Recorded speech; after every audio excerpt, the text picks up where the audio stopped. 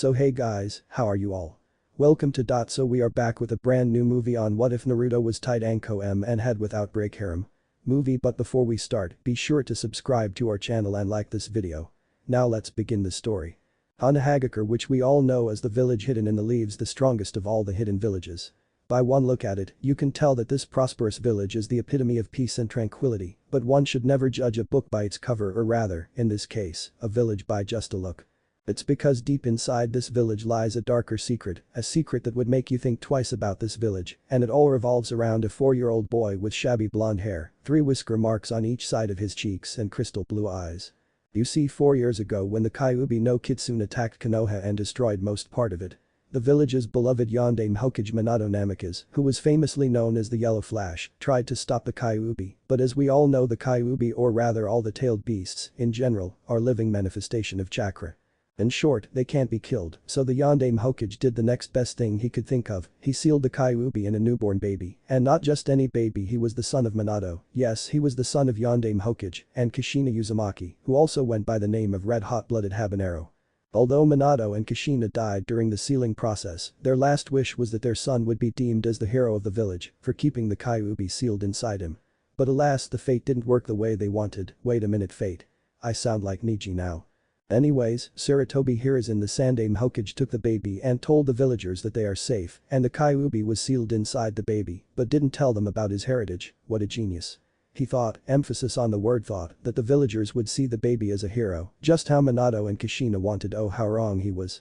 The villagers didn't see the baby as even a human, they thought it was the Kyuubi reincarnate, and their Yondaime Hokage wanted all of them to finish the job, so they tried to kill the baby. Sarutobi never predicted this, so much for the man known as the Professor, and was beyond enraged by their actions.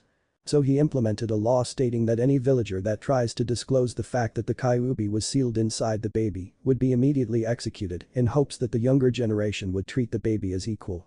That was again his naive thinking caused the villagers found a loophole in his law. Even though they couldn't tell their children about the baby, they still never allowed any interactions between him and their children. Oh.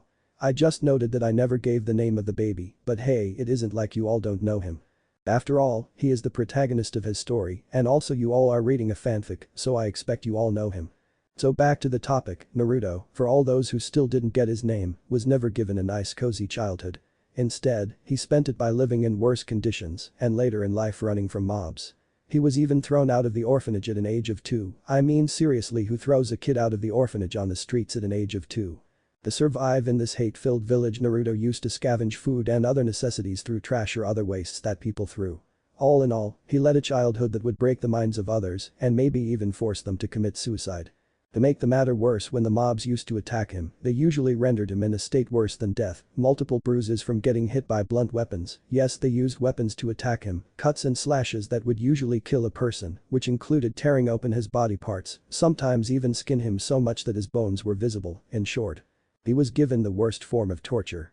While these were done on regular days, 10th October, the day when the Kyuubi was defeated and the day Naruto was born, these attacks took an extreme form which included crucifixion of him. Yep, you read that right, breaking every bone in his body, trying to burn him alive, and even cutting off his fingers, toes and whatever that resulted in Naruto screaming his lungs out. If it wasn't for a fox that lived inside him, he would have been dead long ago. It was ironic that the fox that made Naruto a bane among the villagers became his greatest boon. But today was the day which changed everything. It was the night of 10th October, the day that Naruto greatly despised, cause this day always meant the greatest torture session he comes across. For a 4-year-old, Naruto was highly mature and was able to think rationally and clearly. Although he never showed a cause, he had a gut feeling that it would result in him getting more attacks from the crowd, so he always put on a mask of happy, hyperactive child that was oblivious to the treatment the villagers were giving him. Currently, Naruto was hiding in an alley making sure that the coast was clear.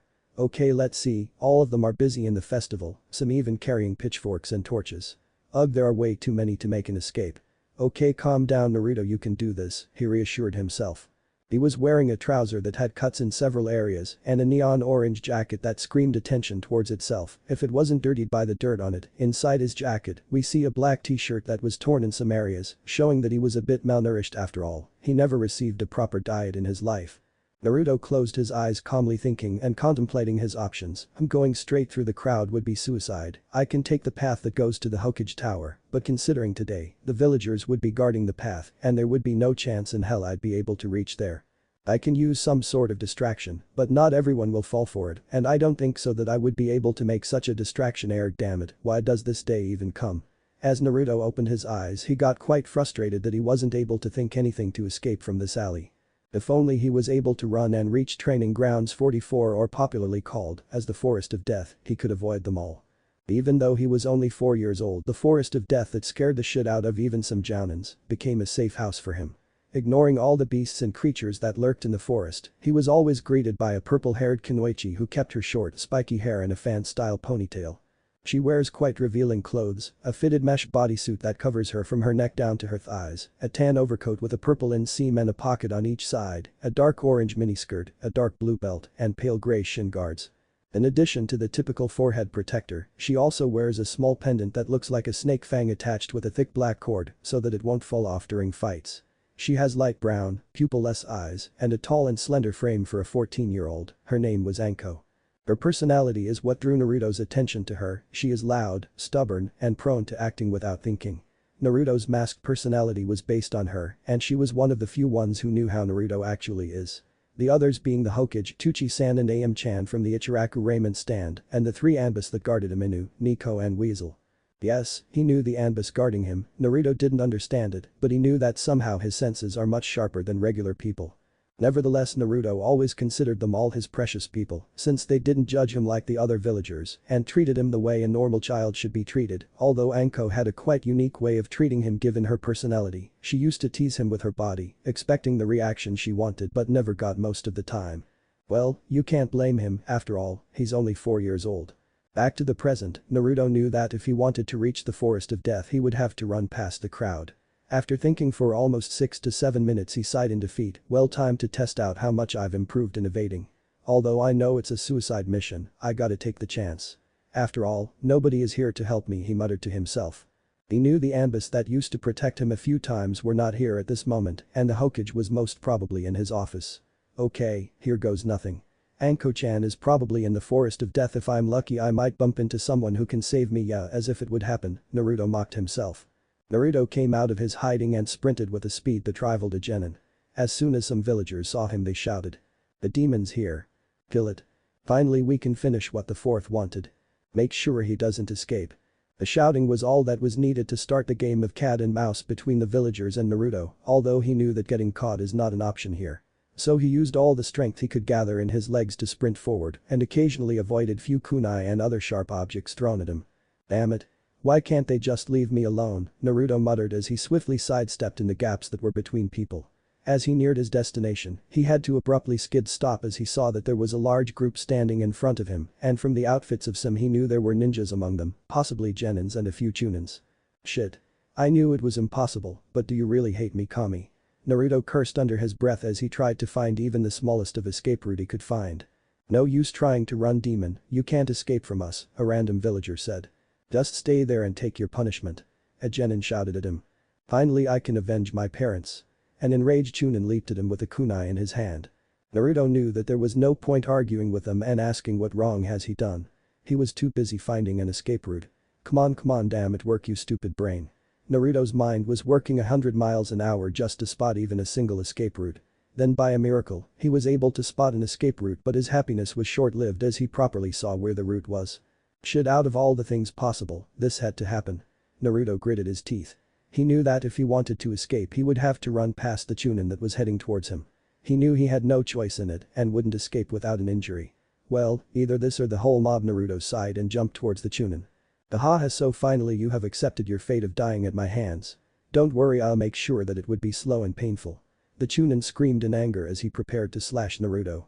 Naruto knew that he had to time it right. If he got even a second late, it would mean game over for him and he wouldn't accept it, not after giving it his all. For an instant, it looked like time has slowed down for Naruto. He could see the kunai that was slowly descending towards him. Naruto swiftly sidestepped and dodged a swing and was about to make a run when the chunin threw the kunai, which got lodged in his right arm. Naruto winced at the impact but knew better and ignored the pain. He couldn't afford to miss such a huge chance to escape, so he used every remaining power that he could gather and ran towards the streets, hoping that he could somehow escape this dreadful day. Outskirts of Konoha, half an hour ago. A mysterious figure stood just outside the gates of Konoha. The figure wore a white-colored kimono that had black thrones drew around it and a kanji for seal written all over the white obi tied around the waist, wooden sandals and an orange-colored pendant that had a black spiral made on it, almost like a whirlpool. The said figure was a man probably in his 30s, his bright crimson hair slicked backward, a pair of amethyst eyes that somehow sparkled every now and then, his face was quite muscular and had a neatly trimmed beard on it. I really don't want to visit this cursed place again, but I heard they sell some awesome takoyaki during the Kyuubi festival. The man's eyes sparkled as he walked towards the gate. When he reached the gates, the two guards positioned near it stopped him and asked his purpose. He simply replied that he just wanted to visit the Kyuubi festival that was being held. The two guards gave him a bit suspicious look, but a few moments later let him pass through. Do my clothes really look that much suspicious to them? The man wondered as he started walking towards the streets of Konoha. The present. Naruto was using all the strength he had to outrun the villagers, but somehow it wasn't going well if we take into account all the bruises that were currently on his body and a few kunai embedded on his back and right arm. Shit, they are slowly closing in on me, and these wounds are not helping. At this rate, it would only take moments before they capture me, Naruto thought as he was breathing heavily. His wounds were slowly dripping blood adding to his tiredness, and each movement he made caused the kunais to pierce him more deeply. He was in a world of pain as he was using whatever last force he could gather to outrun the mob that was chasing him. Take this demon. A genin shouted and threw a kunai aimed for Naruto's leg. Naruto's state was already bad and he was in no condition for dodging, so he wasn't able to avoid the kunai which pierced his calf and impacted his bones deep inside. This caused him to stumble and fall which resulted in him skid on the ground due to his momentum. Erg. Naruto screamed as he felt all his bodily pain that he was ignoring rush into him all at once. The crazy villager just laughed at his condition psychotically. If it weren't for the situation many would have backed away from him, but they seemed to ignore it. Well, let's begin the real festival now, shall we? A chunin stepped forward and twirled a kunai on his fingers. I get to go first. A random villager with a pitchfork shouted. Here's to my family, you demon. He shouted as he threw the pitchfork towards the fallen form of Naruto. I guess this is as far as I go, Naruto thought as all his hopes of escaping were crushed and he lay down there waiting for the inevitable. Suiton.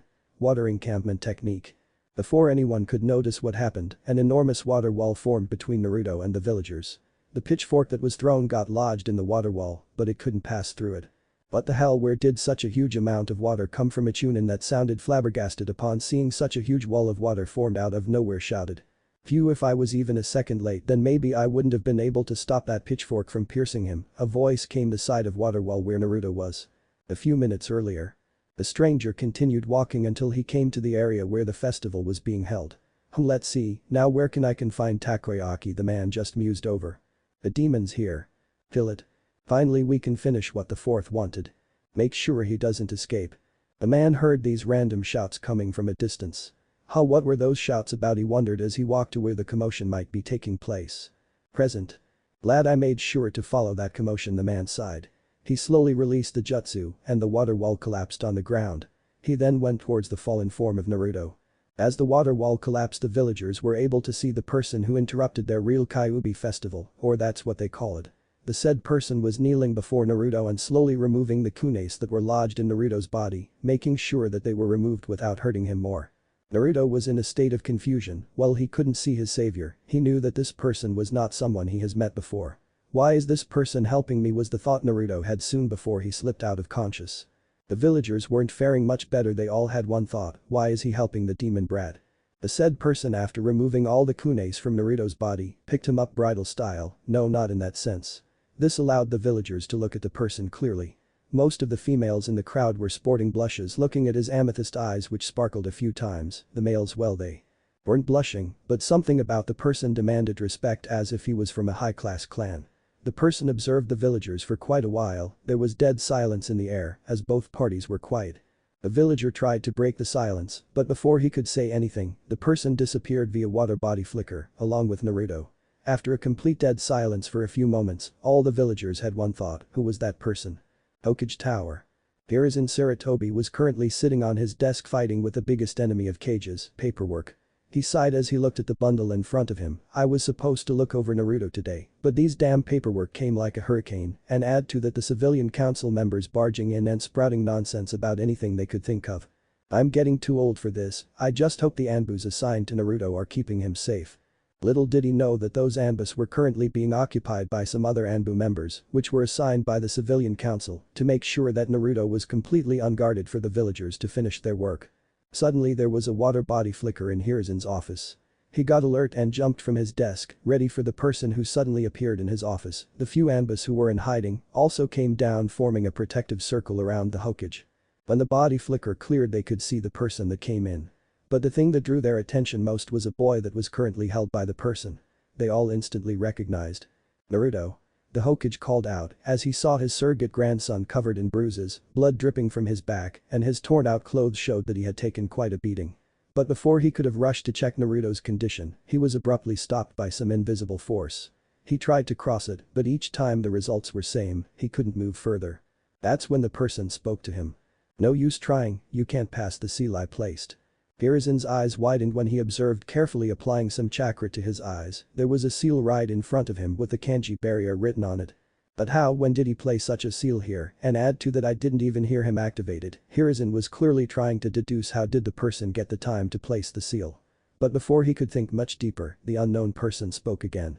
Before you ask me anything, I have one question for you. How dare you order the Hokage? An enraged Anbu fumed, but before he could say any further, Hirizen simply raised his hand, stopping him. Hirizen was clearly aware of the situation he was in right now. The person had blocked him and his Anbus from reaching Naruto, and he was currently holding on to him. Even though he wouldn't allow the said person to show authority over the Hokage of the strongest hidden village, he knew better and didn't want to risk anything happening to Naruto. So he just nodded weakly, still prepared if things went south. Are you willing to help the boy or hurt him? Even though it was such a simple question, the seriousness in his voice told Hirizen and all his Anbus that they better tell the truth. Closing his eyes for a moment, Hirizen spoke in complete seriousness. Naruto is like my grandchild, I would never hurt him. The person just eyed him carefully and after a few moments sighed, saying, very well, you pass. Hirizen was clearly confused. What do you mean by that? The person simply replied to him, look at the seal a little more carefully. Hirizen complied and looked carefully. The surrounding Anbus also looked, and to say they were shocked would be an understatement. The seal was surrounded by another layer of seal around it, and they all recognized that seal. After all, they too used it while interrogating people to check if they were lying. They all had their jaws dropped with one thought in mind, how did I not notice it before? Hi. The seal vibrated a bit and then shattered. Everyone in the room except the strange unknown person and Naruto, who was still unconscious, was completely lost. After all, it's not every day you see a person barging in and showing you how stupid a human can be. You know, just standing there won't help this child. Hirizen and others blinked a few times to get out of the daze they were in. Hirizen ordered an Anbu with bear mask to heal Naruto. The Anbu carefully approached the stranger, still not trusting him, and slowly took Naruto from his hands and started performing medical ninjutsu. Hirizen let out a sigh of relief when he saw his surrogate grandson slowly healing. He then turned to the stranger currently present beside them to ask him a few questions like where did he find Naruto and in such a condition to boot. The stranger simply replied that he was just casually walking when he came across his form and carried him here because the last thing he heard from Naruto before he fainted was Hokage Jiji. He left out the part where he saw the villagers attacking him because he wanted to see if the Hokage knew about it. What has this little one done to receive such a punishment? The person kept a straight face while asking, but Hirizen knew that he said it with concern. Although he wanted to tell him about Naruto, it was still a village secret. So he politely declined him, stating his reasons. The person was now completely sure the Hokage knew of the situation. The person's face just scrunched up as he said, yeah right, a village secret that allows such a treatment to a child. Hirizen wanted to protest, but he knew the person was right, so he kept quiet. The person continued further, this is not the first time that such a thing has happened to this child, am I correct? Hirizen's eyes widened a bit again. He knew this person was not from this village. After all, one couldn't miss a person with crimson hair and such sparkling amethyst eyes. Was it so obvious that one can easily deduce what Naruto went through every day? Hirizen still asked him on what basis, but got interrupted by the stranger, his body language. Hirizen just raised an eyebrow, but soon frowned when the person continued, any child taking such a beating would have broken out crying, but he was way too far from it. It was only a simple answer, but he knew the weight those words were carrying. What have the villagers done to you, Naruto? Hirizen bitterly thought. The Anbu healing Naruto's injuries soon finished his work and said to them, he's safe now. Hiruzen breathed out a sigh of relief, knowing that Naruto was okay. He turned around to thank the person, but he was already taking his leave. Wait. Where are you going? Hiruzen questioned him loudly. Was he really just gonna simply go after all this?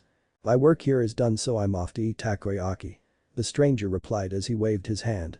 Wait, can we at least know your name? An Anbu called out. Let me think about it. Nah, it's too troublesome, the stranger just nonchalantly replied. At this point, several males of the Nara clan sneezed at the same time. Someone's stealing our mojo. Were their collective thoughts. Hiruzen and all the Anbu sweat dropped a bit, seriously.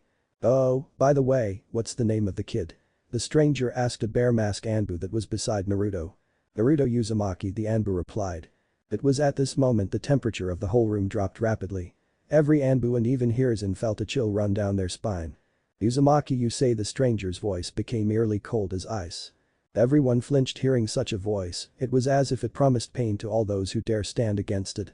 The Anbus that always used to remain calm at every situation were shivering as a killer intent was washing over the whole room, even the Hokage was sweating quite a bit. The stranger turned around, and the eyes that usually sparkled were now hard and cold like a veteran shinobi that has seen wars. Now, you'll all answer me truthfully or else it would really end up bad, he said with some venom in his voice. The Anbus were completely shivering, but they somehow braced themselves. Hiruzen was also ready if a fight breaks out. Very well, I guess I'll have to use force, the stranger said before his fingers glowed bluish in color, and in a blur of hands he created a few seals in the air. Hiruzen's eyes widened seeing it, and before anyone could react, he made a half-ram hand seal, and whispered Fuin. The seal instantly disappeared from their sight and got attached to each one of them. That was the last thing they all saw before they blacked out. An hour later, Hiruzen groaned as he woke up. What the hell happened? He muttered. He turned his head and saw all his Anbus lying on the floor. You woke up already? Guess it's to be expected of the Hokage, a voice said to him.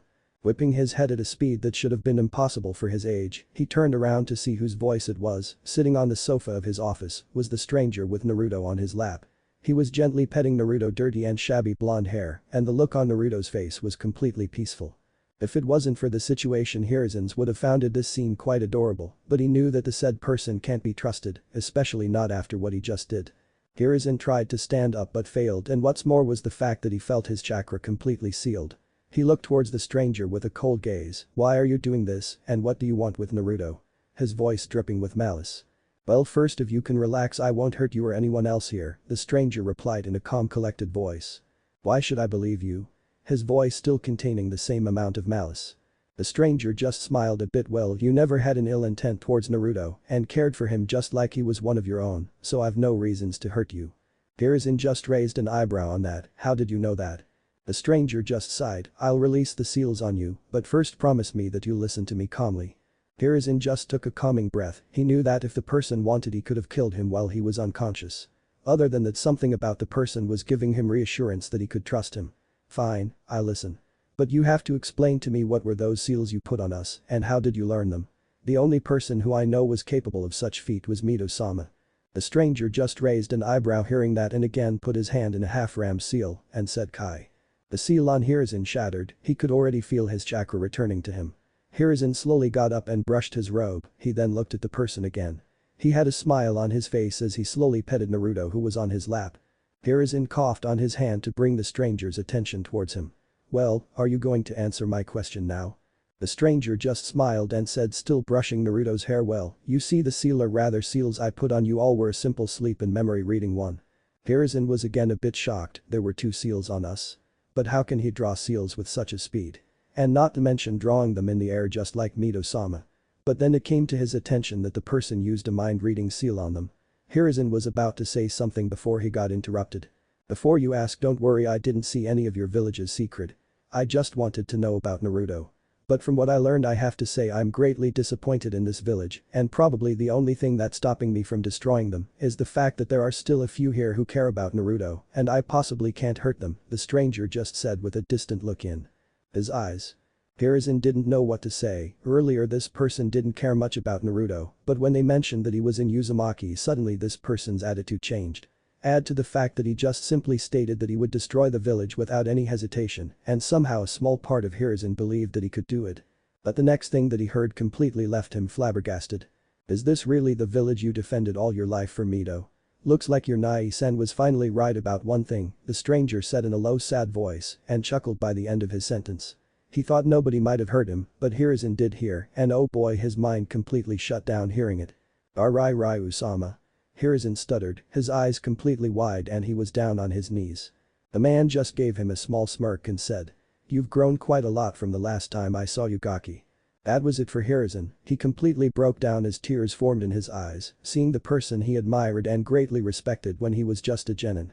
His head bowed down a bit as tears slowly came running down his face. You see, when Hiruzen was just a newly formed genin under the guidance of his Tobirama sensei, he used to get frequent visits from the first Hokage and his wife Mito Uzumaki Senju. That's how he met his idol Ryu Uzumaki one day. Flashback. Hiruzen Sarutobi was currently avoiding a few kunai that were thrown at him. He had accepted additional training that the first Hokage wanted to give him. But today his wife Mito Uzumaki Senju was giving Hiruzen some training because her husband was currently dealing with a deadly force paperwork. Mito still laughed whenever she saw her husband, the great Hashirama Senju, who always had a calm and collected expression on his face, turn into one of horror whenever paperwork was mentioned.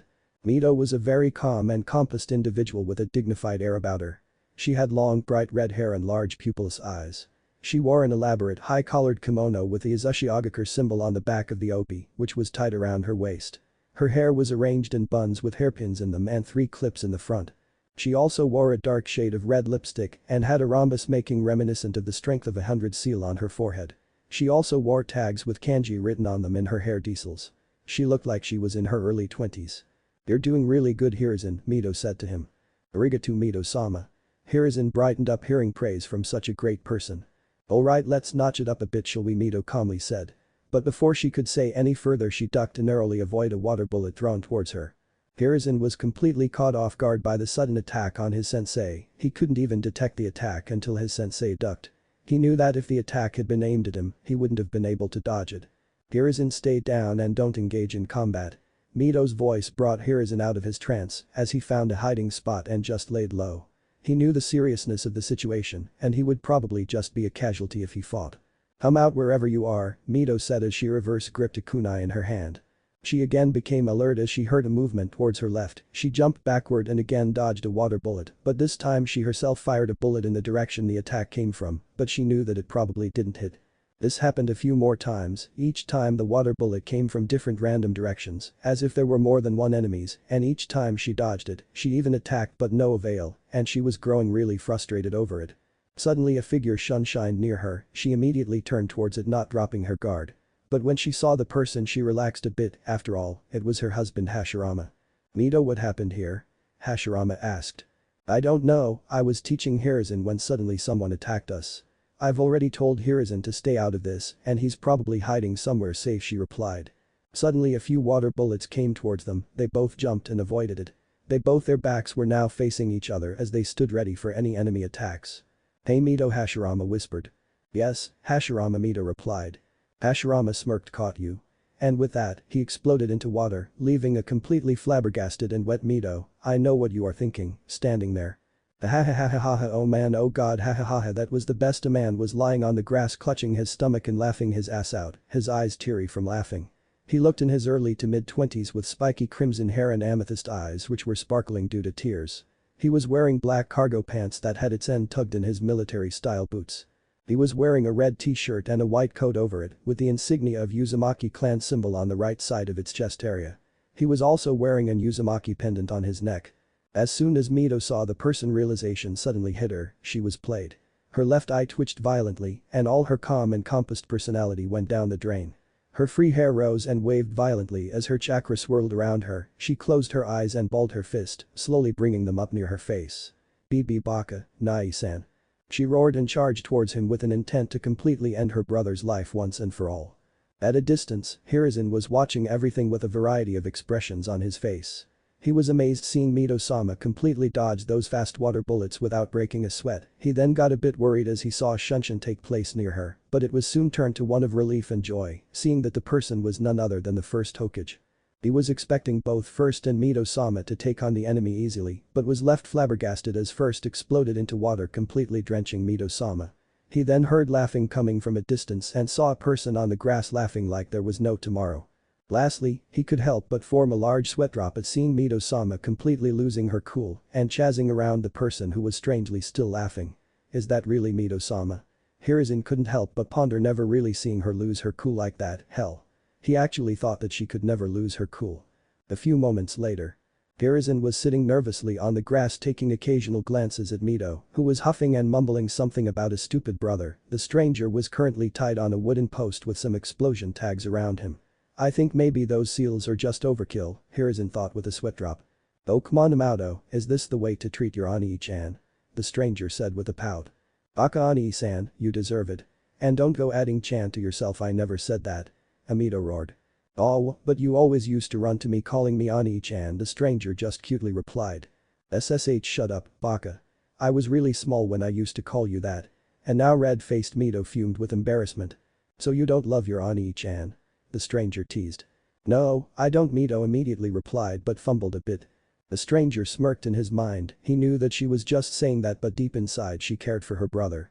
But given his playful nature, he still played along, so he put up a sad frowning face and dejectedly said. Oh then that means. Boom. Without any warning of any sorts, the explosion seals blasted, completely decimating the wooden post the stranger was on, leaving no signs of him. Hiruzen was completely left speechless, he knew Mito-sama was angry, but did she really just kill him, and if he heard correctly then he was her older brother, which made him feel much bitter. Is she really this cruel? I mean, it was just a prank, right? Hiruzen turned his head to see her, but instead of seeing a collected person, he saw that her whole body was trembling and tears spilling from her eyes, her lips shaking, no words coming out of them. He then realized that such a kind and caring person like her could have never done such a thing. She was equally if not more confused like him, and from just looking he could tell that she was suffering more. Mito was completely stunned at the moment, her mind stopped working. She knew that she never activated the seals, so how did they explode? She knew she would have never done such a thing to him, even if he was irritating and a complete goof. For Kami's sake she was his sister, and even though she never admitted to him she really cared for him. But you killed him, didn't you? The part of Mito's mind screamed at her. She wanted to deny it, but the truth was in front of her, the blast would have surely killed anyone in it, and her brother was tied just at the center of it. Maybe if he wasn't tied he could have survived it. Another part of her brain cursed her. Even though she was a sensor type, her brother was never detectable, even the strongest sensor types could never feel his presence, he never really used it for anything bad and simply pranked people with its help. But right now every passing moment was increasing the guilt on her, she really hoped that she could just detect even the smallest bit of his presence to know that he might be alive. Please please please be safe, Ani-chan, Mito cried and used all her power just to trace her brother's presence. Why are you trying so hard? Accept it, he's dead and it's all your fault. Her mind was screaming and breaking her with each word. She slumped on the ground and cried as she screamed on top of her lungs, Ani-chan. Geez, I'm not dead, stop screaming like that, Amato, a voice said. Hiruzen slowly turned his head towards the voice and upon seeing his eyes widened, but how? Mito just whipped her head towards the voice she really wanted to hear right now, and in front of her stood the person she so much wanted to see, her brother. Launching herself at a speed that could even rival the Hiration or Flying Thunder God technique, she latched herself on her brother's chest, crushing him with her hug. She was sobbing while muttering, "Thank God you're alive," over and over again. A smile crept on his face as he slowly petted her head. After a few moments, Mito spoke in a very soft voice, Ani-chan. Her brother just replied with a hum. Gomen. Mito apologized in the same soft tone, she then lifted her head up, her eyes red and puffy with all the crying. I don't know how. I never activated those seals. But when they exploded I thought. She started tearing up again, but this time her brother hugged her and comforted her. She felt like a huge problem was lifted off her shoulders. She then noticed that his coat was a bit burned and there were some burns on his hands too. Ani-chan, you're hurt. She panicked a bit, but he just jokingly shrugged it, saying it's nothing. What do you mean it's nothing? You're hurt, Baka. Mito fumed at her brother's carelessness. I told you it's nothing, Major Amato. But more importantly, Mito, her brother said in a serious voice. Mito flinched, she knew her brother only called her by her name when he meant serious business. What seals did you use exactly? Her brother asked her. I just applied chakra suppression seals and very low quality explosion seals, but I don't know how did they explode with such power, she meekly replied. The reason was simple, Mito, you placed both of them in a single seal, her brother stated, but seeing that Mito was a bit confused cleared the fact. What does chakra suppressing seals do? He asked. They suppress chakra, Mito simply replied. How? He asked again. By sealing the chakra in the person's body, she again replied without any problems, her brother was asking her the basics. And what if a person has too much chakra and tries to push it out? It simply seals the excessive chakra in itself and stores it. She was growing a bit frustrated being asked such basics. And if even that becomes too much then? Then it just explodes, she replied halfway as a sudden realization hit her. She looked at her brother for confirmation, to which he just nodded. She mentally slapped herself for not paying attention to such a minute detail. When a seal can't handle the amount of chakra it absorbs, it explodes, expelling the chakra into nature, but it doesn't harm too much, you can say, just like a very low quality explosion seal, it just crackles a bit. But in this case the excessive chakra didn't dissipate into the nature, rather it strengthened the explosion seal, which caused it to be able to explode like a low-level explosion seal. And keeping in mind that you placed around 6 tags around me, the result is in front of you, he said in a serious voice, as he motioned to the blown-up wooden post in front of him. Luckily I substituted with a shadow clone that I created to prank you some more, but I guess the prank has to wait, haha, he added as he sheepishly rubbed the back of his head. Mito felt ashamed for not considering such a problem while drawing the seal and almost killing her brother, but couldn't help herself as she let a giggle pass through her mouth at her brother's antics. He's still thinking about pranking. Guess Ani-chan will always be Ani-chan. Just remember, Amato, that fuinjutsu is a branch where even the smallest mistake can lead to huge changes in the result. So always be careful while doing it, okay, he said, to which Mito just nodded with a huge smile on her face. Hi, Ani-chan. Both brother and sister were enjoying their reunion when the third person present there cleared his throat. They both turned and saw Hiruzen nervously standing there. Mito just got totally red-faced when she saw him. She really forgot that Hiruzen was even there with them, and now she showed him a side that she never showed to anyone else except her husband and her brother. She calmed herself down and tried to get back into her dignified personality. Her brother, on the other hand, was eyeing Hiruzen, so this is the brat that Miyamoto and her tree-hugging husband are giving special training to. Mito-sama, who's this person? Hiruzen asked as he felt that they both almost ignored the fact he was even there. He is. Mito was about to reply when she was interrupted by her brother. I'm the coolest, the greatest, the funniest, and the most handsome person you'll find in all of the shinobi nations. He said with exaggerated expressions and hand signs. He then stood up straight and pointing a thumb towards his chest he told Hiruzen, the name's Ryu Uzumaki, Gaki. Ooh, that rhymed quite nicely, I guess I'm a great rapper too. Wahahaha, the now identified Ryu Uzumaki laughed proudly. Smack. And you just give a normal introduction, baka. Mito said with an irritated expression as she smacked her brother's antics. Hiruzen was momentarily stunned. Wait a minute. Ryu Uzumaki, as in the famous fuinjutsu Ryu. How could he not recognize him? He was the fuinjutsu prodigy of the Uzumaki clan. The branch of fuinjutsu had only 10 levels, and the person that achieved the 10th level was known to be a seal master. But the Uzumaki clan, which were famous for their additional 3 advanced levels of fuinjutsu, made even the normal seal masters seem an amateur in front of an Uzumaki clan seal master. But right now the person standing in front of him was the prodigy of fuinjutsu who had invented the 14th level of fuinjutsu and was known as the Fuinjutsu no Kami, literally meaning the god of fuinjutsu. He was the one who taught this level of fuinjutsu to most of the Uzumaki who could grasp this up. Among them was his most prestigious student Mito, always used to travel all over the shinobi nations, increasing his knowledge and creating new seals every now and then. What Hiruzen didn't know was that he and Mito were brother and sister. Hiruzen's eyes sparkled. Before his very own eyes were his idol. He always wondered about the person who taught Mito-sama.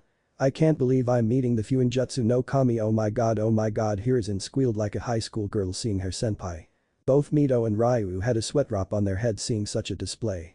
Apparently, Ryu had the capability to make people act completely undignified and in such a way they didn't know they could or didn't want it to show. So Gaki, you're a fan of mine, eh? Ryu asked with a smirk plastered on his face. Hi. Hiruzen enthusiastically replied. Mito just sighed. I guess the training's over now, she mentally told herself as she watched her brother answering Hiruzen's overexcited questions with a laugh. After a few moments when they finished their talking, Ryu came back to her sister so that they could talk after such a long reunion. So Mato, how's it going between you and that tree hugger? Ryu asked casually. Hiruzen just snickered at the name given to the Shodai Hokage of the village. Mito just glared a little towards him. You know he's my husband, right? Oh, how could I forget that disastrous day when my beloved Amato left her Ani-chan's hand and went away, Ryu said in a fake sad and depressed voice. You know, you really need a wife, Ani-san. She would really set you straight, Mito told him. What? No freaking way, sis. I enjoy my freedom way too much. And I'm not the kind of person who just settles down, nope. Ryu said while popping the P of nope. Her sister just sighed. She knew the real reason her brother swore to never marry. It wasn't that he didn't want to marry, but he knew that he won't be able to give a girl the time and love that she should deserve, while he was constantly finding ways to improve fuinjutsu more and more. "You're way too kind-hearted, brother, putting others' happiness above yours," Mito just smiled. Her brother might be a goofball and an irritating character, but he was really a good-hearted person who cared for his family a lot. "Oh. I completely forgot the real reason I came here." Ryu bonked his head a bit. "How's the seal I made for you, Amato?" he asked. "Ah. You mean the strength of 100 seal?" she replied, to which Ryu just nodded. "It's amazing. I never thought that a person could create such a seal just by having a perfect chakra control," she said while touching her rhombus-shaped seal on the forehead. "Sugoi. Ryu-sama, did you really create this seal?" Hiruzen again jumped with excitement. He knew what the seal could do and always thought that it was an amazing seal. Ryu just nodded and replied to Mito, "I see. Any side effects?" "Other than the chakra exhaustion after using it, not any that I'm aware of," she told him. "Alright then, guess it doesn't need any further work for now," Ryu just smiled. "Ryu-sama, how did you come up with the idea of creating such a seal?" Hiruzen asked, being the curious boy he was. Mito was also curious about it but never really asked her brother, so it was a good opportunity knowing it. "Well, you know that people with perfect chakra control can do medical ninjutsu, right?" Ryu asked, to which Hiruzen nodded. "Perfect, that does half the job of explaining. You see, I always saw that people performing medical ninjutsu always had problems when they performed huge operations or surgeries, mainly due to the huge requirement of chakra to perform it. So once I was sitting in a small shop where I saw a small shinobi, most probably a genin, stuffing some food in his bag. When I asked him the reason, he replied that he was going on a mission and it would be a long one, so he was storing food so that he could use it during emergencies. That's when this idea popped in my mind: if a person can't increase his chakra reserves, then how about storing it and using for later purposes? So I got into making a seal that would be on a person's body, which will store the person's chakra in it gradually without harming the user. The almost immortality giving self-regeneration and humongous strength that came with it were just some additional twinks to the seal because I felt it would be cool. I also made sure that the seal could be easily made with perfect chakra control," Ryu explained while sheepishly rubbing the back of his head. Hiruzen and Mito were amazed. They thought that the strength and self-regeneration the seal provided were the main cause of making it, but now he just told them that those were nothing but additional twinks that he added just because he thought it was cool. They really had no words to describe his stroke of genius, although both of them had the same thought on their mind: he really is a prodigy. So the rest of the day went by chatting between the three, and when it was almost sunset, Ryu got up and told them that it was time for him to go. Mito asked that if her brother wanted to settle in Konoha, but he just declined, so, in the end, they just gave each other a hug. Hiruzen nervously asked Ryu, "Would you visit again, Ryu-sama?" And Ryu just ruffled his hair, "Damn right, Gaki, I will," he exclaimed with a smile, to which Hiruzen shot back with a bigger smile. Ryu used to visit them in some months and even years, but after the Second Shinobi War and the destruction of Ashikaga, along with all the Uzumaki, which included Mito, he was never heard or seen again. Hiruzen presumed that he might have died in the war, so when Kushina came to Konoha, he treated her like his daughter, being the last Uzumaki, which in turn led to his grandfatherly affection towards Naruto. Flashback end. Hiruzen was tearing up on the inside. Right in front of him was his greatest idol that he thought was dead. All the while he was crying. He was thankful that all of his Anbu bodyguards were asleep and there was no one else in the room. After all, he couldn't show them such a side of their village leader. After a moment, when he got much more emotionally stable, he asked Ryu. "Ryu-sama, where were you all this time?" I thought that you..." The tears in Hiruzen's eyes started welling up again. "That I was dead?" Ryu softly spoke, to which Hiruzen nodded. "I can't blame you for thinking like that, Hiruzen. I guess I just wanted some time alone after the destruction of my clan," Ryu said as he gritted his teeth in anger. Hiruzen knew that it must have taken a huge toll on Ryu to find his whole clan wiped out. Somehow Hiruzen partly blamed himself. "If only our forces would have reached earlier, maybe we could have avoided it." "You shouldn't blame yourself for it, Gaki. I know that you did what you could," Ryu assured him, as if reading his mind completely. "But that didn't do anything. I couldn't save anyone.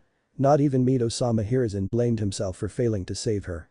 "But you saved this boy's mother, didn't you? And you also took care of this boy when she died," Ryu reassured him with a small smile. Hiruzen looked at his idol with wide eyes. He lost all of his family members, including his sister he loved so much, and had every right to blame him for their deaths. Yet he was completely calm and composed and didn't blame him. If Hiruzen's respect for him wasn't enough, it was increased even more now. It seemed that during the time span he grew out of his childish behavior into a calm and dignified person. Although he didn't look as if age took a toll on him, must be due to Ryu-sama's fuinjutsu, it's not hard to imagine him doing such an impossible task, Hiruzen thought. Hiruzen, can I ask something from you? Hiruzen's eyes widened at the question. Of course. You can take whatever you want, Ryu-sama. He answered diligently. After all that has happened, this is the least he could do to lessen the guilt. I want Naruto, Ryu stated. Hiruzen froze for a moment. It wasn't that he didn't expect him to take Naruto with him, after all he's his family, but his grandfather instinct still bugged him a little. It's not that I don't approve of it, but why Naruto, Ryu-sama? Ryu just sighed and looked at Naruto's sleeping form. I'm finally ready. Ready for what, Ryu-sama? Hiruzen asked, now a bit curious about it. All I've done in life was to make fuinjutsu better and better. I even ignored my family for its sake, thinking that I'm doing them good by improving what we're good at, and its result was that I wasn't there when my family needed me the most. If I was there, maybe things would have been different, he said while gritting his teeth a bit, but now I won't repeat the same mistake twice. I'll make sure Naruto learns the way of Uzumaki and becomes the heir to my legacy. Now, this statement blew Hiruzen's mind. He never expected this. Ryu-sama teaching Naruto and making him the heir to his legacy would make him a force to be reckoned with. I'll not only teach him the 15 levels of fuinjutsu, but he'll also learn the infamous 16th level of it, Ryu said with a small smirk. Hiruzen's eyes went wide as dinner plate. 16th level. He screamed. He had surely heard that Ryu created the 14th and 15th level of fuinjutsu, which he taught to many Uzumaki and even Hiruzen, although he could only learn till level 13, as the ones created by Ryu were apparently harder than one would expect. But now he was telling him that he created another level in it. Well, yeah, I mean, you seriously didn't think I was doing nothing all these years, do you? But I have never heard about the 16th level, Hiruzen said in a confused voice. Well, that's because no one other than me and soon Naruto knows about it, Ryu replied a bit sheepishly. Wow, a level of fuinjutsu that would be unique to him. Damn, I'm a bit jealous of you, Naruto, Hiruzen's curious mind thought. Oh, looks like our little star is waking up, Ryu said with a small smile as Naruto stirred in his sleep and slowly fluttered open his eyes. As Naruto slowly woke up, the first thing he was his Hokage. But how did I reach here? The last thing I remember was that a strange person who helped me ugh this headache, he thought as he clutched his head. It then came to his notice that he was sitting on someone's lap. Turning his head upwards, he saw the same person that saved him looking down at him and smiling. He then turned towards his Hokage and asked him, Jiji, who's he? As he pointed his thumb in the backward direction. Hiruzen wanted to scold Naruto for not behaving respectfully when Ryu just laughed at his antics and replied to him, I'm your present, Naruto. Naruto looked at him with confusion on his face and asked, present? It's your birthday today, isn't it, Naruto? Ryu asked, to which Naruto replied with a nod. So your Hokage here asked me to train you into a shinobi, Ryu said with an eye smile. Naruto beamed up at that and asked his grandfather figure, really, Jiji? Will this person really train me so I can become a ninja? Hiruzen just looked towards Ryu for confirmation, to which he nodded, so he just sighed and told Naruto that it's true. Naruto excitedly jumped towards Hiruzen while repeating thank you all over again. He then faced Ryu and asked, what's your name, mister? My name's Ryu Uzumaki, but you can just call me Ryu sensei, he replied with a smile. Uzumaki. Naruto's eyes widened at the thought of seeing a person with the same family name as him. Ryu saw this and instantly recognized that expression, so he just cleared his doubt. It is exactly what you are thinking, Naruto. I'm from the same clan you belong from, and don't worry, I'll teach you all about our clan from its history to its techniques. Naruto was now flabbergasted. He not only met an Uzumaki, but he was told that he belonged to a clan. He wanted to ask more about it, but Ryu just raised his hand and said in an authoritative tone, the questions can wait, Naruto. But right now I want you to pack up your belongings because we are leaving in an hour, and with that said he shunshined with Naruto to the location towards Naruto's apartment, which he learned from Hiruzen's memory. After they left, Hiruzen just sat there sighing. Looks like things are now getting better for you, Naruto, he said with a smile. His head turned towards his sleeping forms of Anbus. I'm getting too old for this. When they arrived at Naruto's apartment, Naruto quickly went towards his room to pack up for the trip as instructed by his sensei. Ryu followed him, slowly taking in the condition of the house Naruto lived in. Even though he had seen everything in Hiruzen's memory, he still felt angry seeing it in person. The walls of his apartment were stained with writings such as "Die Demon," "Go away monster," "Kill yourself," and many other curses that a small boy should never read or hear at such an age. So much for being called as the greatest of all the hidden villages. They are nothing but a bunch of child beaters. TSK, if it wasn't for those who still love Naruto for what he is, I would have stuck high-quality explosion seals on every house present in the village, Ryu just fumed in his thoughts. A little later Naruto came back with a small backpack that was in a very bad condition with cloth patches sewed on it. Ryu raised an eyebrow at that and asked. What's with the backpack, Naruto? I found it in a trash can, but it's still very durable if you ask me, Sensei, Naruto replied with a smile.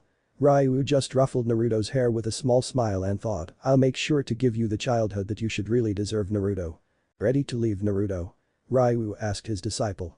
Ryu-sensei, can I meet Anko-chan, Am-chan, Tuchi-san, Inu-san, Nico-san, and Weasel-san before leaving? Naruto asked.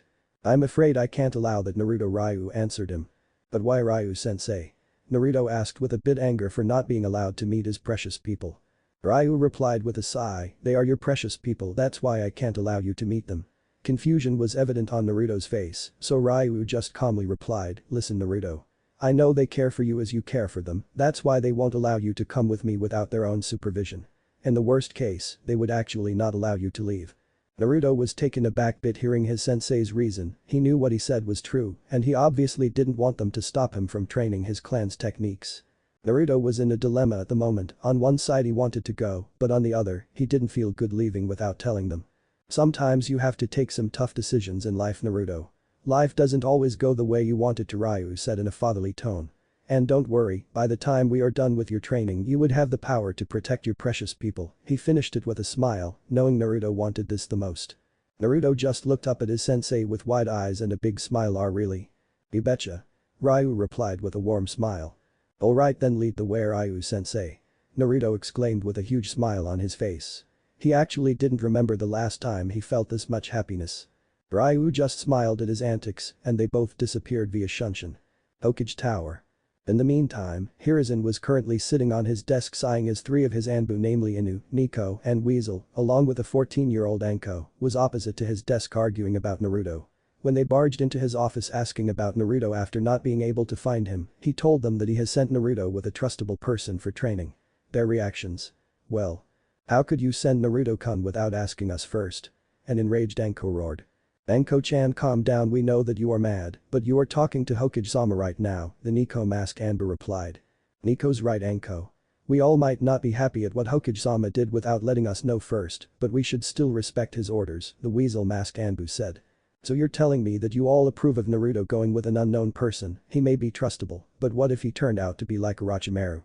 Anko was disgusted by her former sensei, and she feared that Naruto might suffer similarly. Now Anko, the Nico-masked Anbu, tried to assure her, but she was interrupted when a sudden killer intent washed over them. Don't you dare compare Ryu-sama with that traitor. Hiruzen said with venom dripping in his voice. He can tolerate many things, but someone disrespecting his idol isn't one of them.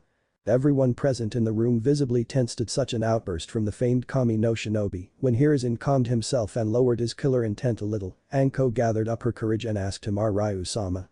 Hiruzen sighed at the slip of tongue in his outburst and knew that there was no way in hell he could escape without telling them the truth. After all, if the Shinobi no Kami called someone Sama and made such an outburst for insulting the person a little, then the person has to be someone of really high standards. What you heard is correct, Anko. The one I send Naruto with is a person I greatly respect and he's even stronger than what I was in my prime time. As soon as he said that, everyone present had their eyes as wide as dinner plates. They couldn't believe what they just heard. A person stronger than the Shinobi no Kami even in his prime time. Just who is this Ryu-sama? Were their collective thoughts. Outskirts of Konoha. Ryu was walking along with Naruto when he suddenly sneezed. Looks like Hiruzen just blew up my cover, he thought with a small smile, since he expected such a possibility. Naruto was walking ahead with a huge smile plastered on his face when he suddenly turned around and asked Ryu-sensei. Can you tell me about the Uzumaki clan? Are we a great clan like the Uchiha and Hyuga? In which nation is our clan located? And when will I meet the other members of our clan? Naruto was literally jumping at the prospect of meeting more members of his clan. Ryu had a sad smile on his face. On one hand, he was happy that Naruto was so eager to learn about their clan, but on the other, he didn't know how will Naruto take in the news of the destruction of his clan. So Ryu just sighed, deciding to start from the beginning. The Uzumaki clan was a prominent clan in Yasushi Ikaga. Ryu started, but was interrupted by Naruto asking in a confused manner, village hidden by whirling tides. Yes, Naruto. It was the shinobi village of the land of whirlpools, Ryu answered. Naruto was getting more and more puzzled hearing names that he had never heard. Ryu sighed at that, it's gonna take a lot of explanation. A few explanations later. Sugoi. Naruto said with amazement after hearing the history of his clan leaving the destruction part. I can't believe I belong to such a great clan. A clan feared for its great mastery in fuinjutsu. And what's more, the first Hokage's wife was also an Uzumaki, and not just any but your little sister. Naruto said to Ryu while beaming with pure happiness. After all, it's not every day that you learn that you belong to really great clan that founded Konohagakure along with the Senju clan. Also for the fact that his sensei was called the fuinjutsu no Kami, the prodigy who made the 14th and 15th level of fuinjutsu. But after a while, something clicked in Naruto's mind. Sensei. You told that you were the elder brother of Mito-sama, but you don't look that much old. Ryu gave him a sad smile at that and undid his kimono so that the upper body was visible. Naruto was shocked to see that his torso was completely covered by an array of seals, which made it look like his torso was painted black. Sensei, what's all this? Naruto said with a shaking finger pointed at his torso. This is my greed, Naruto Ryu replied as he slowly put back his kimono. What do you mean, sensei? Naruto said with a confused look. It is exactly what you heard, Naruto. I'm an irregularity. I was so much into improving fuinjutsu that I didn't want old age to take my life. I searched every nation, every village and even clans, just so that I could find a way to never age. In the end, I finally succeeded and gained immortality, Ryu told Naruto with disgust in his voice. But I never realized that this would be nothing but a curse to me, he finished while gritting his teeth. But isn't gaining immortality a great thing, sensei? Naruto asked, not seeing anything bad in it. It isn't a great thing, Naruto. Escaping your own death doesn't come without a price. And gaining immortality carried a huge price for it, Ryu said with sadness evident in his eyes. What price, sensei? Naruto was now getting scared hearing all this. 1,000 human sacrifices, Ryu answered while clenching his fist and getting disgusted by himself just by saying it. Naruto's eyes widened hearing it. His sensei that he had started respecting so much in such a short time had done such a thing in his past. He didn't know if he should be disgusted with him or not. But he knew one thing, that his sensei was clearly regretting what he did, since he could clearly detect a huge amount of negative emotions. Another thing Naruto learned that he could do, his sensei was emitting, which was directed towards himself. So he just closed the distance between both of them and motioned his sensei to bend down. Ryu hesitated for a moment but after a while bent down, and when he came face to face with Naruto, he was suddenly taken aback by his student hugging him while consoling him. To say Ryu was surprised would be an understatement. He was expecting many reactions from Naruto, but this wasn't one of them. Why are you comforting me, Naruto? Don't you feel disgusted by the fact that I took 1,000 innocent life just so I can never age? Ryu asked him with weakness in his voice. You are just seeing it with a one-sided view, sensei. I can clearly tell that you are regretting every single moment of your immortality and the fact that you had to watch people close to you die while you never aged. What you did was clearly wrong, but what you make of your mistake now is what really matters. Like it or not, even though you are my sensei, you still belong to the same family as me. And family always forgives one another, Naruto told him with a huge fox-like grin that radiated happiness. Ryu was momentarily stunned at such a display of affection. He knew that Naruto was highly mature for his age, but he never thought that he could even make an immortal person feel like a kid being comforted by his parents. So he just returned the hug as he steeled himself and took an oath, you have a real kind and forgiving heart, Naruto. I'll make sure that your name shall be remembered throughout history and never forgotten. This is the promise of Ryu Uzumaki to you. After their touching moment, they soon came across an uninhabited forest with a big lake inside it. Ryu motioned them to stop. He then made around 10 shadow clones without any hand seals, and soon they all started riding some complex array of seals, creating a large boundary covering the perimeter of the whole forest.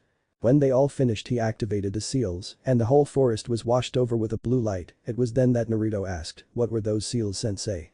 Ryu replied in a calm tone, I know I promised you that we will be training for 6 years, but teaching you everything from the basics would be impossible in such a short amount of time. That's why I placed these time seals. The area enclosed in it will work at a 2:1 time ratio, in simpler words. That's when Naruto interrupted him. 2 seconds in this area will be 1 second in real time, and 6 years in real time would be 12 years in this forest. Ryu smiled as Naruto understood his plan and nodded to him while Naruto was jumping, saying fuinjutsu is so cool over and over again. But once again he realized something, but Ryu-sensei, what about aging? I mean, if I spend 12 years here, then wouldn't I be around 16 instead of 10 when I return? Ryu was impressed that Naruto figured out such a thing on without his help. Most people would have ignored it, but Naruto caught this up. If he continues to see every detail in seals like this, then I have no doubt that he will even succeed me. You are correct on that, Naruto. Time seals do have that disadvantage, but not the ones created by me. You see, they do change the ratio in an area, but they also make sure that no living entity present inside it would age twice of what they should, Ryu replied with a proud grin. Naruto now had stars in his eyes, sensei is so cool.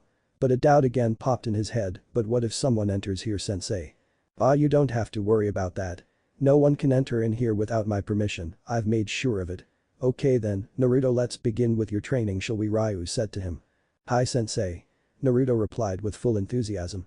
Alright then, first of all, we will begin with your body strengthening, and for that I have these gravitational seals. These will put strain on your body while you're exercising, and I'll slowly increase them as the time passes by, Ryu told him as he took out 5 gravitational seals from his pocket. One for each of your limbs and one for your torso, he said while handing Naruto the seals. Naruto took hold of the seals and placed them as instructed, and as soon as he activated it, he fell face first on the ground. Can't handle twice the gravitation, Gaki. Ryu spoke in a teasing manner. Naruto slowly got up using all his strength and said with a voice filled with determination, I can easily handle this much. Ryu just smirked at him. Alright, then do 100 push-ups, 100 sit-ups, 100 squats and 10 kilometers running around the area. Naruto obliged and started training, but at some corner of his mind he thought, why do I feel like sensei's training regime is just a rip-off from somewhere? By the end of the day, Naruto was completely tired. His muscles were sore and screaming in pain, but he somehow completed all the exercises his sensei told him. Very good Naruto, now have your dinner and take some rest after it, Ryu told him as he unscrolled a tent and some food. Arigato sensei. Naruto said and sat down to eat his food. Itadakimasu, Naruto exclaimed and started gulping down his food.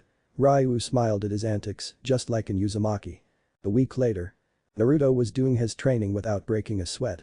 Currently, his gravitational seals were at level 1. During the 2 weeks, his sensei taught him about chakra and how one uses it to perform jutsu. Okay, Naruto, you can stop for now as we'll be adding chakra control exercises since your chakra coils are still developing, Ryu told him and handed a leaf in his palm. Naruto just waited for his instructions. Now I want you to make the leaf float using your chakra, the higher and longer you make it float the better. We'll then move on to other exercises such as tree walking and water walking, Ryu said. Naruto had seen many shinobi in Konoha perform these exercises, so he didn't question and started doing the exercise. A month later. Currently, Naruto was walking on water while balancing a kunai on the fingertips of both his hands. Naruto was learning things at a very rapid rate, his chakra control was rivaling a Chunin, and his gravity seals were currently at level 3. Even Ryu was worrying a bit seeing Naruto's growth, and people said I was a prodigy. I thought chakra control would be difficult for him, keeping in mind not only the huge amount of chakra we Uzumaki have, but also the fox residing in him. Even Mito had to work harder than him to perfect her chakra control again when she became the fox's Jinchuriki.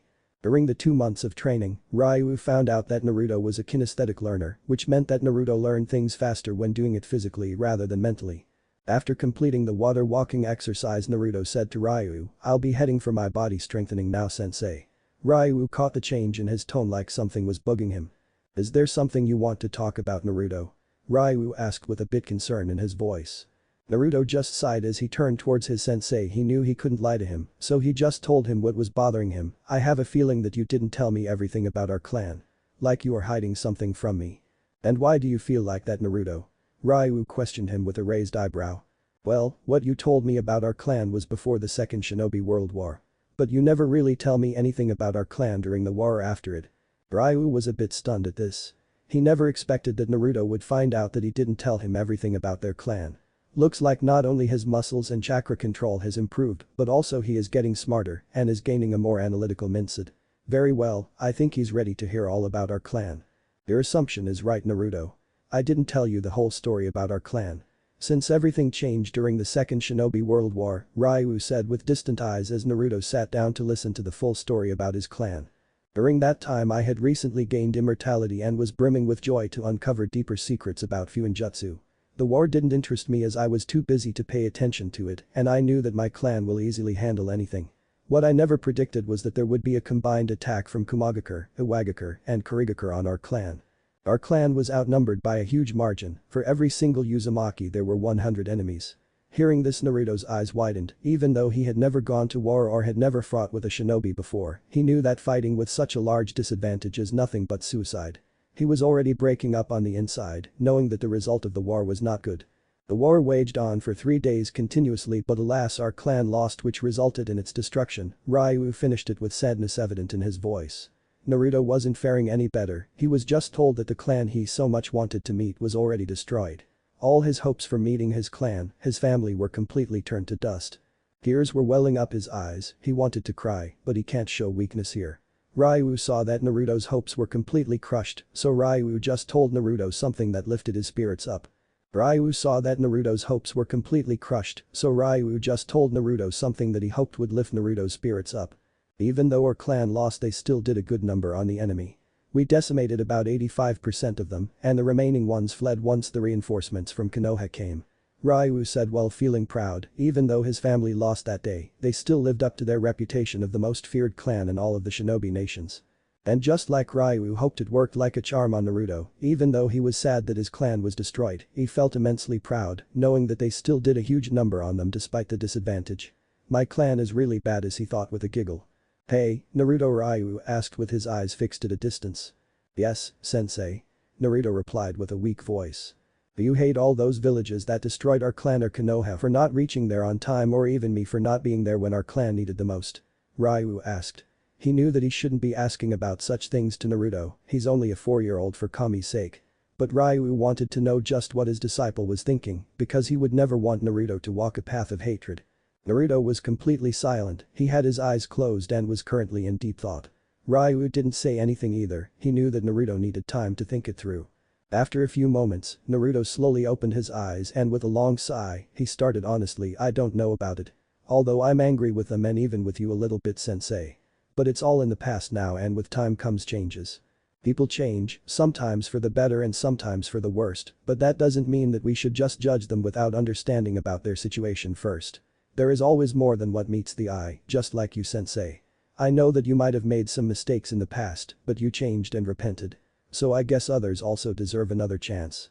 And it's not like my whole family is gone, there might be a few that escaped and are hiding. I just have to find them. Ryu just shook his head smiling, such a mature mind at such an early age. You really are the biggest prodigy I've ever seen, Naruto. I guess the time's right now. Come on, Naruto, time for you to meet an old friend of mine, Ryu told him as he started walking back to their tent. Naruto seemed a bit confused at that but followed. On the way, Ryu told Naruto about his parents, and to say that he was shocked would be an understatement. After all, you are not told every day that your father was the Yondaime Hokage and your mother was feared by the alias of Red Hot-Blooded Habanero. When they reached their destination, Ryu asked Naruto to sit down in lotus position and start meditating. Naruto simply obeyed him and started meditating. Ryu did a few hand seals at the moment, which resulted in his whole body to glow blue in color. He then sat in lotus position near Naruto and closed his eyes, entering Naruto's mindscape. Naruto opened his eyes to find himself in some sort of dimly lit sewer with knee-level water. He didn't panic but calmly took in the surroundings to find some sort of clue to where he is. He noticed that there were two types of pipes spread around the walls. One was a blue pipe and the other was an orangish-red one. He also took notice that the orangish one was a bit thicker than the blue one, so this is my mindscape. I didn't expect it to be this dirty. The blue pipe should be representing my chakra, but what does this addition pipe represent? Naruto slowly went closer towards the orangish one and started to feel a malicious aura coming from it. Is this the hate I have against the villagers? But I never heard emotions taking form into some sort of energy. It feels more like an additional chakra reserve in my body. But if it is, then where did it come from? Naruto slowly reached his hands to touch the pipe but was stopped when someone grabbed his hand. You're still not ready to harness this, Naruto. So I advise you to not touch it until then, Ryu said to him as he slowly let go of Naruto's hand. Do you know what this is, sensei? Naruto asked Ryu while pointing his finger towards the orangish pipe. It's the chakra of your soon-to-be friend, Ryu said to Naruto and started walking further down the sewer. Naruto grew confused at what his sensei told him, soon-to-be friend. As they started walking further, Ryu asked him to light up the place. Naruto concentrated a bit and the dimly lighted sewer was now quite bright. Soon they both stopped in front of a huge steel gate with a seal on it. Ryu looked from the corner of his eyes to check Naruto's reaction and he was very proud of him. Naruto was not panicking at all, instead, he was calmly standing like it didn't affect him at all. Ryu went forward and banged the steel frames. Soon they both heard a heavy voice that shook Naruto's mindscape a little. Who dares disturb my sleep? Naruto's eyes widened hearing another voice inside his mindscape. Ryu smiled a bit and walked towards a corner saying, good luck, Naruto. Naruto didn't have time to reply as he saw a giant figure slowly getting close to the steel gates. Naruto's eyes completely widened this time as the figure came into light. The said figure was a huge fox with red-orange fur and black fur around its eyes that stretches to its ears, redder eyes with black slits for pupils, and the upper body structure of a human, complete with opposable thumbs on its clawed hands. It didn't take a genius to recognize that the figure was the Kyuubi no Kitsune. While anyone would have cowered in fear seeing a tailed beast, Naruto wasn't fazed by it and kept a calm face despite his shock to see the Kyuubi in his mindscape. Well, what do we have here? Kyuubi said as he lowered himself. So you finally decided to bask me with your presence, jailer, Kyuubi continued with a mock in his voice. But deep inside, he was a bit impressed that Naruto was still very calm despite the situation. Naruto didn't say anything as he was deeply analyzing the situation. Kyuubi didn't like the fact that Naruto ignored his question, so he just mocked Naruto further. What's the matter? Can't speak anything due to fear. Naruto still didn't reply, and it just angered the Kyuubi. Don't you dare ignore. Arigato, Naruto spoke in a soft voice. Now, Kyuubi would have made a ruckus for getting interrupted during his outburst. But he was currently confused at the words Naruto spoke. Why are you thanking me? I never did anything for you, Kyuubi spoke with a bit confusion. Naruto just shook his head and said in the same soft voice, you just say that. If it wasn't for you then I might have died several times from the village attacks. Naruto finished with a bright smile on his face. The Kyuubi just raised an eyebrow upon hearing it. Every time I almost died due to the torture the villagers gave me, I noticed that a faint orangish chakra always used to heal me. I had my doubts that it somehow didn't belong to me, but now it's all cleared, Naruto replied to clear his doubts. Kyuubi was quite taken aback at such intelligence from a young child. He not only seemed to mind the fact that the Kyuubi was inside of him, but he also found out that the Kyuubi's chakra was keeping him alive all this time. Kyuubi was impressed by Naruto and said to him, very well, you managed to impress me, kid. I never imagined that you would find out that I have been healing you all this time. The smirk came across Naruto's face. I didn't. But I do now, he finished with a snicker. Kyuubi's eyes widened at that, he then realized that Naruto never mentioned that Kyuubi was deliberately healing him. A grin formed on his face as he spoke, never has anyone tricked me with just words during my whole life. You have gained my respect, kid. I, the great and cunning Kyuubi no Kitsune, acknowledge you. Naruto felt satisfied that he did what his sensei might have planned, and soon enough his sensei did make his appearance. Did you really have to be so difficult, furball? He's just a child, Ryu said in a deadpan voice. Naruto just snickered at the nickname his sensei gave to the mighty Kyuubi. Kyuubi had his eyes wide when he saw the third person make his appearance. Ryu.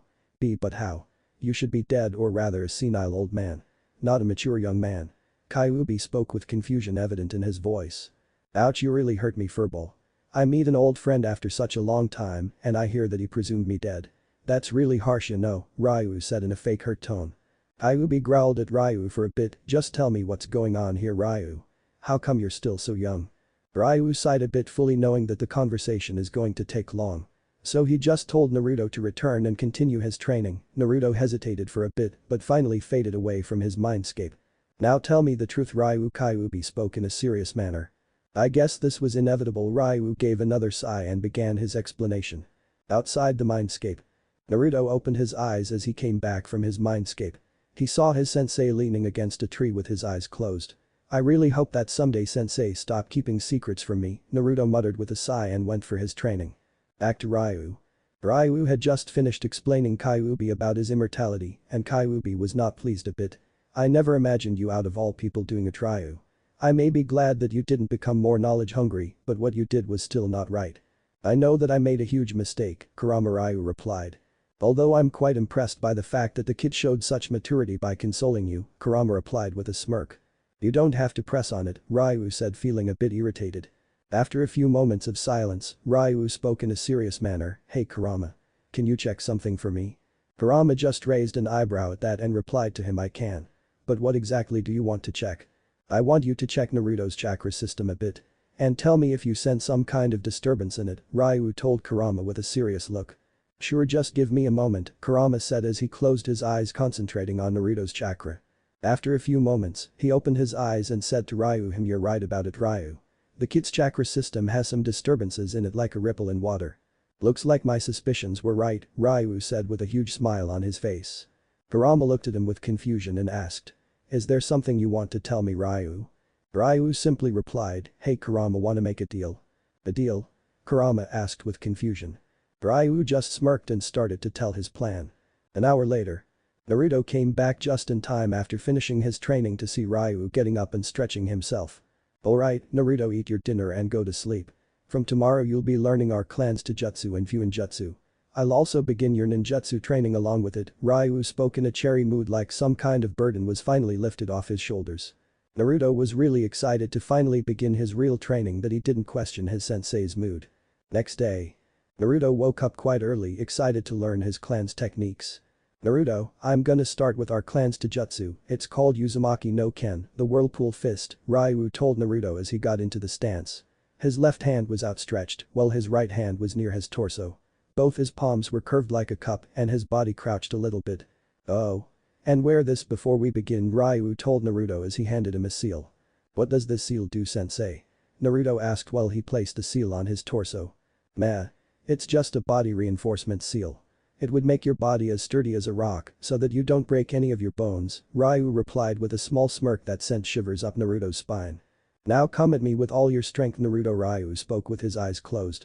Naruto obeyed and charged with a right hook aimed for his sensei's face, but before he could react, Ryu spun around his axis and his left palm deflected the right hook, but that wasn't all, as his right palm made contact with Naruto's chin, sending him flying at a distance. For Naruto, it all happened in an instant and the palm strike felt like someone had hit him with a sledgehammer. He was sure that if his sensei had not given him the body reinforcement seal, then his sensei would have surely broken his jaw. Naruto got up from the ground and charged again, but this time aiming his leg at the back of his sensei's knee. But before his leg could strike Ryu's knee, Ryu spun avoiding the leg swipe and delivered a palm strike at Naruto's back, crushing him on the ground with a loud thud. If it wasn't for the body strengthening training he performed for 2 months in the forest and his sensei's seal, his body would have been crushed by the force of the strike. Although it did render Naruto to surrender due to the pain. Ryu slowly opened his eyes and dropped his stance as Naruto struggled to get on his knees. "Take some rest, Naruto, while Kurama heals you," Ryu said as he started walking at a distance. "Kurama? Is it the real name of Kyuubi?" Naruto asked while breathing heavily. "Yes it is, and he told me that you could also call him by that name," Ryu said while he walked away. Naruto smiled knowing that Kurama trusted him enough to give his real name to Naruto. And with that, he dropped on his back and rested for a while. A few minutes later when Naruto opened his eyes he saw that his sensei was cooking some food for them. He slowly got up from the ground and walked towards his sensei. "I healed much faster than normal. I guess sensei did something with the seal," Naruto thought as he clenched and unclenched his hand to see if there was any problem. When they both sat to eat the food Ryu made, Naruto asked him, "Sensei, how come you intercepted my attacks even though you had your eyes closed?" Ryu gulped down his food in a dignified manner and told Naruto, "I didn't intercept your attack, Naruto. You did hit me." Naruto raised an eyebrow at that and told his sensei, "I didn't even touch you, sensei." "Tell me, Naruto, did you feel something while you attacked me?" Ryu asked as he finished his food and used a small water jutsu to wash the bowls and the plates. Naruto thought for a moment and said, "Now that you mention it. I did feel a bit tingly when I was almost about to hit you." "That was my chakra," Ryu replied as he sat back after washing the dishes.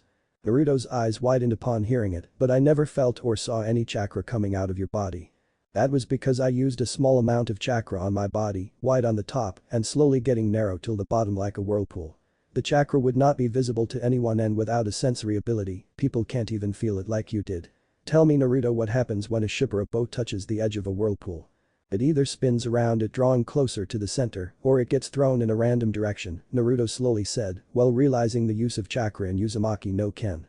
"Looks like you finally caught how to do the Uzumaki no Ken," Ryu said with a smile.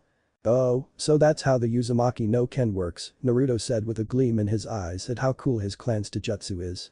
"Although if you had realized it earlier you wouldn't have made the mistake of attacking my knees." At that comment Naruto just smiled sheepishly, he knew that if someone tries to strike the narrow core of a whirlpool, the person gets pushed downwards with a huge force. Sensei. Why did you close your eyes during the fight? Is that also a part of Uzumaki no Ken?" Naruto asked. "It actually is, Naruto. The only problem while learning this taijutsu style is that one has to be completely relaxed and calm to even detect the smallest variation in the chakra code so that he can counter it with ease," Ryu replied with a serious look. Naruto saw the seriousness in his sensei's eyes and knew that learning it won't be easy. But he won't give up on learning his family's taijutsu just because it is difficult. So with a great determination in his eyes, he said. "No matter what the difficulties, I'll master the Uzumaki no Ken." Ryu felt really proud of Naruto and said to him, "Then let's get started." Time skipped 2 years. It took 4 years inside the forest for Naruto to master his clan's taijutsu, but now he could efficiently do it like it was his second nature. During these years Naruto also learned fuinjutsu from his sensei and Ryu was quite impressed by Naruto's understanding in it. Naruto easily mastered fuinjutsu to the 10th level. Ryu was immensely proud of Naruto. Naruto was learning and improving faster than any Uzumaki he had ever seen. Hell, even he didn't improve at such a tremendous rate. They also learned that Naruto had high affinities for wind, courtesy of his father, and fire, courtesy of Kurama. Naruto also had a medium-level affinity for water, which made Ryu a bit sad, since all Uzumaki had a high affinity for water. But he was quite happy that Naruto had an affinity for 3 elements. Naruto also learned quite a good amount of jutsus in the time period and was able to perform some A-rank jutsus as well. He also grew from a malnourished 4-year-old to a well-toned 6-year-old. There was no baby fat on him due to his training. He was now around 3 foot 9 inches in height. A bit taller than most 6-year-olds. His gravity seals were now at level 6, which was the highest level according to Ryu, any further than it would literally crush his body into a pulp. His chakra control also improved by a lot and now Naruto could walk up a waterfall with ease. And if he wanted he could even moonwalk on the waterfall. Currently, Naruto was reading the Uzumaki fuinjutsu books that Ryu gave him. Speaking of Ryu, he was in a forest clearing a bit far from where Naruto was. In his hand was a pitch-black katana that had seals running along its blade, not that it could be seen due to the color of the blade. The shining silver hilt of the katana was peculiar as it was shaped like a fox with 9 tails at its end. The blade of the katana came out of the open muzzle of the fox, its muzzle also contained minute-sized teeth that showed that it was crafted with huge precision. The eyes of the fox were also quite captivating as it was made red ruby that had a black substance going vertically at its center, signifying the iris of the fox. All in all the hilt was a real piece of art that would captivate the eyes of even a person who doesn't use his weapons. Finally I have made it. This is the epitome of my skills.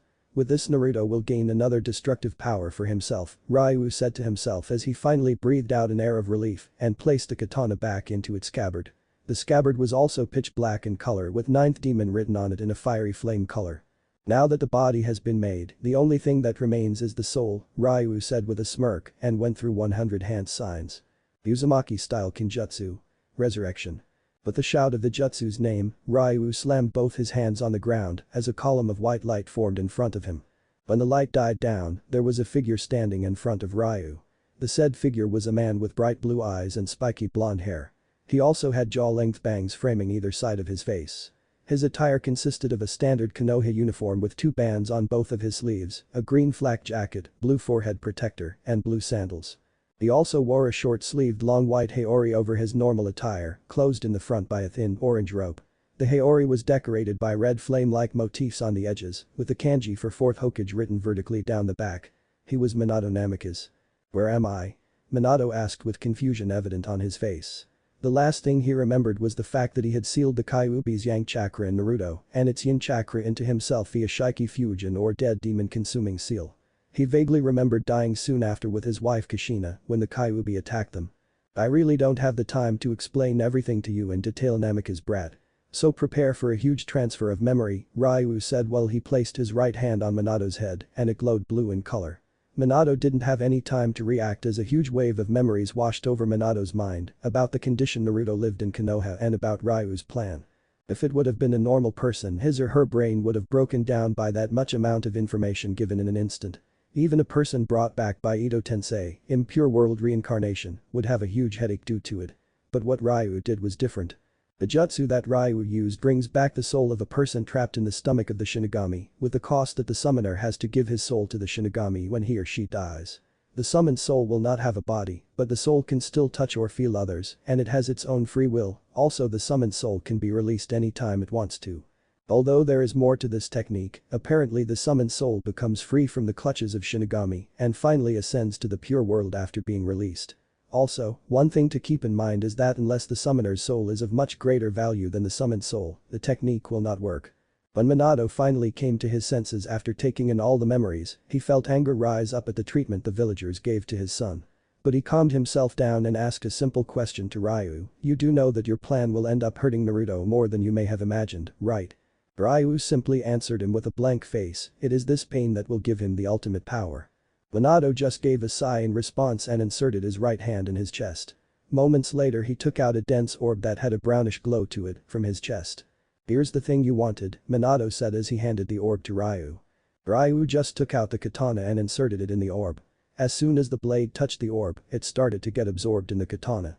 When the orb finally got absorbed, the fox's eyes on the hilt glowed for a bit and then returned to normal. Finally, Ryu said with a satisfied smirk as he sheathed the katana back into its scabbard. "So what now?" Minato asked. "Today is the 10th of October. Your son's birthday." He had always spent this day running and hiding from the mobs, but today will be different.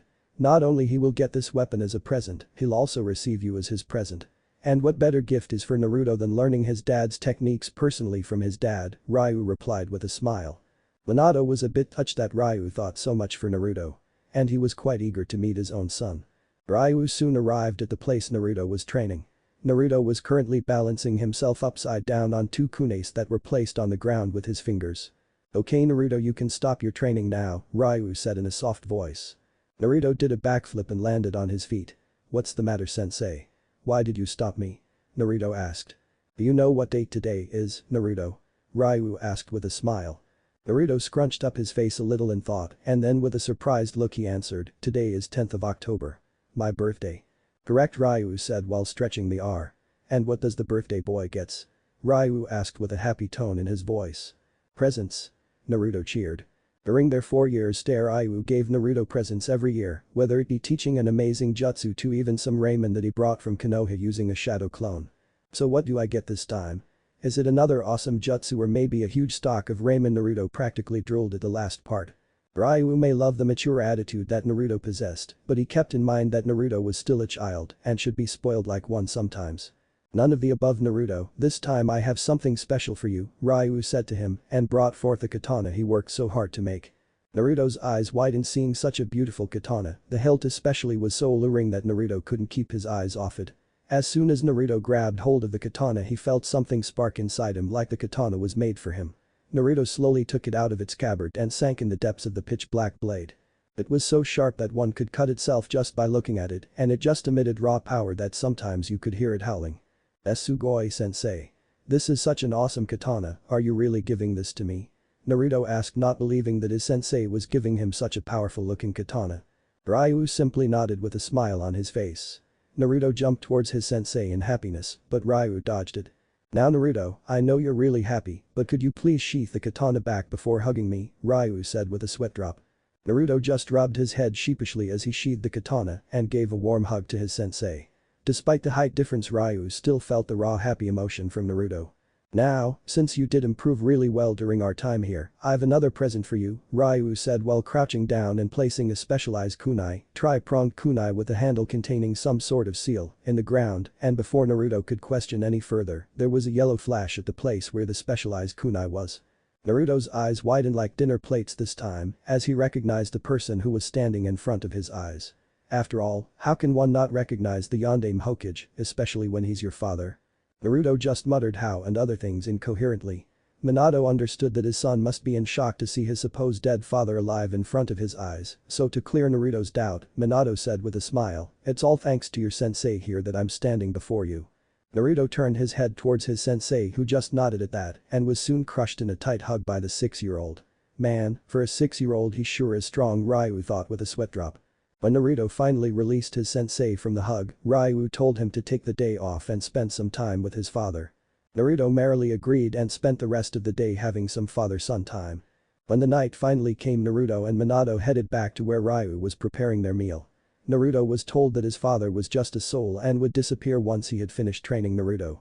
Naruto was a bit sad hearing it but steeled himself saying that until that time, he'll make as many memories as he can with his father. When they all ate their dinner, Ryu told Naruto about the katana. Apparently, the katana was a sentient sword that had the soul of Yin Kurama in it. Naruto knew that the Kurama stored inside him was the yang half, so when he learned that his katana had the other half he was beaming with joy, knowing that now he had the complete power of the nine-tailed fox. Ryu also told him that he'll be learning how to control Kurama's yang chakra. His katana could perform yin release, which allowed him to create powerful attacks out of nothing. His katana was also capable of creating any type of jinjutsu, since jinjutsu is mainly yin energy. So with that, another round of Naruto's training began. Time skip 4 years. We currently find Naruto fighting with his sensei in a taijutsu battle. He had greatly improved in the 4 years after his sensei gave him the katana. His taijutsu was perfect, and with his own customization, he made his own personal taijutsu style, called Hakai Takina Uzumaki Ken, literally meaning the destructive whirlpool fist. Naruto added his greatly sharpened senses to the chakra coat, which made it impossible for anyone to even lay a finger on him. He also used some of Kurama's chakra to add more power to his blow. What he never expected was that a single palm strike from him could easily decimate a rock without any efforts. Even Ryu didn't want to be on the receiving end of that blow, so he advised Naruto to not use it unless the situation called for it. Naruto also added quite a few offensive moves in it, since the original Uzumaki Ken was a purely defensive taijutsu. His chakra control was almost perfect now. Naruto did learn medical ninjutsu, but he cannot perform operations of any sorts. He had completed and mastered all the 15 levels of fuinjutsu. Apparently, Naruto was told that his sensei had also created a 16th level, which was nothing but the katana that Naruto had. When Naruto asked that how could a katana be related to fuinjutsu, Ryu told Naruto that the infamous 16th level of fuinjutsu only had one type of seal made until now, which Ryu used to call the Eternal Void. Once the seal is activated, Naruto's katana can cut through any type of jutsus, dispelling them in the process. Ryu also told Naruto that if he somehow slashes his opponent with the katana when the seal is activated, then he could stop his opponent's chakra flow for a moment. Naruto was really amazed to learn what his katana could do. It was simply the best weapon ever created. The best part about his katana was that since it's a sentient sword, no one other than Naruto could use it. Naruto also learned his father's famous jutsu Rasengan and Hiraishin. Though Naruto didn't change Hiraishin, he did make his own versions of Rasengan, such as Adama Rasengan, Big Bull Rasengan, Chindama Rasengan, Ultra Big Bull Rasengan, etc. Naruto also incorporated his wind nature into it, thus creating Photon. Rasengan, Wind Release. Rasengan, and Photon. Rasen Shuriken, Wind Release. Rasen Shuriken. Naruto also tried with other natures, but was advised to not use many versions of his Rasengan, since they easily fell into the category of Kenjutsu. Minato and Ryu also taught him about Senjutsu, but they never allowed him to perform it practically, as his body was still too young to handle too many energies at once. After his father taught Naruto all of his techniques, he finally ascended into pure world. Naruto cried that day, but it still didn't cause any problem in his training. Naruto also learned how to control the Yang chakra of Kurama to an extent, as he was still not ready. Ryu also made sure that Naruto also learned other things such as cooking, gardening, carpentry, etc. He was also given the talk, and needless to say, the whole day Naruto was blushing like crazy. Ryu just added oil to the fire by advising Naruto that if he ever meets an Uzumaki girl, he should not hesitate to make her his girlfriend, since Ryu loved the way Uzumaki women were. Ryu used to always tease Naruto, saying that since he's one of the last Uzumaki left alive, he should have a harem to rebuild the Uzumaki clan. Naruto always used to go tomato red hearing this and chased Ryu while swinging his katana. The 8 years that Naruto spent with his sensei inside the forest was priceless. He was really thankful to Ryu for giving him such a life. Ryu was just like a second father to him. Whenever Naruto had a nightmare, Ryu used to let him sleep on his lap and comforted him like his own son. Naruto also felt quite strange whenever he looked at his body, since his mind was that of a 12-year-old, but his body was of an 8-year-old. Although due to the training he did, his body was really well built even than some adults. He kept his hair long and spiky like his father. His sapphire eyes now used to sparkle just like Ryu. There was no baby fat on him, just pure muscles that could even make Rock Lee jealous. Naruto was currently practicing with his katana when he heard the voice of his sensei call out for him. Naruto did a quick shunshin and came to the place his sensei called. "Naruto, you have completed all the training that I had given you. Now we'll move on to the next phase, which is giving you experience," Ryu said to Naruto while he was packing their stuff. "Experience? You mean we'll be moving out of this forest?" Naruto replied in a calm voice. "Exactly, Naruto. Here, catch this," Ryu said while he threw a card of some sorts that Naruto caught with ease. "What's this, sensei?" Naruto asked. "It's your hunter's license, Naruto. From today onwards you'll be doing bounty hunting. This will provide you with good experience in not only fights, but you'll also learn to never hesitate when killing," Ryu replied to Naruto as he did a water body flicker with Naruto to the outside of the forest. "I'm skip 4.5 years. Naruto gained quite a name in the field of bounty hunting and went by the alias of Marusudermu, which meant Maelstrom. Naruto was classified as an S-ranked bounty hunter due to his skills. Even the officials that issued Naruto's rank were surprised by the fact that an 8-year-old was already in S rank in just 6 months. Naruto never hesitated to kill unless the threat could be captured without using much force. With his sharp analytical mind and a huge arsenal of skills, he made him quite famous in some villages, which included Kurigakure. Even the 7 ninja swordsmen of the mist who had never seen or met Naruto were wary of him due to his accomplishments as a bounty hunter. Currently, Naruto was waking along with his sensei in the forests near Kurigakure after Naruto completed his bounty. "You're progressing really well, Naruto. Even I'm a bit scared of you now," Ryu said to Naruto in a playful manner. Naruto just pouted a bit hearing that. "Don't flatter me that much, sensei. I still have ways to go. And as far as power is concerned, I'm still way behind you." Ryu just smiled at the fact that his student never allowed his accomplishments to flame his ego. Naruto was still down to earth. Soon they both saw a body that was lying on the ground at a distance. They both rushed towards the person to check it. The body was that of a girl, most probably a year or two older than Naruto. She had a pale complexion but not too much, her hair was chocolate brown in color and messy with dirt. In addition to it, she also had 2 scarlet dots on her forehead which Ryu instantly recognized. Her white kimono was torn from many places and covered in dirt, which almost made it look like it was brown in color. Ryu unsealed their tent from his scroll and told Naruto to apply medical ninjutsu on the girl. Naruto didn't waste a second there and started treating her wounds. After they were finished, they applied some ointments and bandages to relax her sore muscles. Naruto stayed in the tent in case the girl wakes up, but Ryu went out to prepare their meal, all the while thinking one thing: what's a girl from the Kagaya clan doing here? If I remember correctly, they are bloodthirsty people that love war, and by the looks of it, she was attacked before we found her. Just what is going on here? It was finally night time when the girl slowly opened her eyes, taking in the surrounding. The first thing she saw was that she was in a tent with bandages at a few parts of her body.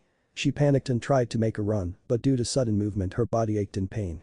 She groaned as she felt the pain circulate through her body. She then saw a blond boy enter the tent with food. She got scared by him and tried to crawl back, but the pain didn't allow her to do much. "You should stay still and rest.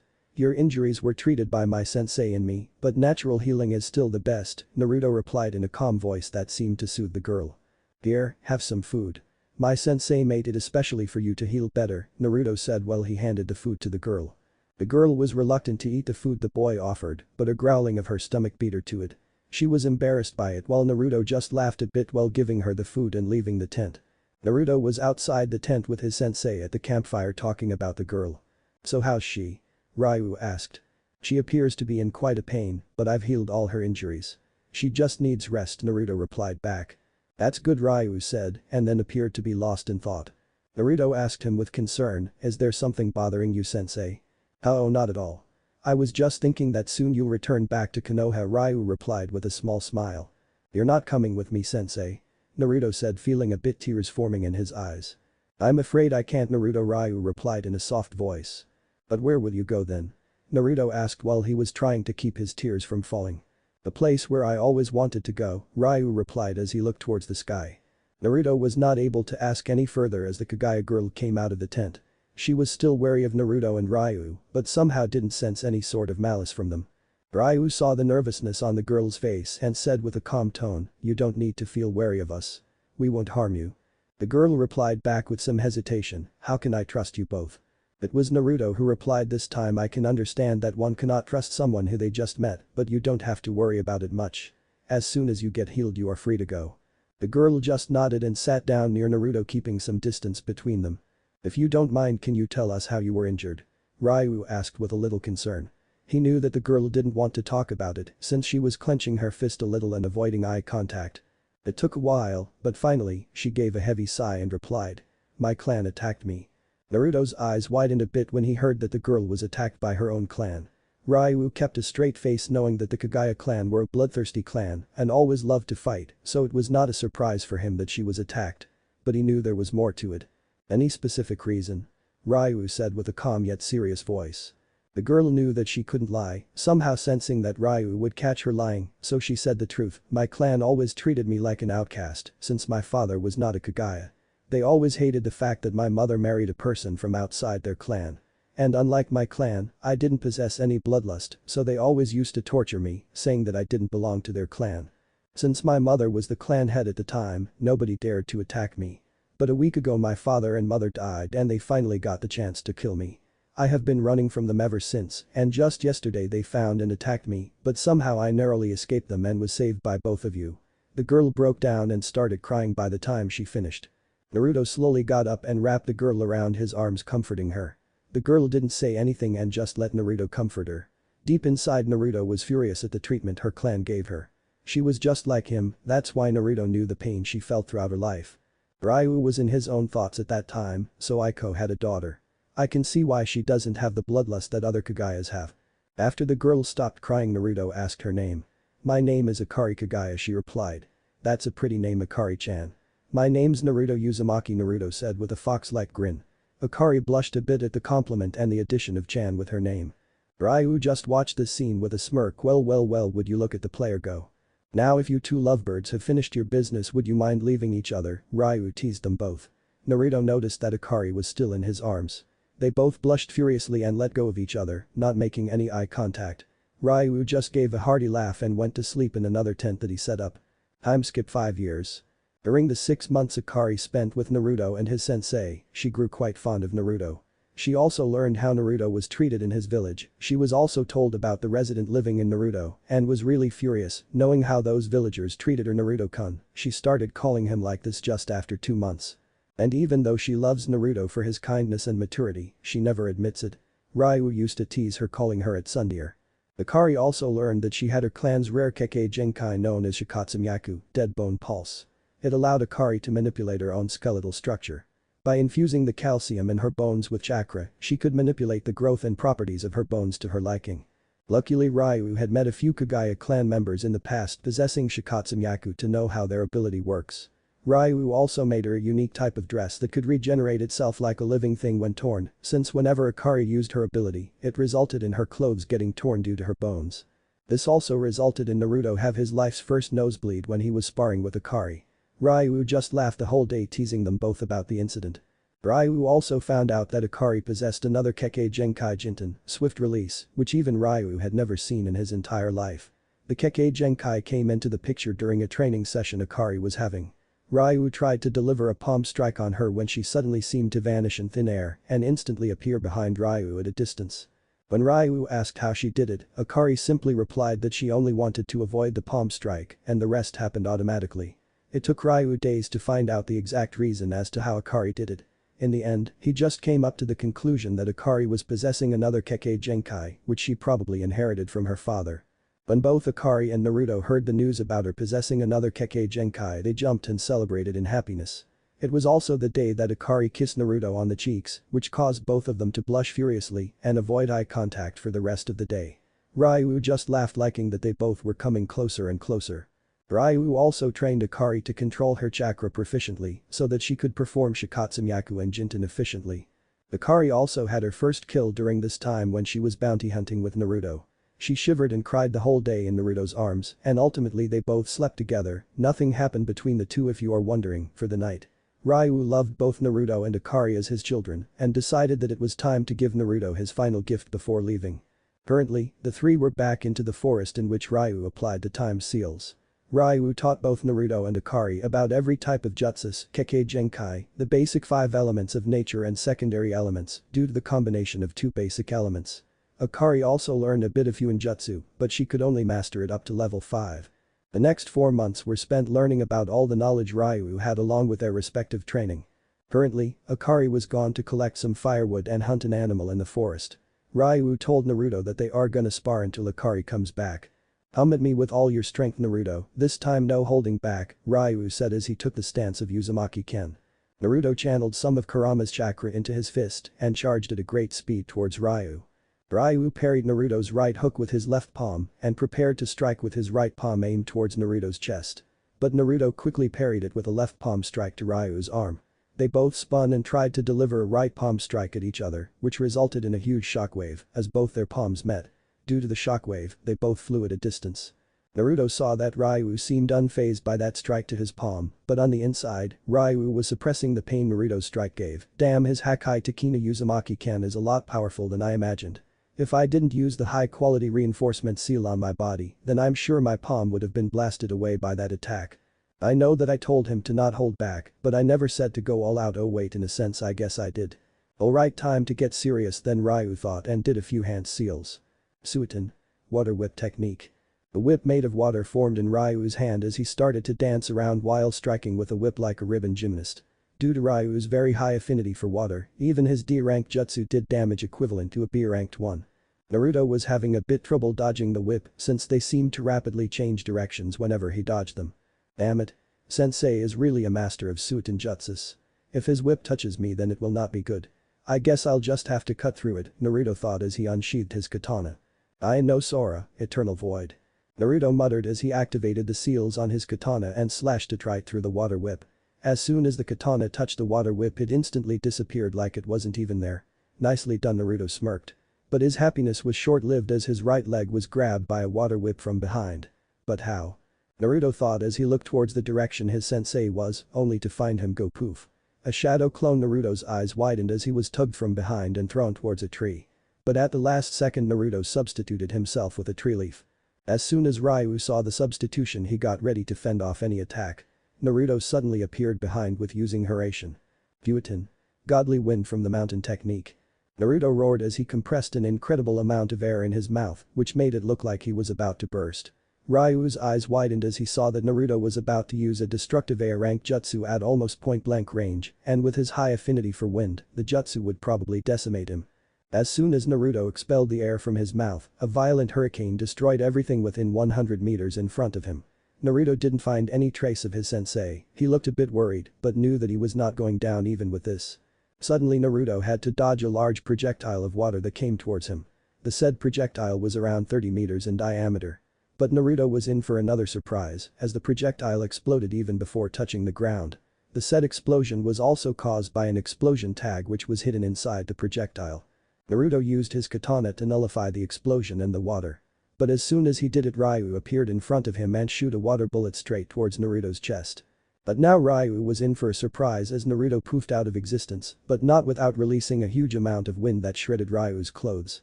A wind clone, but when did he? Ryu thought in surprise as he saw his clothes. But before he could think any further he heard a voice from behind him. Idamura Sengen. The next thing Ryu knew was that he was thrown forward by an Idamura Sengen struck on his back. Ryu went flying at a distance before his skid stopped. Ryu looked up and smirked, "You never fail to amuse me, Naruto. You have already surpassed me and I hope you'll still improve in the future." "Alright Naruto, let's finish it up with a last attack from your katana. Try to thrust it straight in my chest," Ryu said in a loud voice so that Naruto could hear him. Naruto nodded and held his katana in a thrusting position. He then ran at a great speed towards Ryu, not noticing an orangish glow that his katana was emitting and a hidden smirk that was on Ryu's face. Squelch. Naruto's eyes widened in horror as he saw that his katana had pierced his sensei's chest and there was an orangish glow emitting from it, which he realized was his move Poison Blade, which used Kyuubi's yin chakra. And if his memory served right then it acts like a high-quality chakra poison to a person if he or she is not a Jinchuriki. Naruto was brought out of his thoughts when Ryu coughed up some blood from his mouth and smiled at Naruto. But all that Naruto was seeing was horror, his hand stained with the blood of his sensei. Naruto trembled and started muttering no in a continuous manner. Tears formed in his eyes as his grip on his katana loosened and Ryu's body fell on the ground. Kyuubi's yin chakra was spreading in his body, slowly killing him. Naruto slumped on his knees and started crying as he took out the katana from Ryu's chest. "No no no sensei, please don't die. Sensei please," Naruto said in a trembling voice as his tears started flowing like an open tap. Ryu just smiled weakly at Naruto and said to him, "Don't worry Naruto. It's all I ever wanted." "Don't say like that. Why didn't you dodge the strike like you always did? Why did you have to take that attack? Why are you dying when I started to see you just like my father?" Naruto complained to Ryu as he cried harder and harder. Ryu was a bit surprised at the statement, "You saw me as a father?" Naruto nodded slowly. Ryu just smiled at him and placed his hand on Naruto's cheek, wiping his tears. "I also saw you as my own son," Ryu replied to Naruto in the softest voice one could say in. Naruto leaned on Ryu's hand hearing it. "I'm glad to hear that too san," he also spoke in a very soft voice as a smile formed on his face. But after a moment Ryu's hand dropped from Naruto's cheek on the ground lifelessly. Naruto looked in great horror as his second father's body laid on the ground lifelessly. "Oi Toussaint, wake up, come on, don't joke with me," Naruto said with a weak laugh as he shook Ryu's body. Toussaint." Naruto screamed with all his energy towards the sky in pain when suddenly his pain increased almost 10 times. Arg. Naruto growled as he felt like his whole body was set on fire, especially his eyes which felt like they were melting from the heat. Akari was just returning after her hunt when she suddenly heard Naruto's painful scream. She dropped her hunt and used Jinten to quickly rush to where the voice came from. When she reached there her eyes went wide with fear. Her father figure was on the ground dead with Naruto beside him screaming in pain. Akari rushed towards Naruto and took him in her arms and Naruto. What happened here? Akari was now crying taking in her surroundings. But before Naruto could reply he blacked out due to the pain. Naruto's mindscape. Naruto woke up in a very familiar terrain. The Sower was long gone, instead there was a huge forest with lakes, animals, birds and everything that nature's beauty had. Naruto clutched his head as he felt a headache coming which was quite ironic considering the fact that he was in his mindscape. Naruto looked around and saw two figures at a distance. Both of them had fox features with 9 tails, the only difference was that one had an orangish red fur, while the other had brownish fur. They were Kurama's yang and yin parts. Naruto glared towards them both. Kurama. Explain to me as to why you activated Poison Blade move when I never gave such a command. They both sighed at the question, and then Yang Kurama spoke, listen kid, it was all because Ryu asked us to do it. Naruto's eyes widened, but then soon they turned furious, why would Tusan order you to kill him? Stop lying to me. Yin Kurama replied to Naruto this time, listen Naruto, before you ask any more questions just look at your eyes in the lake. As he pointed towards a huge lake behind Naruto.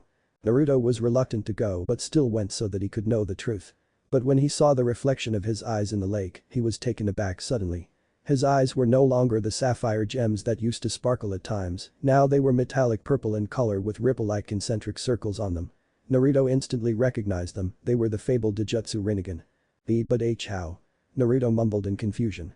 Yang Kurama slowly came near Naruto and told Naruto the truth about the day Ryu made a deal with him.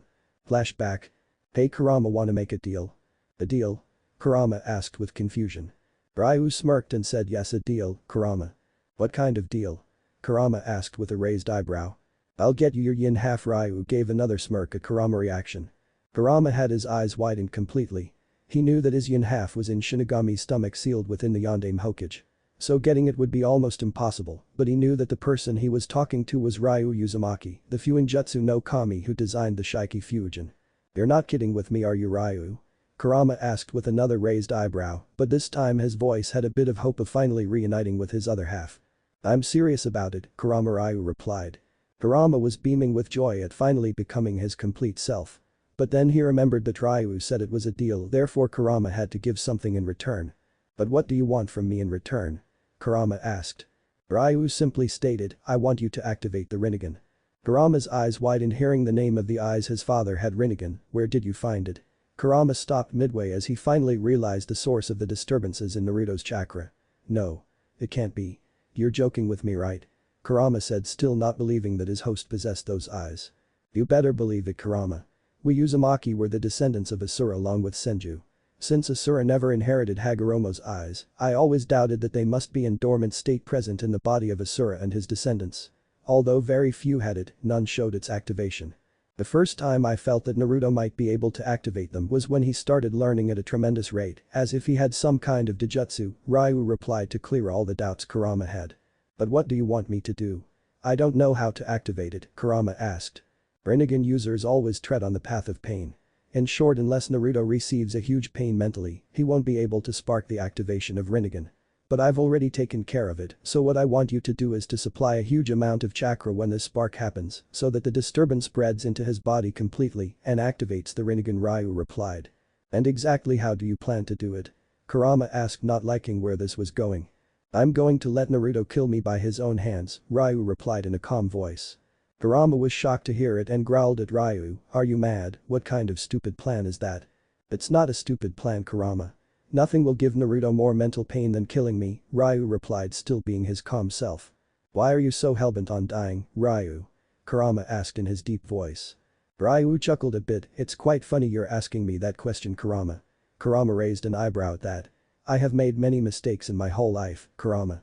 One of them was to give myself immortality so that I never age. I've spent years suffering because of this. I lost my clan and many precious people aged and died in front of me while I stayed the same. I even had the thought of killing myself once, but I wasn't able to do it. Guess this immortality doesn't allow me to take my own life, Ryu said with a sad look.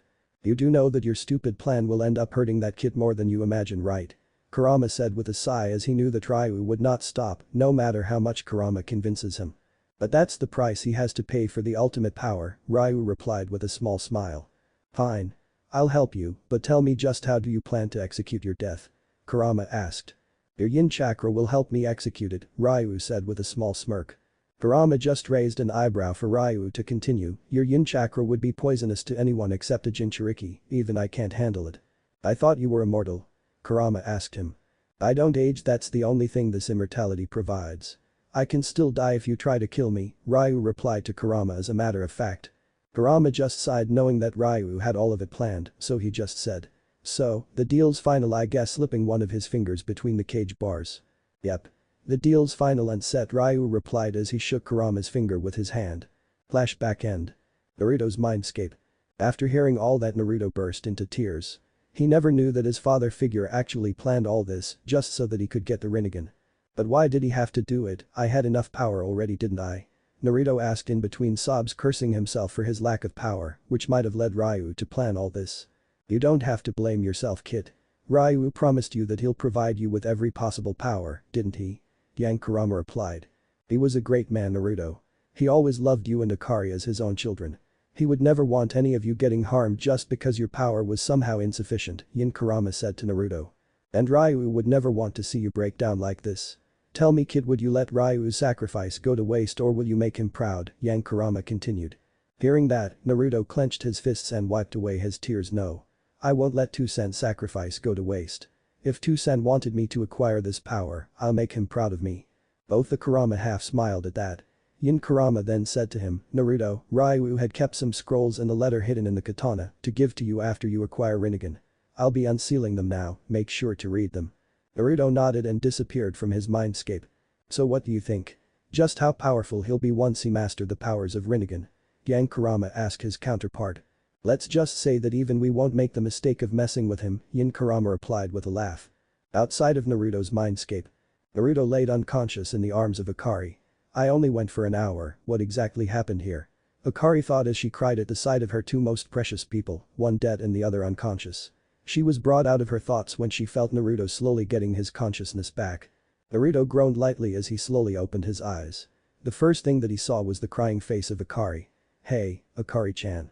Why the sad face? Naruto asked. But instead of a reply, he was taken in a bone-crushing hug. Naruto was fully awake now, not because of surprise, but due to suffocation. Apparently, Akari was quite a tight hugger.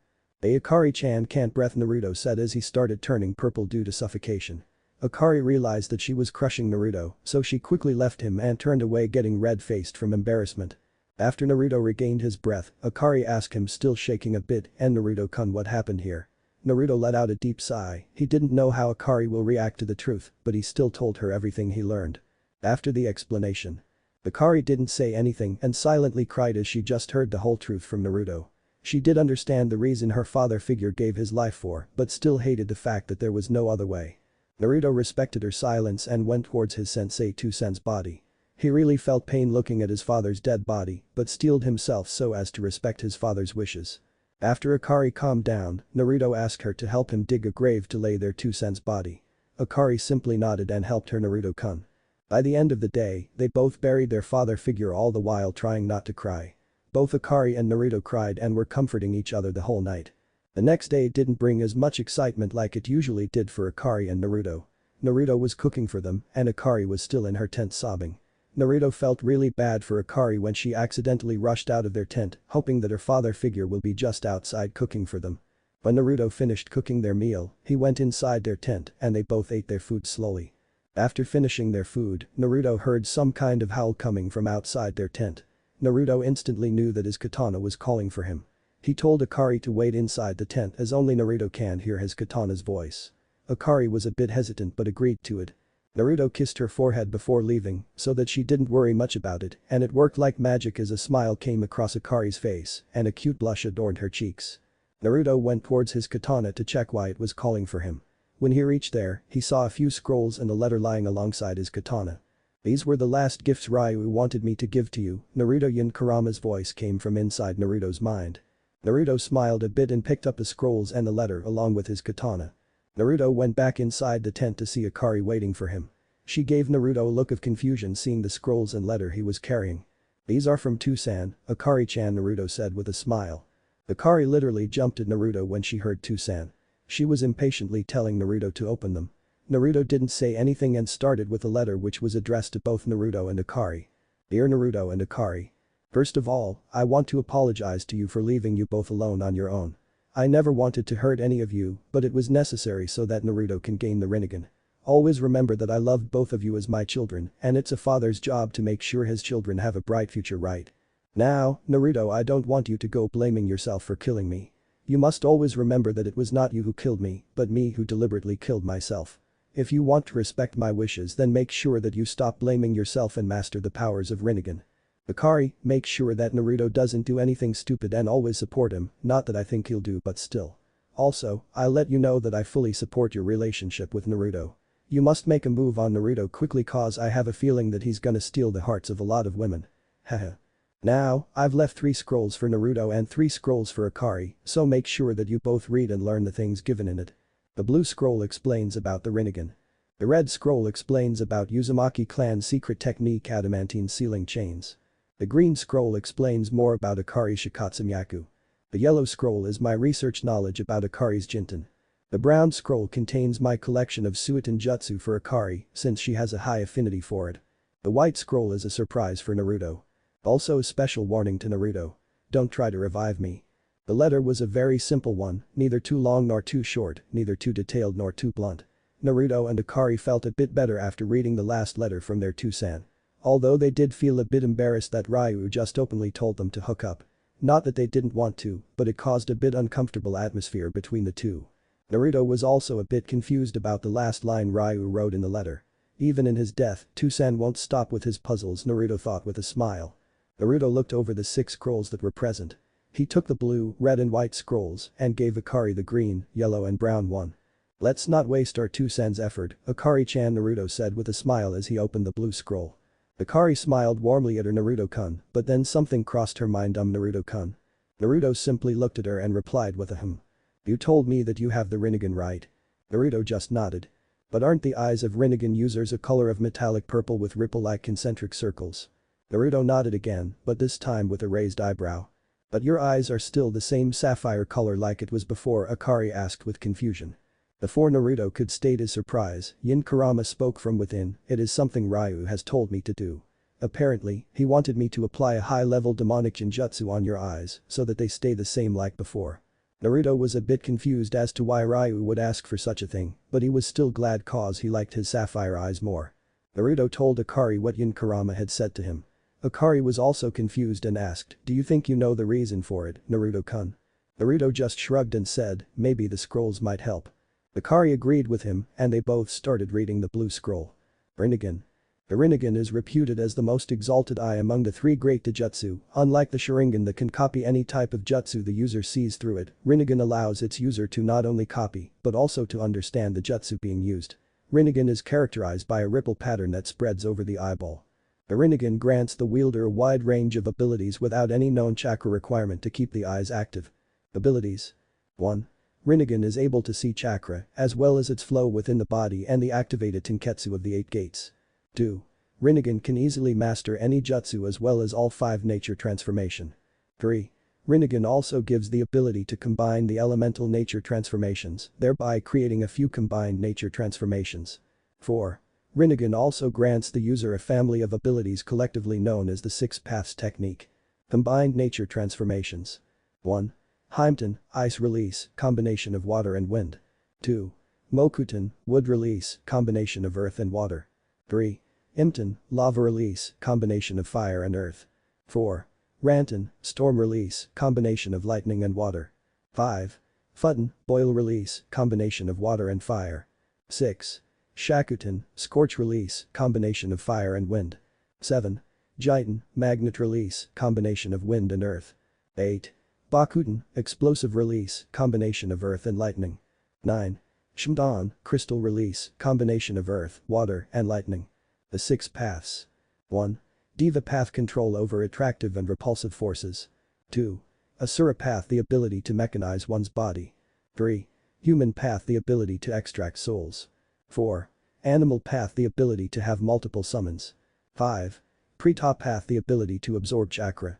6. Naraka path, the ability to summon the King of Hell which can revive people. Warning. King of Hell is a dangerous genjutsu.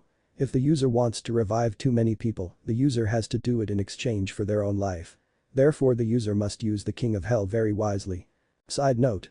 I have asked Kurama to apply a high-level demonic genjutsu on your eyes so that no one will know about you possessing the Rinnegan unless you tell them. Also, it's gonna be quite funny seeing the reactions of people when you will do a combined nature transformation with your normal eyes. Geha.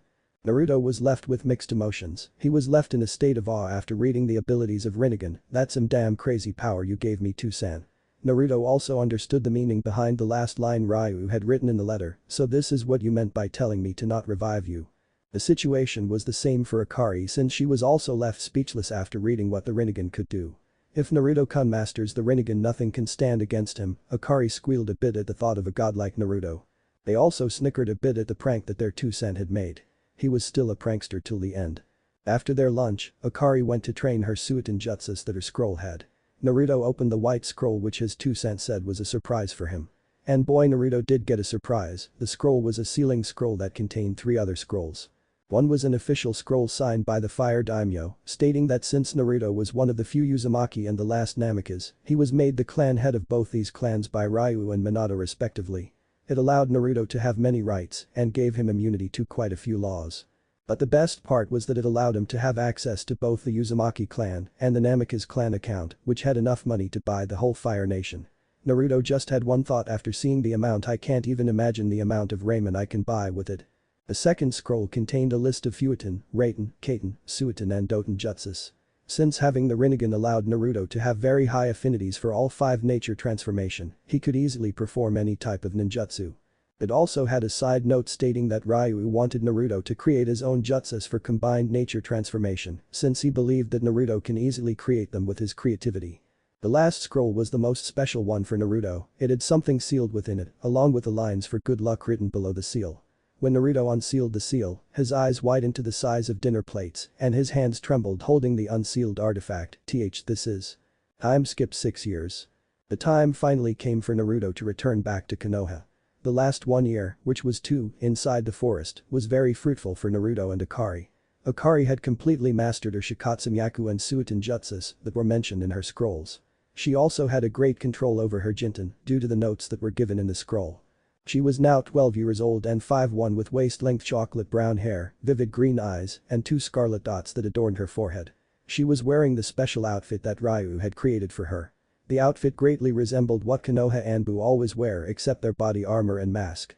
The clothes always readjusted whenever she grew, and they also self-cleaned themselves after getting dirty. Her attire also hugged her body, making her curves much more defined.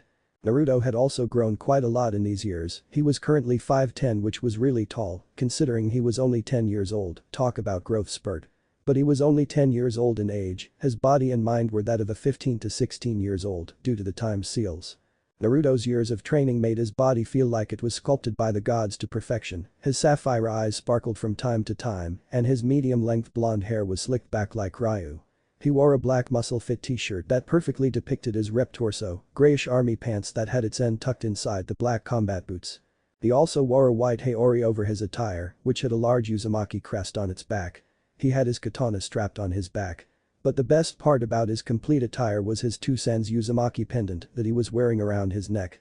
The last scroll had this sealed within it as a good luck from Ryu. Naruto was really happy that day and treasured it, as the pendant made him feel like his 2-sen was always with him. During their time together, Naruto and Akari got really close and eventually became a couple.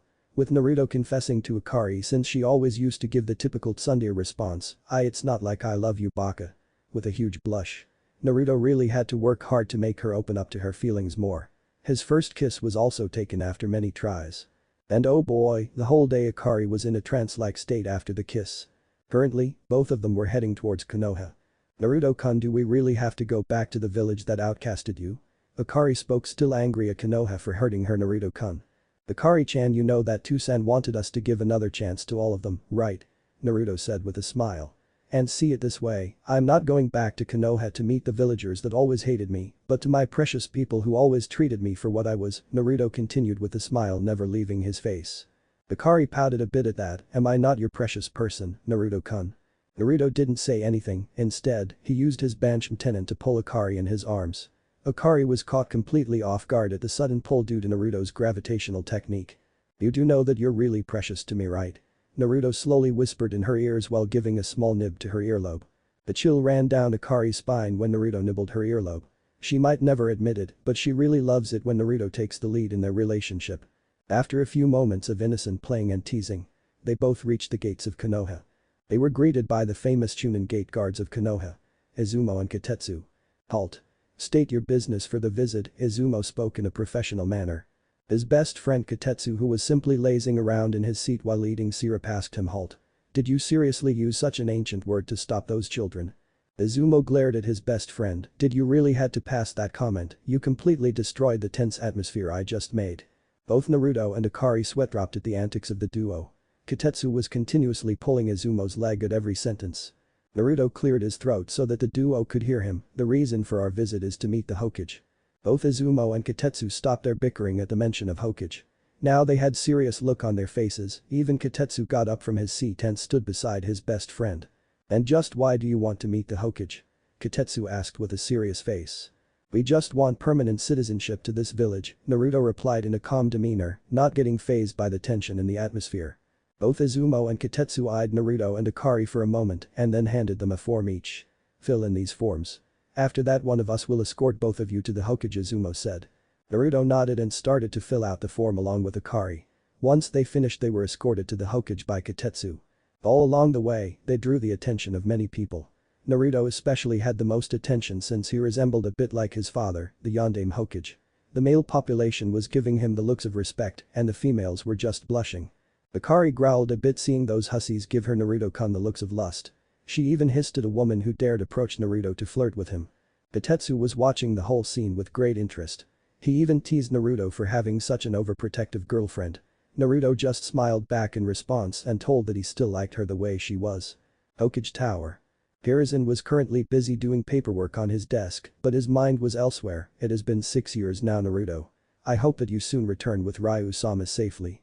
He then looked back at the huge bundle of paperwork at his desk and cried mentally, "Someone please save me from these damn paperwork." As if by miracle, his prayers were heard by a knock on the door. Hiruzen replied with a small satisfaction. Kitetsu entered Hiruzen's office and stood upright. "Hokage-sama, 2 visitors have come to meet you. They told us that they wanted permanent citizenship of Konoha." Hiruzen's eyes widened for a bit when he heard there were 2 people. He felt happiness bubbling from inside of him at the prospect of finally meeting Naruto and Ryu again. Have they really returned? Hiruzen thought with a huge smile. "Very well, send them in," Hiruzen said. Kitetsu nodded and went outside the office to call Naruto and Akari. Soon enough they both entered the Hokage office.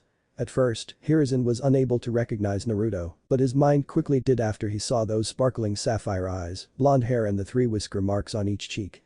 "And Naruto?" Hiruzen asked with some tears in his eyes, happy to see his surrogate grandson after 6 years.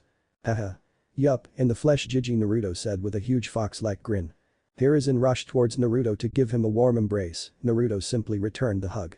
After a while, Hiruzen broke the hug and asked Naruto, "Where's Ryu-sama? And who is this girl you brought along?" Naruto mentally sighed, "I hope that Jiji doesn't take the news of Tusan's death badly. Before I explain you about everything, can we have some privacy?" Naruto said, pointing towards the ceiling. Hiruzen understood and signaled his Anbu to move out. They all trusted Naruto, so they left the office. Naruto's fingers glowed a deep color of purple, and with a blur of hands, he made the whole office soundproof. Hiruzen was surprised for a moment seeing Naruto make seals just like his Ryu-sama. I guess it was to be expected, Hiruzen thought with a smile. Naruto slowly took a deep breath and started telling everything to Hiruzen from the beginning. Outside the Hokage Tower. The cat-masked Anbu had taken her leave from the duty after her shift was over. She took off her mask to reveal a 20-year-old woman with straight purple hair reaching down to her waist, warm brown eyes, and a shade of red lipstick. She was Yugao Yuzuki, the Kenjutsu master of Konoha. "So Naruto has finally returned. I can't wait to tell this news to Anko-chan. She really waited all these years for her Naruto-kun." Yugao giggled at the last part and slowly made her way towards the dango shop that Anko always visits.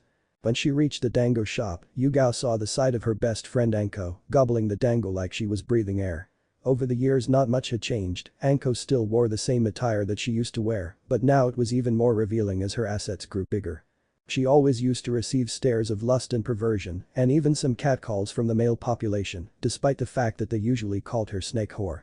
Yugao just sat near Anko and ordered a few dango. Anko simply gulped down her last dango and grinned towards Yugao. "So your shift's finally over, Yugao-chan." Yugao ate a few pieces of dango and said to her, yup. And guess what, you won't believe who I saw at the Hokage's office. Oh. Did someone caught the eye of our Yugao-chan? Anko teased her. Yugao reddened a bit but teased back, I think you'll be more interested than me in meeting that person. Anko raised an eyebrow and asked, who is this person that I'll be interested to meet? Yugao giggled a bit and whispered in Anko's ear, your Naru-kun is back, Anko-chan. The next thing Yugao knew was that Anko left her and ran towards Hokage's office at full speed. Yugao giggled at her best friend's antic and continued to eat her dango. Hokage Tower. Hiruzen heard everything from Naruto, and he was completely silent after hearing about his idol's death. Hiruzen was constantly pushing back his tears from falling as he trembled a bit. Naruto got up from his place and hugged Hiruzen to comfort him with Akari following suit. It took a moment for Hiruzen to gain back his bearings and stop his sobbing. After Hiruzen got emotionally stable he asked with a smile to Naruto, so you've not only learned your clan's technique and fuinjutsu, but you also gained control over Kyuubi, along with the acquisition of the Rinnegan. And don't forget the name I earned in the field of bounty hunting, Naruto said with a proud look. Hiruzen felt really proud of Naruto. He had heard the name of the bounty hunter by the alias of Marusadermu a lot, but never knew it was his surrogate grandson. Considering that you're already an S rank, would you like me to give you the rank of Jimnin? Hiruzen asked. I'm really honored that you want me to be a Jimnin, but I'll have to decline the offer, Jiji. I don't think people could digest the fact that a boy who is only 10 years old is already a Jimnin, Naruto politely replied. But you don't look like a 10-year-old, Hiruzen inquired. The time I spent in the forest with those time seals are the cause of it. For you, I came back after 6 years, but for me, I'm back after 12 years, Naruto replied sheepishly rubbing the back of his head. Hiruzen just rubbed his forehead at that, this is way too confusing for my age. Naruto and Akari chuckled a bit hearing that. So Naruto, what do you want to do now? Hiruzen asked. Well, we're still unregistered ninjas without any affiliation to any village. So I was thinking if you could register both of us as Konoha citizen and prepare our admission papers for the Ninja Academy, Naruto replied. You want to be a genin? Hiruzen asked with a bit disbelief since he knew Naruto was way ahead of that rank. Yep. I actually want to advance the ranks like a normal 10-year-old, Naruto said with a smile. Even though you could easily have a rank of Jimnin with your power, you're still down to earth. You've really grown a lot, Naruto, Hiruzen said with a smile. Naruto replied with a bigger smile. Oh, and your new home has already been constructed, here's the key for it, Hiruzen said as he handed the key to Naruto. Thanks, Jiji. I knew I could count on you for it, Naruto replied with a smile as he grabbed the key. I'll prepare the documents then. And while I'm at it, why don't you take your girlfriend for a visit around Konoha, Hiruzen teased Naruto. Akari blushed while Naruto just gave a small chuckle. It was at that moment the doors of Hiruzen's office busted open due to a kick from Anko. Anko just eyed the room, and when her eyes fell on Naruto, she jumped towards him while crying Naru-kun. Naruto could have easily dodged her, but he didn't do it and let Anko hug him for as long as she wanted. Akari was getting really jealous and twitching in irritation seeing Anko hug her Naruto-kun, while Hiruzen was giving a perverted giggle. Okay, that's enough now. Akari said in irritation as she tried to separate Anko from her Naruto-kun. Anko groaned when Akari tried to separate her from Naruto. She glared at Akari and then something sparked in her like a woman's intuition that was screaming at her to protect her man. Even Akari felt it and she also started to glare at Anko. They both stood in front of each other and were glaring so hard that one could literally see sparks flying in between them. Naruto wanted to stop both of them, but his instinct was telling him that he'll probably die if he interferes, so he just stood at a distance all the while sweating a bit. Hiruzen, on the other hand, was having perverted thoughts about seeing both the girls engage in a catfight. Who are you? Anko growled at Akari. That should be my question, Akari growled back. Anko just huffed and said to Akari in her exaggerating manner, I'm the hot and sexy Anko Midarashi. Akari gave her a look of annoyance and said. Can't you say your name in a normal manner? No can do, honey. My Naru-kun likes this attitude of mine. Ain't I right, Naru-kun? Anko purred at the end of her sentence while hugging Naruto's arm in between her valley. Akari totally snapped, get away from my Naruto-kun. Your Naruto-kun? Anko asked in annoyance. You heard that right. I'm Akari Kagaya, Naruto-kun's girlfriend, Akari said with a smug look. Stop kidding with me, Naru-kun's mine. Anko hissed at Akari. Soon they both started to throw insults at each other. Naruto wanted to stop their fight but was suddenly silenced when they both turned towards him and growled together. Naruto-kun, Naru-kun. Tell her that you love me. Now, Naruto may have godlike powers, but even he can't win against a woman's wrath, and he was sure that he was seeing the Shinigami form behind them. He knew that if he says he loves Akari, Anko will kill him, and if he says he loves Anko, then Akari will kill him. So he did what most protagonists from harem mangas would do. "I love both of you," Naruto said with a nervous smile. It was at this moment the whole village heard the shriek of a man facing the wrath of a woman. Many of male population even prayed for whoever was going through the worst pain of their life. A few moments later. Naruto was currently crouched in a corner mumbling, "Never make a woman angry," over and over again. Both Akari and Anko introduced each other properly this time, but were still facing opposite to each other with their cheeks puffed up. Hiruzen tried to calm them down. "You both do know that since Naruto is one of the last from his clan, he falls under the CRA, which means that he can have more than one wife, right? But I don't want to share my Naruto-kun Naru-kun with her." They both said at the same time while pointing a finger at each other. "Stop copying me, you snake," Akari grumbled. "Want me to break your bones?" Anko hissed while cracking her knuckles. The katana-like bone came out of Akari's palm as she got ready for battle. Anko just took out her kunai and got ready to charge at Akari. Hiruzen wanted to stop them before they started the fight inside his office, but before he could act he saw blue glowing chains slither from the ground and wrap around both the women. "That would be enough now," a voice came from a corner. Hiruzen turned his head and saw the standing form of Naruto, holding the ends of those chains that were binding Akari and Anko. "Playtime's over now, both of you," Naruto said in a commanding voice. Akari and Anko just nodded. Naruto retracted the chains back into his body and sighed. "Listen, Anko-chan, I don't mind having you as my girlfriend too, but you have to accept the fact that Akari-chan and I are already in a relationship. So if you want in, you'll have to behave." Anko pouted for a moment but finally agreed. Akari was also hesitant for a moment, but she also agreed to share Naruto. Hiruzen was just giggling and teased Naruto, "Would you look at that? Not even half a day has passed and you've already made Anko-chan your girlfriend. You move really fast for a 10-year-old, Naruto." Naruto just looked at his surrogate grandfather with a deadpan look. "I guess you really don't want the secret to finishing paperwork." Hiruzen's eyes widened like an owl and he asked in disbelief, "Do you really know such a technique?" Naruto smirked and nodded.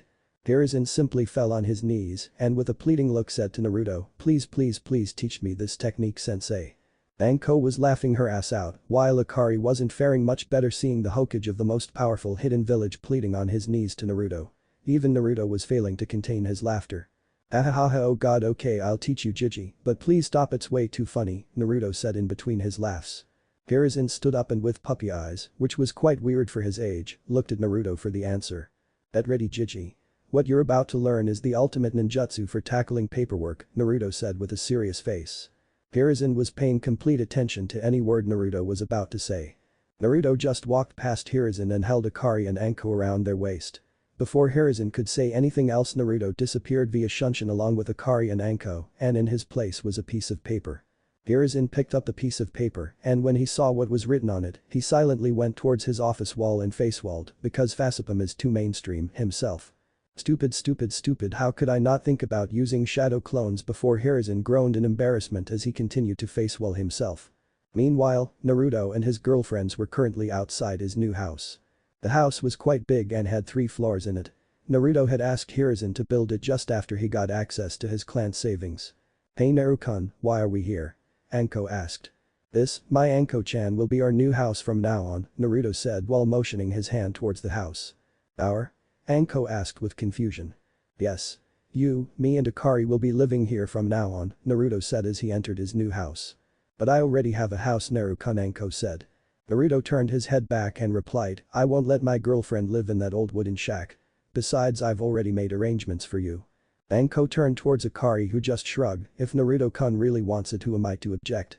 But don't think for a single second that I'll let you have your way with my Naruto-kun in here." A mischievous smirk came across Anko's face when she saw Akari glaring at her. "I'll get the same room that Naru-kun is having," Anko said and rushed past Akari who just fumed and chased Anko. After a week or so, both Naruto and Akari got their citizenship of Konoha and were given admission to Konoha's Ninja Academy. Naruto also learned about everything that happened in Konoha during his absence, which included the Uchiha tragedy. Needless to say, he was really sad to know that Uchiha Itachi, who was the weasel mask Anbu that Naruto considered as his precious person, killed every Uchiha members in a single night, with the exception of his brother Uchiha Sasuke. Naruto refused to believe that Itachi killed all of his family just to test his strength and told Hiruzen that he'll find the real reason behind the whole incident. Naruto also got to know that after he was gone, the whole village rejoiced and over the years changed a lot. All of the village children were told that Naruto was the Kyuubi. Except for the clan heirs who were explained by their respective clan leaders and a few exceptions, all the children hated Naruto now. Naruto didn't seem to be fazed by it but gave a heavy sigh at the villagers' stupidity. Naruto was also given the list of his classmates and was a bit surprised to know that his batch consisted of many clan heirs. Naruto also did a high-level demonic ninjutsu over him so that his height shortened from 5'10" to 5'1", since he didn't want his classmates or rather anyone to look at him like he was a giant. As soon as Anko got to know that her Naruto-kun was going to become a genin, she rushed to the Hokage's office to already choose Naruto in her team. Although when Hiruzen said to her that she can't just create a new team, a smirk came across her face and she told Hiruzen her plan. Currently, both Akari and Naruto were walking towards the ninja academy for their first day. Do we really have to do this, Naruto-kun? I mean, we are way above the level of a genin. Akari complained a bit. Don't say that, Akari-chan. We might be strong characters, but it's always fun to start the game from level 1, Naruto replied. Alright, Akari said with a pout. On their way to the academy, they saw 3 boys around the age of 12 or something picking on a girl. The said girl had dark blue hair that was kept in a HAREM cut, her hair was short, kept just above her forehead, with chin-length strands framing her face. She was wearing a cream-colored hooded jacket with a fire symbol on the upper sleeves and fur around the cuffs and hem, along with it she was wearing navy blue pants. The girl was crying a bit as the bullies were calling her a weirdo due to her eyes. Hey, what's with those ugly eyes, bully 1 said. She doesn't even have pupils, is she blind, bully 2 teased. That would mean that she can't tell anyone even anything we do, bully 3 said as he picked up a rock and was about to throw it on the girl. But before any of them could even lift a finger at the girl, they were suddenly thrown away from the girl by a strong invisible force and were instantly knocked out after hitting the trees. The girl didn't understand what happened but was completely caught off guard when she saw a handsome blonde approach her and offered her his hand. You okay? Naruto asked with concern. He always hated bullies since he was bullied or rather tortured before he left Konoha. The girl blushed a bit but replied while taking Naruto's hand, why yeah, I'm okay. Thank you for saving me. Naruto chuckled at her stuttering, finding it really cute. No problem. Anything for a cute girl like you, Naruto said with his famous fox-like smile. The girl blushed furiously at the compliment. Het thinks I'm cc cute. By the way, I'm Naruto Uzumaki. What's your name? Naruto asked. I'm Hinata Hyuga, the girl replied. That's a really pretty name, Hinata-chan, Naruto said, oblivious to the suffix he simply added. Hinata-chan. Hinata blushed scarlet red due to the suffix Naruto simply added to her name. Wait. I remember now. We're in the same batch, Naruto exclaimed a bit. Hinata got a bit confused when she heard that Naruto was in the same class as her. It would be impossible that she could not have remembered Naruto being in the same class as her, since he could easily draw the attention of people towards himself with his looks. Man, Naruto-san, I don't think I ever saw you, Hinata asked with confusion. Well, that's because I'm a new admission along with Akari-chan here, Naruto said while he motioned his hand to his right. Hinata then noticed Akari standing to the right of Naruto with a smile on her face. Hinata furiously apologized to Akari for not noticing her earlier. It's okay, Hinata-san. I really don't mind, Akari said with a sweat drop seeing Hinata apologize with such intensity. But when Akari's eyes met Hinata's, her women intuition started screaming that this girl was even more dangerous than Anko. Akari just shrugged it aside, seeing that Hinata was a very shy person and would never pose much threat to her if only she would have listened to her women's intuition. After a moment, the trio started walking towards the academy together. Ninja Academy. Iruka Yamino was having a tough day since his assistant Mizuki was sick. He had to deal with the whole class alone. The said class were in their own world as everyone was busy doing their own thing. The girls from the Sasuke fan club or SFC were fawning over Sasuke, who as usual was brooding in his seat. Choji was eating chips in the class, Shikamaru was sleeping, Kiba was well doing what he does, Shino was completely silent in his seat, Hinata was sitting in her seat with a shy look as always, but this time it was more since her blonde hero would be joining her class soon. Naruto and Akari told her to go to her classroom, since they will be introduced later. Sakura and Ino were fighting over who loves their Sasuke-kun more. In short, Akura was completely ignored. Iruka's eyes twitched and he used his famous big head no jutsu to silence the class. Although not fully effective, he did reduce the noise up to 85%. Iruka cleared his throat and said. Today, 2 new students will be joining our class. Many of the students started chattering when they heard that there would be 2 new transfers. Except for Hinata, almost everyone was in deep thought of who these transfers might be. Kiba was the first to speak, but isn't it too late for any transfers? I mean, we're already in the 6th month of our first year. You are quite correct about that, Kiba, but they both are personally advised by the Hokage, Iruka said. Every student now had the look of shock on their face. If the Hokage personally advised the academy, then the transfers had to really special people. Excuse me, Iruka-sensei, who exactly are these transfer students? Ino asked. We go by the name of Naruto and Akari, a male voice was heard suddenly. Everyone turned their heads to the doorway from where the voice came from. The girls and the boys instantly sported blushes when they saw Naruto and Akari respectively. Iruka just sighed and introduced them properly. Class, meet Naruto Uzumaki and Akari Kagaya. They'll be spending the next 4 years with us. It was at this moment the whole class registered Naruto's full name. And except for the clan heirs, they all started shaking in fear since they were told that he was the Kyuubi reincarnate by their parents. Iruka was expecting this kind of reaction from the class, even he would have hated Naruto if he was not forced to spend the last week with him by the Hokage. Iruka was told how Naruto was treated before he left the village, since many people, which included all the clan leaders, were kept in the dark about the treatment the villagers gave to Naruto.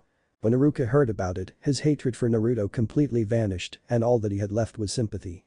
His soft-hearted nature saw Naruto as a kid who was given punishment for something he had never done. He even swore to Naruto that he'll always protect him if he ever falls in danger. Iruka also noted that Naruto was really smart and mature for his age, but he shrugged it aside. Naruto was completely expecting this type of reaction from his classmates, so he took a deep breath and said in a deadly serious voice, "I know that you all are probably scared of me since you think of me as the Kyuubi reincarnate. But let me clear one thing, I'll make sure that by the time we all graduate from this academy, I'll change your views on me. You better believe it." Iruka smiled at the determination Naruto showed, while everyone present in the class except the clan heirs gave Naruto a suspicious look. It was at this moment the journey of a legend began.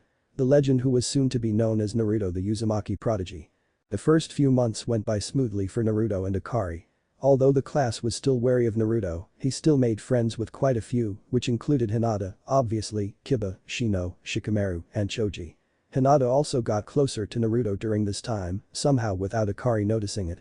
Although Akari's intuition always went into high alarm whenever she was near Hinata, she always ignored her and looked everywhere thinking that Anko was the cause for it. Naruto and Akari were also told about Hinata's past, like the Haika affair that took place 1 year prior to Naruto leaving Konoha, which in turn led to her cousin Niji Hyuga hating her.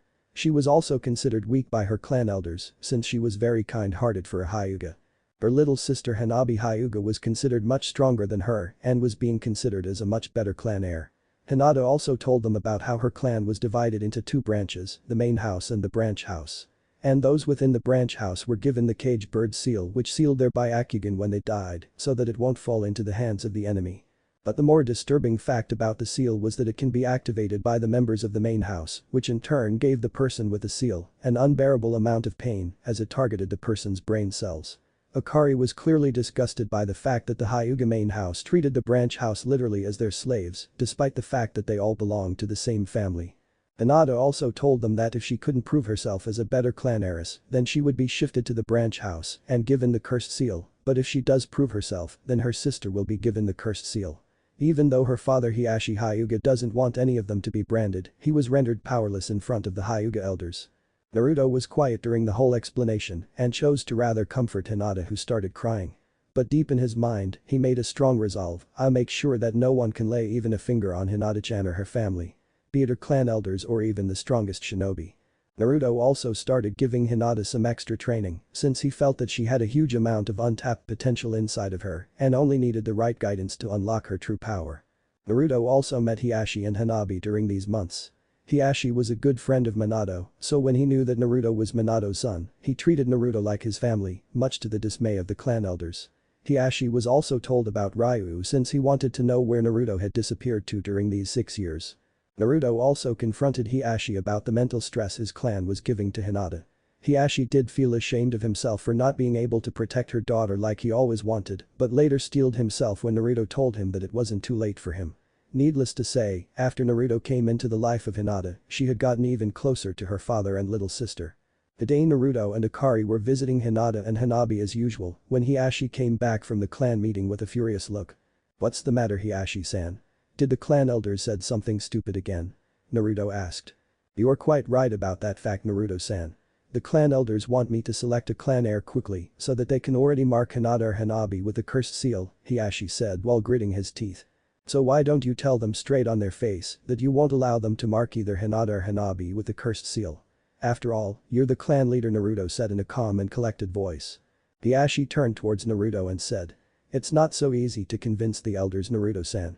Apparently, the decision in Hyuga clan is always made by the clan elders. I'm just a clan leader for name's sake. I couldn't even protect my own brother." Then why don't you prove it, just why you're the clan leader, Naruto said as he stood up from his place. I don't get what you're trying to say, Naruto-san, Hiashi said with a look of confusion. What I'm trying to get at is the fact that instead to dwelling in the past where you couldn't save your brother, why don't you try to change the present by saving your daughters instead, Naruto said with a serious look. I don't think you realize it, Naruto-san. But I'm literally powerless in front of the elders, Hiashi said while clenching his fists. Just show the courage to stand up against the elders, Hiashi-san. Show them what a clan lead know what a father can do to protect his own children, Naruto said with determination. Hiashi was completely moved by the words that Naruto said. He knew that Naruto was really smart and mature, but he never knew that his words could even motivate a man thrice his age. He looked towards his daughters and saw them happily chatting with Akari. Something sparked inside him then, a fatherly instinct that was screaming at him to protect these smiles of his daughters. He had already lost his wife and his brother, he won't lose his daughters now. With a bright flame in his eyes, he walked towards the room where the clan elders were present with Naruto slowly tailing him so that he doesn't know. When Hiashi finally reached the Hyuga council chamber, he took a deep breath and walked in. The clan elders were a bit surprised to see Hiashi come back already, but thought that he has finally made up his mind. So Hiashi, you've finally come to a decision? A random clan elder asked. Hiashi nodded. Good. So tell us which one of your daughters would be marked with the seal. The random clan elder asked again. No daughter of mine shall be branded with that cursed seal. I've already stayed quiet for a long time, but no more. I, Hiashi Hyuga, as the Hyuga clan leader, declare that none of my daughters shall be branded, Hiashi said with fiery determination. All the clan elders fumed at Hiashi and roared at him. Do you realize who you're talking to, Hiashi? We can easily remove you from your post if we want to. Don't even think that you can go against our decisions. Hiashi was now feeling a bit cornered as the clan elders started fuming at him. But as we all know that when there's a damsel in distress, a hero always arrives riding a shining white horse. And with that said, Naruto just walked into the chamber casually and voiced his opinion. You can't remove Hiashi-san from the post of the clan leader, even if you all want to, Naruto said with a smug expression. And why do you think that demon brat, a clan elder snarled, clearly not happy that Naruto just barged into the chamber. Naruto had a huge smirk on his face as he said. Article 7, Section 5 of the Hyuga Law. A new clan leader can only be assigned by the previous clan leader himself/herself. No other Hyuga have the right to remove or assign a new clan leader. It was at this moment the whole room got completely silent. Hiashi was stunned that Naruto, who was only 10 years old, knew about the Hyuga laws that even he was unaware of. The clan elders were mentally cursing Naruto for knowing the law which they blatantly abused to make Hiashi do what they say. I would also like to add Article 5, Section 3, which states that a clan leader is the highest post and cannot be ordered by anyone. Naruto finished with a grin, since he knew that he has caused enough damage to the clan elders. Stop speaking lies, demon. You really think you could trick Hiashi-sama with such lies? An enraged elder spoke with venom, but clamped his mouth at the slip of his tongue. Hiashi-sama? Hiashi questioned with an enraged look when he heard the laws that were hidden from him. Don't believe this, demon, Hiashi. There are no such laws, a clan elder spoke, trying to remain calm.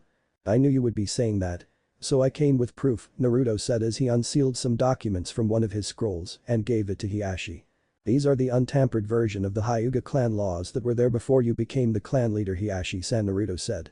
The clan elders suddenly paled when they saw Hiashi getting more and more enraged with every word he was reading. Where did you get those, you demon brat? A trembling clan leader spoke. You can say that my two-san helped me, Naruto said with a smile as he slowly touched his Uzumaki pendant.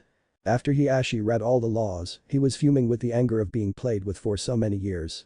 He was already in the stance of gentle fist, ready to whoop the asses of the clan elders, but was stopped when Naruto placed a hand on his back due to the height difference. Calm down, Hiashi-san, you can take out your anger in other ways too, Naruto said with a smirk. Hiashi took a moment to realize the meaning behind Naruto's words, but soon gave a smirk of his own. Now that he knew that no one has authority over him, he can easily do anything to the clan elders without anyone questioning. I'm really indebted to you, Naruto-san. If you didn't show me these laws, Kami knows what all these idiots would have made me do, Hiashi spoke as he bowed to Naruto in appreciation. Haha, you don't need to do that, Hiashi-san, I feel quite embarrassed now, Naruto laughed awkwardly at such a sudden gesture of appreciation. You're way too humble, Naruto-san, Hiashi said with a big smile. It was my duty to show you the truth, Hiashi-san, Naruto said with a grin. Oh, by the way, can you give me a few moments with the clan elders, Naruto asked Hiashi. Sure I can, but why do you need it, Naruto-san?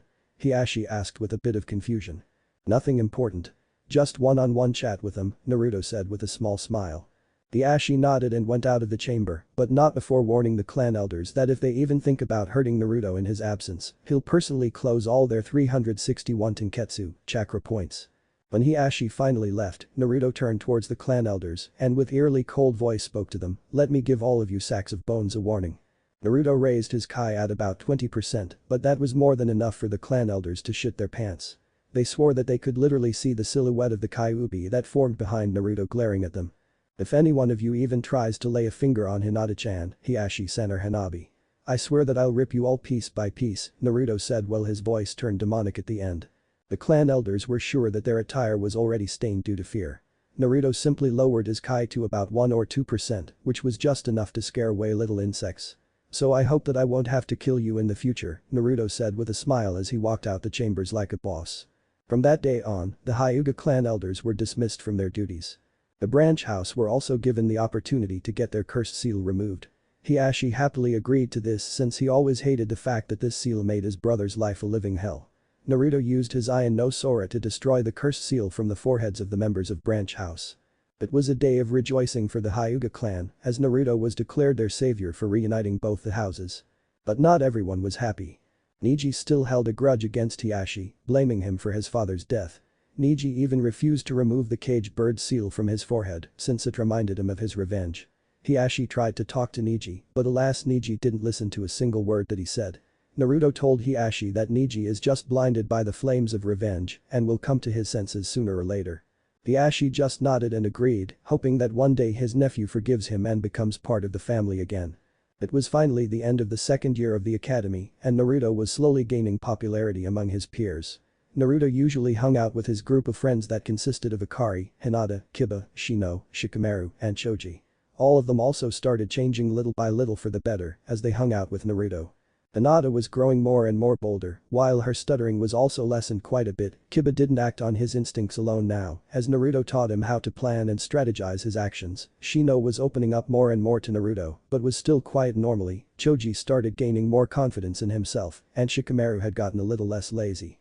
Naruto also gave jutsu training to all of them on their free days. He also made sure to teach other forms of jutsus, such as ninjutsu, kenjutsu, and fuinjutsu to those who wanted to learn. All of their parents also approved of Naruto since he was having a really good impact on their children. We now take a look towards one of the training sessions Naruto was having with his friends. Currently, Naruto was sparring against all of his friends like always. When he first proposed it they found it really hard to believe that Naruto would be able to win against all of them, but till date, they all had yet to land a single blow on him. Naruto was currently engaged in a fight with Akari, Hinata, and Kiba. Akari was using her clan's Shikatsu to create small bone projectiles from her fingers which she was shooting as bullets towards Naruto. Hinata was using her clan's Byakugan and Gentle Fist technique to strike Naruto, and Kiba, along with his dog partner Akamaru, were using his clan's Fang Passing Fang technique to crush Naruto. Now all of you must be thinking that how is Naruto handling all of them single-handedly, he's godlike for a reason people. Plus the Naruto all three of them were fighting was a shadow clone that was dodging them with ease. There was also another shadow clone that was currently handling Shino and Choji, who were using their clan's bugs and human bullet tank technique respectively. The real Naruto was standing behind Shikamaru, who after fighting the second clone with Shino and Choji, was hiding in the bush, devising a plan to take down the two clones. When Shikamaru finally sensed Naruto, it was already too late for him to react as Naruto used his chakra chains to bind him while advising, "You need to be more aware of your surroundings." Shikamaru sighed and just replied, "Troublesome strong blonde." Naruto looked towards the area where the fight was going on, only to find that it was already over. The clone that was fighting Akari, Hinata, and Kiba trapped all of them using Genjutsu. Akari and Hinata were trapped in a hot Genjutsu, in which Naruto was sensually making out with them. Needless to say, both of them were knocked out due to massive nosebleeds and a perverted grin on their face. Kiba was made to see his mother giving him the worst punishment of his life, which made Kiba whimper on the ground just like a puppy. The Genjutsu was not applied over Akamaru, he just went towards Naruto's clone when he saw that his master was trapped in Genjutsu and was whimpering. The clone that was with Shino and Choji used Doten Jutsu to trap both of them on the ground. Naruto let out a long sigh, they all have a really long way to go. Half an hour later when all of them gathered together Naruto spoke to them, "I'm impressed, all of your performances have improved compared to the spar we had last week." Kiba and Choji were really happy and were jumping when they heard that they have improved. Shino quietly nodded but was having a small smile on his face. Shikamaru simply replied, "Troublesome," while deep inside was satisfied. Akari and Hinata were also happy with the praise, but were avoiding eye contact with Naruto since they clearly remembered every detail of the genjutsu they were trapped in. But you all still have a really long way to go. None of you were able to land a blow on my clones, again. So as a punishment all of you will be having a spar with me. No clones this time, Naruto said, sickly sweet smile that could send shivers through anyone's spine. All of them paled when they heard that Naruto himself will be fighting with them. With fear evident in his voice, Kiba asked Naruto, why you're kidding, right? I mean we could barely hit your clones like always. Naruto just replied with a smile, that's why I'm giving you all an hour to rest. That day all of them returned home completely drained. It was finally the start of a new session in the academy. Naruto and his gang were walking towards the academy while having a nice chat among themselves. Hey Naruto. Do you have any idea what type of event Iruka-sensei will have us perform this year? Kiba asked in a cheerful mood. Every year when a new session started, the academy teachers used to hold some kind of event for their class so as to check their progress. These events varied from class to class. When the second year started, Iruka made his students run around an obstacle course. Naruto took the least time ever recorded in the history of the academy to complete it. Although he was still holding back his real speed by a lot since he didn't want any unwanted attention. But unfortunately someone did get jealous due to Naruto's achievement. He was Sasuke Uchiha. From the first day itself, Sasuke hated Naruto since Naruto was stealing his limelight. Even though Sasuke never showed it, he was an attention whore who loved it when he was the main focus of everyone. But ever since Naruto came into the picture, he was slowly losing the attention of the class. Naruto always used to beat him in everything, whether it be academics or training. Sasuke even lost his cool one day and tried to pick a fight with Naruto, but was ignored since Naruto didn't want to hurt the little brother of Itachi. I cannot predict the future, Kiba. You will have to wait till Iruka-sensei himself tells us, Naruto replied. Oh man. I really want to show everyone how much I've improved, Kiba said as he jumped in excitement. Troublesome, Shikamaru muttered. Calm down, Kiba-san.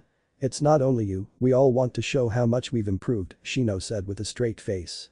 It's exactly what Shino says, Kiba, we all are excited to show our improvement to the world, Choji added, surprisingly not munching anything. Buzzkill, Kiba said as he puffed his cheeks a bit. Everyone just sighed at Kiba's antics. When they finally reached the academy, they came face to face with Sasuke and the girls from his fan club. Well, if it isn't the dope. You finally ready to lose to me this year? Sasuke said with a smirk. Shut up, duck butt. Naruto-kun can easily whoop your ass without even lifting a single finger, Akari snarled. How dare you talk to Sasuke-kun like that? Sakura screeched along with Ino and other fangirls. Want me to pop your cherry head? Akari retorted. As Sakura and Akari were butting their heads against each other, Sasuke looked towards Hinata and said with a smug expression, you should leave the clan less dope and hang out with me. Hinata calmly replied. I fail to see who's the one without a clan here. Ooh, burn. Kiba and Choji said as they decided to add fuel to the fire. Shikamaru just smirked and said. Shots fired. Naruto let out a sigh seeing his friends enrage Sasuke more and more, guess he had it coming after all. Sasuke felt anger bubble inside of him, never has he been humiliated. He glared towards Hinata and jumped towards her with his fist cocked back, how dare you say that, bitch. When he was just mere inches from her, his fist was stopped by Iruka who happened to notice the commotion and jump at the right time. Why the hell did you stop me? Sasuke growled towards Iruka. Iruka just sighed and replied to him, if I wouldn't have stopped you then you would have died. Sasuke got confused as to why Iruka said that he would have died, Iruka simply looked towards his chest. When Sasuke followed where Iruka was looking his eyes bulged out a bit. Naruto was crouched beneath him while holding his katana straight towards Sasuke's chest, the tip of his katana was literally touching Sasuke's sternum. If Sasuke would not have been stopped by Iruka, then the katana would have definitely pierced him. Attack me all you want, I don't give a damn. But if you dare raise even a single finger on my friends, I make sure to personally escort you to the Shinigami, Naruto said with venom dripping from his voice. Sasuke literally shuddered at the tone that Naruto used, but his ego still won over his common sense to stay quiet. Do you really think a clan less dope like you could even kill me? Sasuke said. I don't think, I know that I can kill a shitty Uchiha like you easily, Naruto said with a straight face. Before Sasuke could retort back or the fight escalated further, Iruka separated both of them.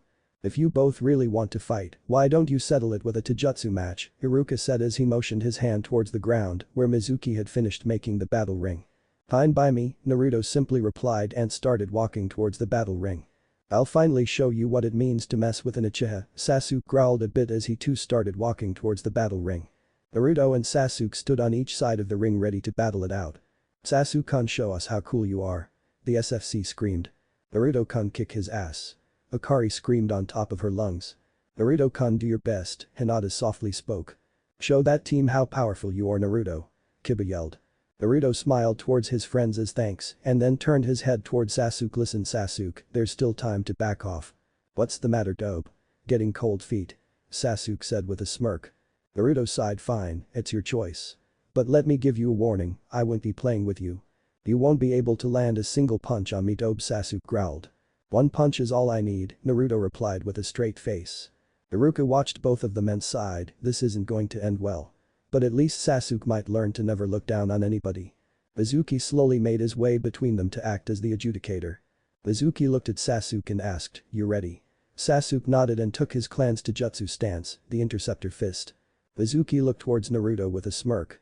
You'll finally get the beating you always used to receive, Mizuki mumbled, but Naruto still heard him with his enhanced senses. So he's one of those who used to torture me during childhood, Naruto said in his mind. You got any plans for him, Kityan Kurama asked. Just a little payback, Naruto said with a smirk. Fight. Mizuki said loudly.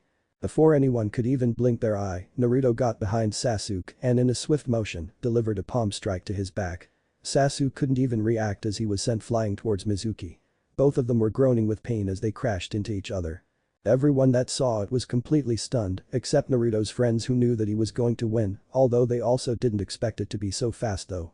Naruto walked out of the ring without saying a word as Sasuke and Mizuki were lying outside the ring due to the force Naruto used in his thrust, so he already won the fight. Naruto made his way towards his friends as they congratulated him. Damn, that was really badass, man. Kiba said as he patted Naruto's back. Yeah man. You completely destroyed him. Choji exclaimed.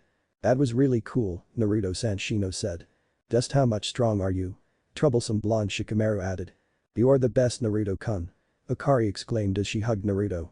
You were really great back there, and Naruto-kun, Hinata softly said. Naruto smiled at all of his friends and said. It was really nothing. He was really weak compared to all of you. What the? I couldn't even follow his speed with my eyes. Iruka thought with shock completely evident on his face. When Iruka finally got out of his daze, he cleared his throat and said. Since Naruto and Sasuke have already finished their match, the rest of you will be having your matches now. You can pick up your opponent if you want to. Iruka-sensei, I really didn't enjoy my match with Sasuke, can I have another one with someone else? Naruto asked. Iruka saw all of his students, even Naruto's friends, paling up and looking at Iruka with only one thing written in their eyes, please refuse his request, sensei. Iruka gave a small sigh, you already had your match, Naruto, I can't allow that. If you want to do something, then why don't you take Sasuke and Mizuki to the infirmary?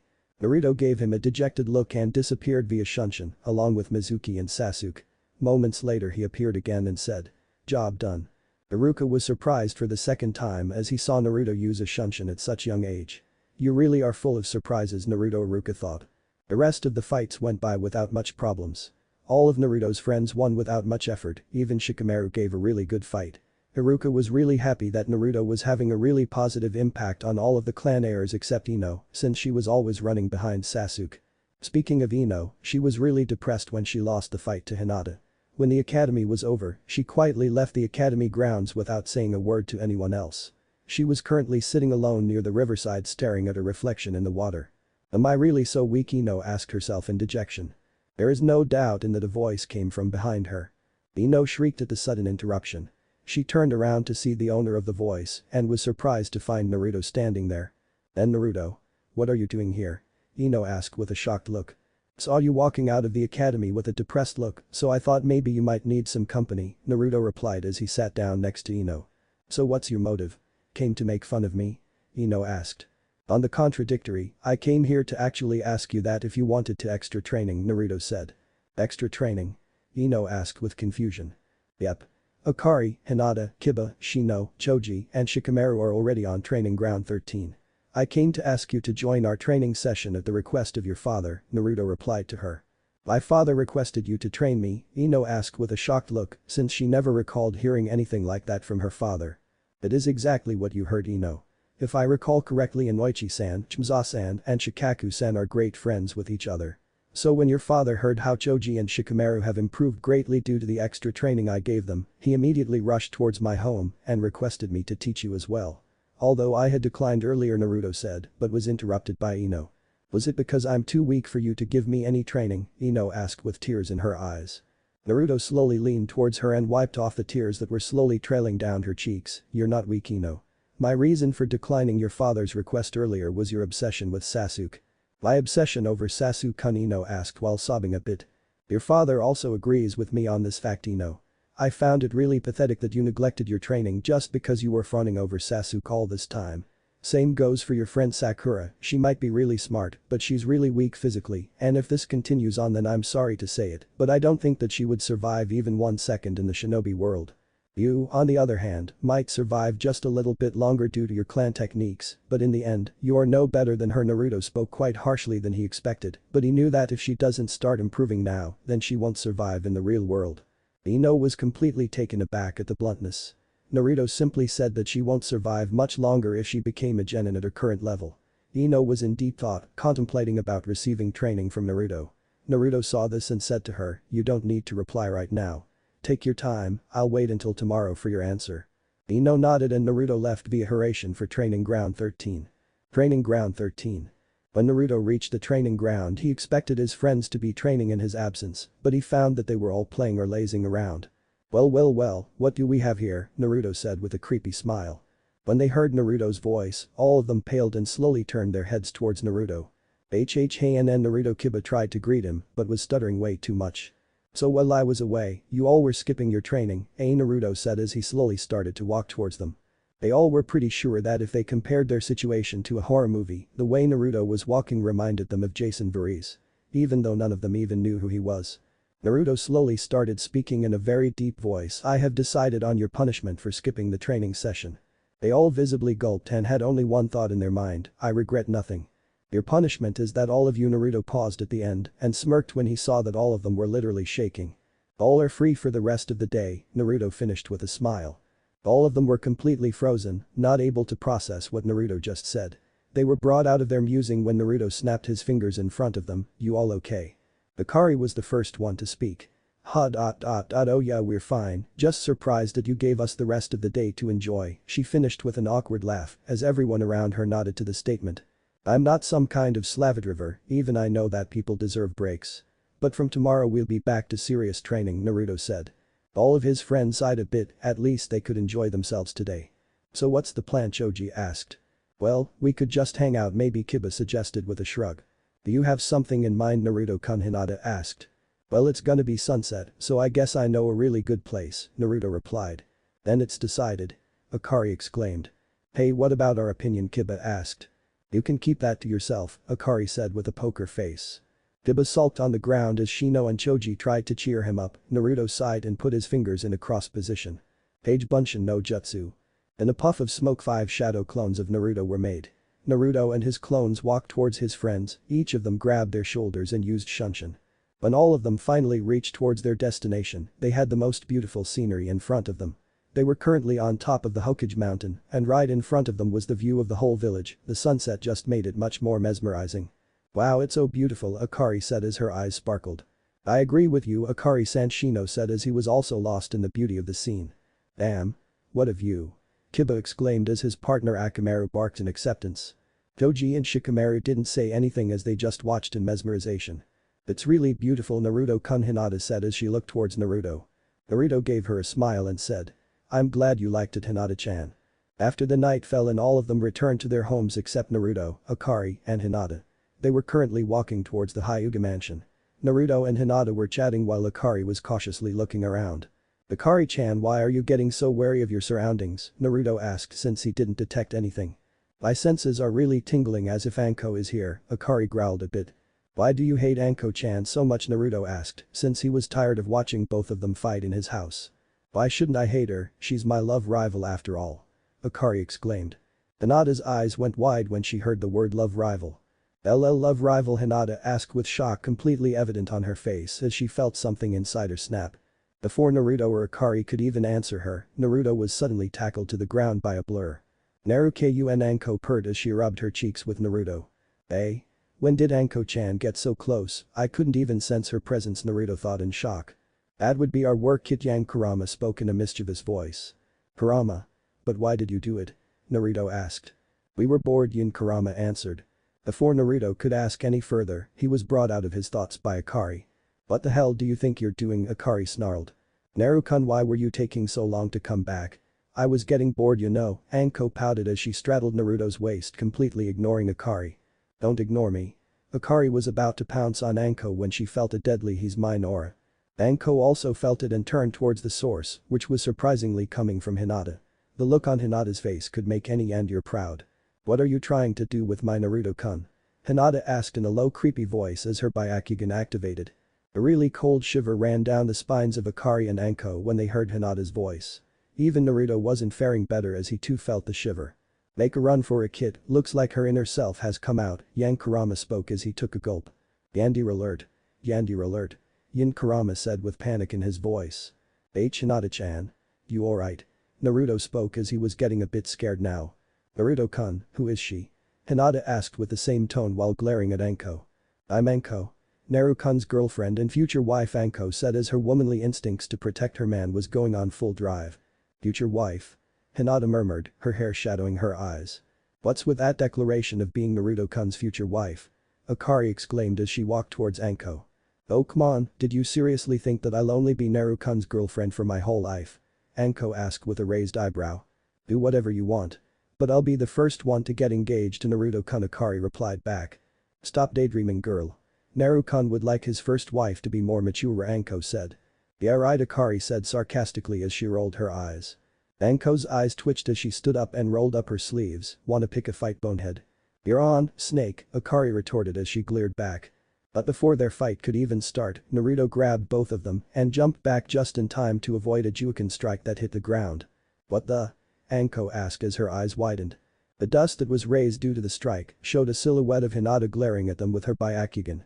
"The one who's gonna be Naruto-kun's wife will be me. He's mine," Hinata spoke in her Yandir voice. "Kurama, what the hell's happening to Hinata?" Naruto said in his mind while panicking a bit. "I believe that girl has undergone Yandirification," Yan Kurama replied. "And what?" Naruto asked, completely confused. "Ever heard of the girl named Unogasai?" Yan Kurama asked. "Nope," Naruto simply replied while dodging the Juuken strikes from Hinata, all the while carrying Anko and Akari. "Oh come on, Yang. How will Naruto know about her? She's from a different universe," Yin Kurama replied. "I thought everyone knew about the Yandir Queen," Yang Kurama replied with a shrug. "In her universe for sure, but not in this universe," Yin Kurama replied. "But it would be quite funny if that Hyuga girl stood behind a tree and said Yuki in her Yandir voice," Yang Kurama replied as both of them started laughing. "I don't care who this Yuno girl is. What I want you to tell me is that if you both know a way to stop Hinata's outburst." Naruto literally roared at Kurama. Well, Yang Kurama was about to answer when Yin Kurama interrupted him. "I know a way to stop her outbursts. But you'll have to give me control over your body for a moment," Yin Kurama replied with a hidden smirk. "Do whatever you want, but please for Kami's sake, stop her." Naruto replied with panic in his voice. Naruto stood in a clearing with Anko and Akari beside him. "What's wrong with that girl?" Anko asked. "Don't know, Anko. Hinata never behaved like this," Akari replied. "So the uneasiness I've been feeling all the time was coming from her." They all shivered as they heard giggling coming from all directions. "Naruto-kun, where are you?" "Damn. Hey Kurama. Take over my body and finish this shit already," Naruto said. "As you wish," Yin Kurama replied with a smirk. Hinata landed in front of the trio and looked towards Naruto found you. Akari and Anko prepared themselves to counter any attack from Hinata, but nobody was prepared for what happened next.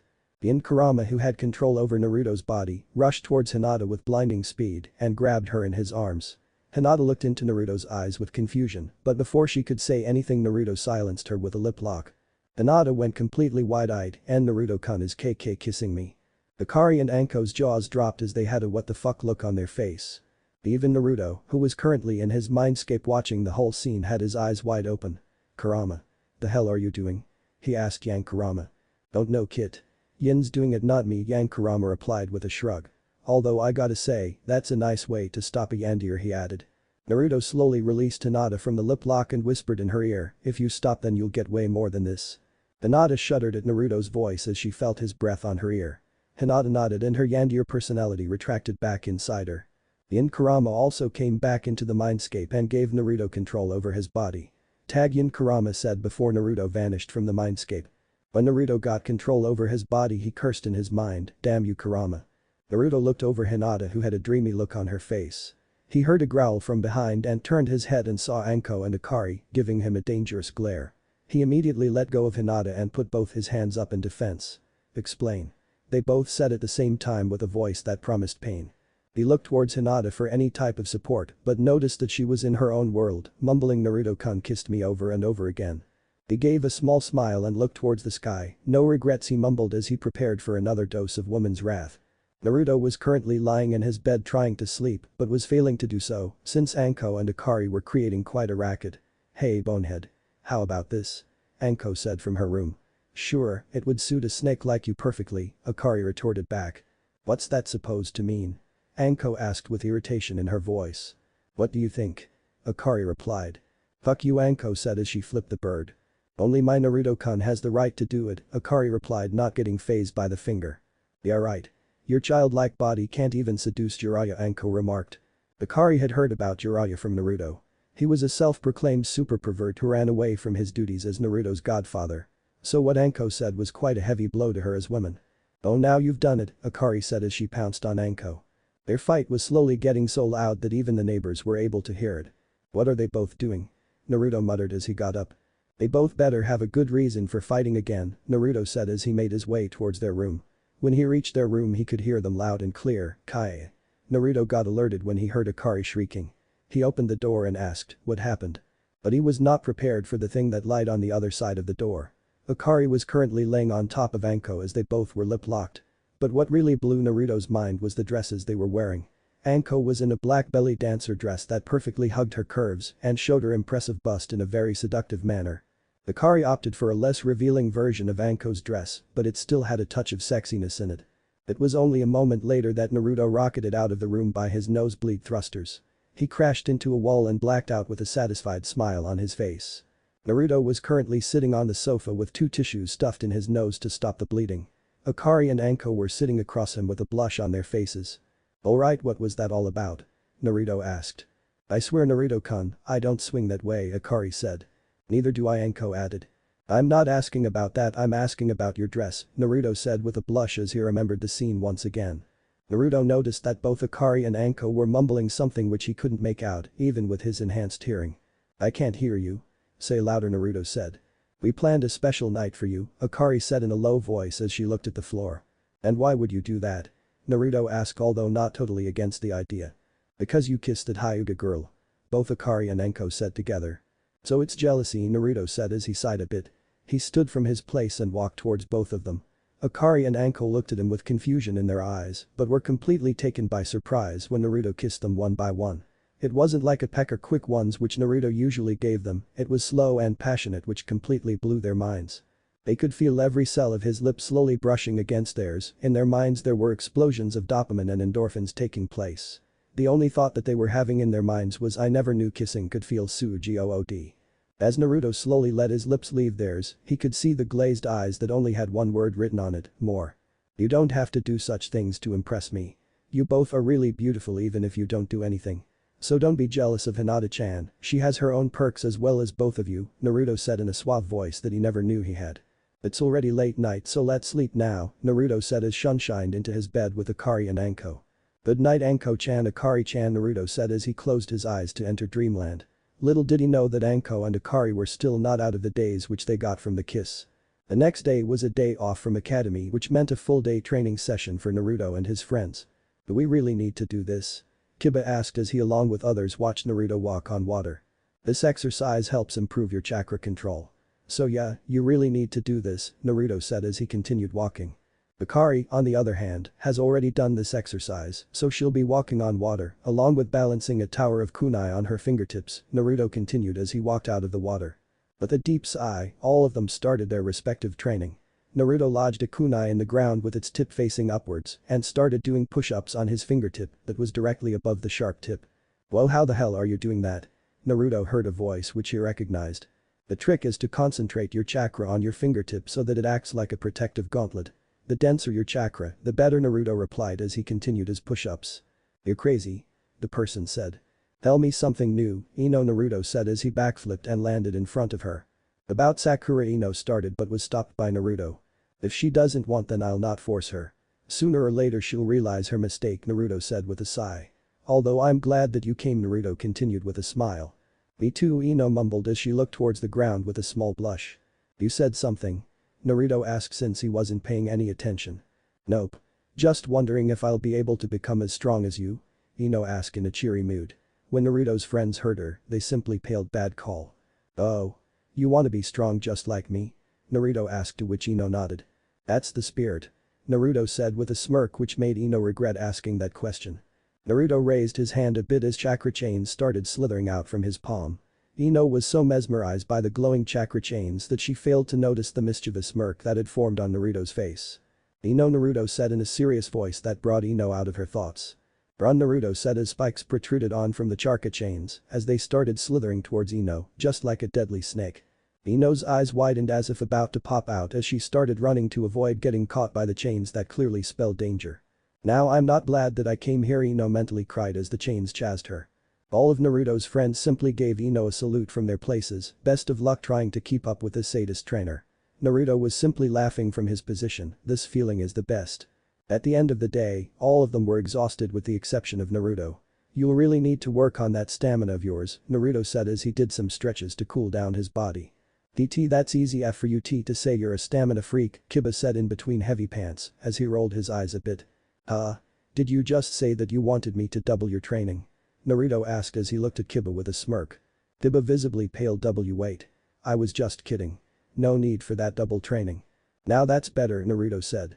Training's over for the day, you all can go back now, he continued as he finished his stretching. Ino squeaked as he rubbed her ankles. Looks like I twisted my ankle, Ino said in pain. Naruto sighed a bit as he walked towards Ino. Looks like I overdid a little. Sorry, Naruto apologized. You don't need to be sorry. It's my fault to begin with. If I had paid more attention to my training earlier, then such injuries might not have happened, Ino replied with a small smile. Naruto smiled back at Ino as Akari performed medical ninjutsu on her. Naruto cracked his fingers a bit and gave a smile. Alright then. Let me help you. Before Ino could ask what he meant, Naruto picked her up bridal style much to her embarrassment. What are you doing? Ino asked with a huge blush. Leaving you home, Naruto said as he jumped on the buildings towards Ino's home, leaving his friends behind. Looks like you have a rival, Akari, Kiba teased as Akari simply rolled her eyes. Rival? As in love rival? Hinata asked as her Byakugan slowly activated. Akari paled a bit as she remembered what happened last time. Hinata-chan, it's nothing like that. Akari said in a panic-filled voice as she smacked Kiba on his head. Ow. What was that for? Kiba asked as he rubbed the bump on his head. Shut your mouth if you know what's better for you, Akari said with a glare that made Kiba whimper a bit. She released a sigh of relief when she saw Hinata's Byakugan retracting back, thank Kami she didn't go berserk. Back to Naruto and Ino. Ino was feeling quite hot and bothered as Naruto carried her towards her home. His chest feels so warm, Ino thought as she subconsciously snuggled more into his chest. What she failed to notice was that they had already reached her house. Not that I mind, but you can let me go now, we've reached your home, Naruto said. Ino reddened in embarrassment as she jumped from Naruto's arms, forgetting the fact that she had sprained her ankle. Ow. Ino shrieked in pain as she lost balance and was on the verge of falling, but Naruto quickly caught her. Careful now, Naruto said. Ino? What was that noise? Inoichi Yamanaka asked as he opened the door. Although he was greeted by the sight of her daughter in the arms of Naruto. Naruto-san, I may have allowed you to train my daughter, but that doesn't mean you have my approval of flirting with her, Inoichi said with a raised eyebrow. Ino blushed a deep color of red as Naruto sheepishly rubbed the back of his head. I wasn't flirting with her, Inoichi-san. She had sprained her ankle and was about to fall, so I caught her, Naruto said in his defense. Is that true, Ino? Inoichi asked as he looked towards Ino. Ino simply nodded as she was still embarrassed about what her father said. Inoichi released a sigh and looked towards Naruto. Well then, I apologize for the misunderstanding, Naruto-san. No need for apologies, Inoichi-san. Any father would have reacted the same way you did, Naruto said. Inoichi simply smiled as he bid Naruto goodbye. You know, I wouldn't mind having him as my son-in-law, Inoichi said as he looked over his daughter who was walking to her room. Ino blushed 50 shades of red as she ran towards her room in embarrassment. Inoichi simply chuckled as he closed the door. The next day Naruto was walking towards the academy with his group of friends which now included Ino. Naruto, can I ask you something? Ino asked. Sure, lay it out. I heard from my father that you declined Hokage-sama when he was giving you the rank of Jounin. You're without a doubt the strongest among our batch, so why didn't you take the offer? Ino asked. Although it was not only her who was curious, Kiba, Shikamaru, Choji, and Shino were also. You all must be knowing about the treatment I used to get from the villagers, right? Naruto asked after a long sigh. Everyone looked a bit confused but nodded regardlessly. We were told that you were treated as an outcast since the villagers considered you as the Kyuubi reincarnate, Kiba answered. That's only the tip of the iceberg, you'll probably get nightmares if you knew the real treatment I used to get, Naruto said in a deadly serious voice that sent shivers up to everyone's spines. The point is, do you think the villagers would be able to digest the fact that the person they imagine as the Kyuubi suddenly came back after 6 years and took the rank of a jounin? Naruto asked. They would probably revolt. Worst case scenario, Konoha will destroy itself. Their opinion doesn't matter. Kiba exclaimed. Everyone looked towards him as he was fuming with anger. The villagers don't care about you, we all know about it, so why do you care? Kiba asked. I don't care about them, they can rot for all I care. But there are still a few among them who I care about. If Konoha falls into a tragedy and people lose their minds, they'll surely come after those who I care about, and I can't let that happen. You all are my precious people and it doesn't matter if others don't acknowledge my real strength. Being a jounin or not doesn't matter, it's simply just a rank. If I have the power to protect the ones precious to me, then I don't care even if I remain an academy student for the rest of my life, Naruto replied with a smile. Naruto's words moved every one of his friends. Naruto declined a high post just so he could keep his precious people safe. If it was possible, their respect, admiration and love for Naruto rose to a new height. Before Naruto's friends could reply anything, Sasuke appeared in front of them along with a few council members. "Oh, I want the katana," Sasuke demanded. "Go buy your own if you really want one," Naruto replied. "Shut up, Kyuubi. Sasuke-sama has told us that you possess a strong katana and such a weapon should belong to the Uchiha clan," a councilman exclaimed. Naruto released a sigh. Bye-bye, random-san. What do I? Before he could complete his sentence, his head touched the ground, decapitated. Everyone present there paled and some even threw up their breakfast, except Naruto and Akari, since they already had their first kill. The cat-masked Anbu gave a jerk so as to remove the blood from her katana and sheathed it. Anbu-san, why? A councilwoman spoke as she still watched the dead body with trembling eyes. "It seems you have forgotten about the law that Hokage-sama had put," the cat-masked Anbu replied. "Yugao-san, it would have been nice if you killed him somewhere else," Naruto said as he watched Choji, Kiba, Ino and surprisingly Shino throw up their food. "Rules are rules, Naruto-san. The law states that the person should be immediately executed," the cat-masked Anbu replied. "Well, I guess it makes sense," Naruto said. "How come you're so calm about it, Naruto?" Kiba asked. "Naruto already had his first kill, and so have I," Akari replied.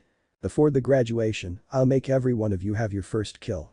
I can't risk any of you freezing or simply standing like an idiot when the time comes," Naruto said with a stern look. All of Naruto's friends gulped a bit and looked a bit downcast after hearing that. Well, it was only natural since they were practically being told to kill despite being children.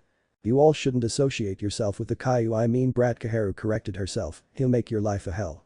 Look what he's planning to do with you. He has already killed people and he's planning on making you killers too. Koharu-san, it seems that you've forgotten that we all are on the path of becoming shinobi. Killing is like a second nature to us.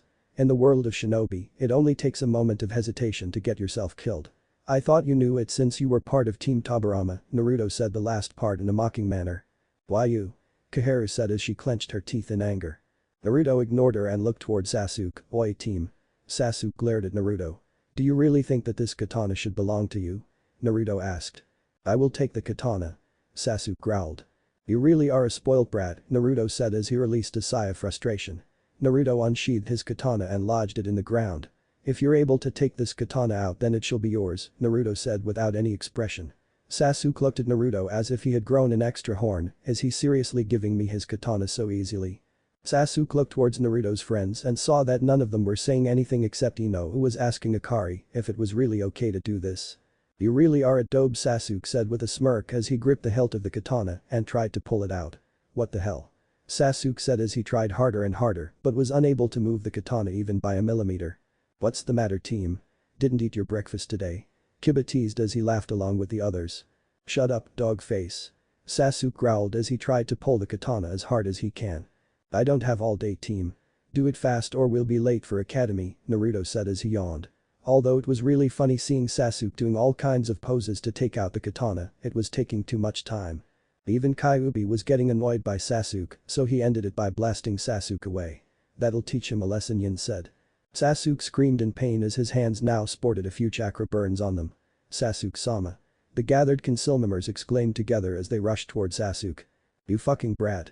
What did you do to Sasuke-sama? Kahara roared. Naruto sighed as he walked towards his katana and pulled it out. I've done nothing to him. This katana is a sentient one, which means if it really acknowledged your so-called Sasuke-sama's strength, then he wouldn't have been suffering right now, Naruto replied as he sheathed his katana back into its scabbard. As if you're more worthy than me, Dobe Sasuke growled despite the stinging pain he was feeling in his hands. I won't even waste my time proving that to you, Naruto said as he turned and walked towards his friends. So you're finally scared that you'll lose to me, Sasuke said as a small smirk made its way on his face. Think what you want, but I know that deep inside you also know the truth to who's stronger, Naruto said as he walked away with his friends. Sasuke growled as he looked towards his chakra-burned hands. Am I really that weak? Sasuke thought as he felt pity for himself. Even though Naruto was quite far from Sasuke, he could still feel the emotion stirring inside him. You might be a huge pain in the ass, Sasuke, but you're still the brother of Itachi who used to protect me, Naruto thought with a sigh. Maybe if he changes that egotistical attitude of his, I could train him too, Naruto thought with a small smile. Akari saw that smile and leaned in closer to Naruto. You got any plans for him? Akari whispered so that only Naruto could hear her. Naruto turned his head towards Akari and with a small grin he replied, depends. Akari knew that even if someone behaves like a complete ass towards Naruto, he still forgives them. You're way too kind for your own good, Akari muttered with a smile. But that's the reason I fell in love with you. Naruto simply snaked his right arm around Akari's waist and with a speed that would even leave a Jounin confused, kissed her on the cheeks. Akari blushed a bit and giggled much to the confusion of their friends who were with them. Time skip. It was finally the day everyone was eagerly waiting for, graduation day. The third and the fourth year of the academy went by without much hassle, since Sasuke stopped being too much of an ass towards Naruto, although he still refused to be trained by Naruto due to his pride as an Uchiha. Sakura, on the other hand, was dragged by Ino to join in the training sessions during the mid of their last year in the academy, and although she really hated it at first she grew accustomed to it and finally broke out of her fangirl shell. She still pursued Sasuke, but it lessened quite considerably if you take into account the fact that Sasuke now considered Sakura as a much lesser annoyance. The academy was totally sure of that at least 10 students would easily pass the exam, which included Naruto, Akari, Sasuke, Hinata, Sakura, Kiba, Chimjai, Shikamaru, Shino, Ino. Naruto also made sure to make his friend have their first kill, how you ask? Well, he had captured quite a few bandits when he quietly sneaked out of the village a few times. Needless to say, it took a lot of convincing and a stern determination to force them to kill those bandits. After which he and Akari consoled all of them for the entire day. They were all 14 years old now, with Akari being 16 years old and Naruto being 20 years old due to the time seals, although Naruto never revealed his true age to any of his friends except Akari, since she already knew it. Their generation was already being considered as the generation of prodigies, they were given bows of respect by the villagers wherever they went. Even some of the villagers who used to mistreat Naruto were now giving him the respect he deserved, although Naruto really had no interest in them. He was happy to be amongst his precious people. Currently, all of them were seated in their class and were being called out one by one. Ino, Chimjai, Shikamaru, Shino, and Sakura were sitting in their seats along with their headband.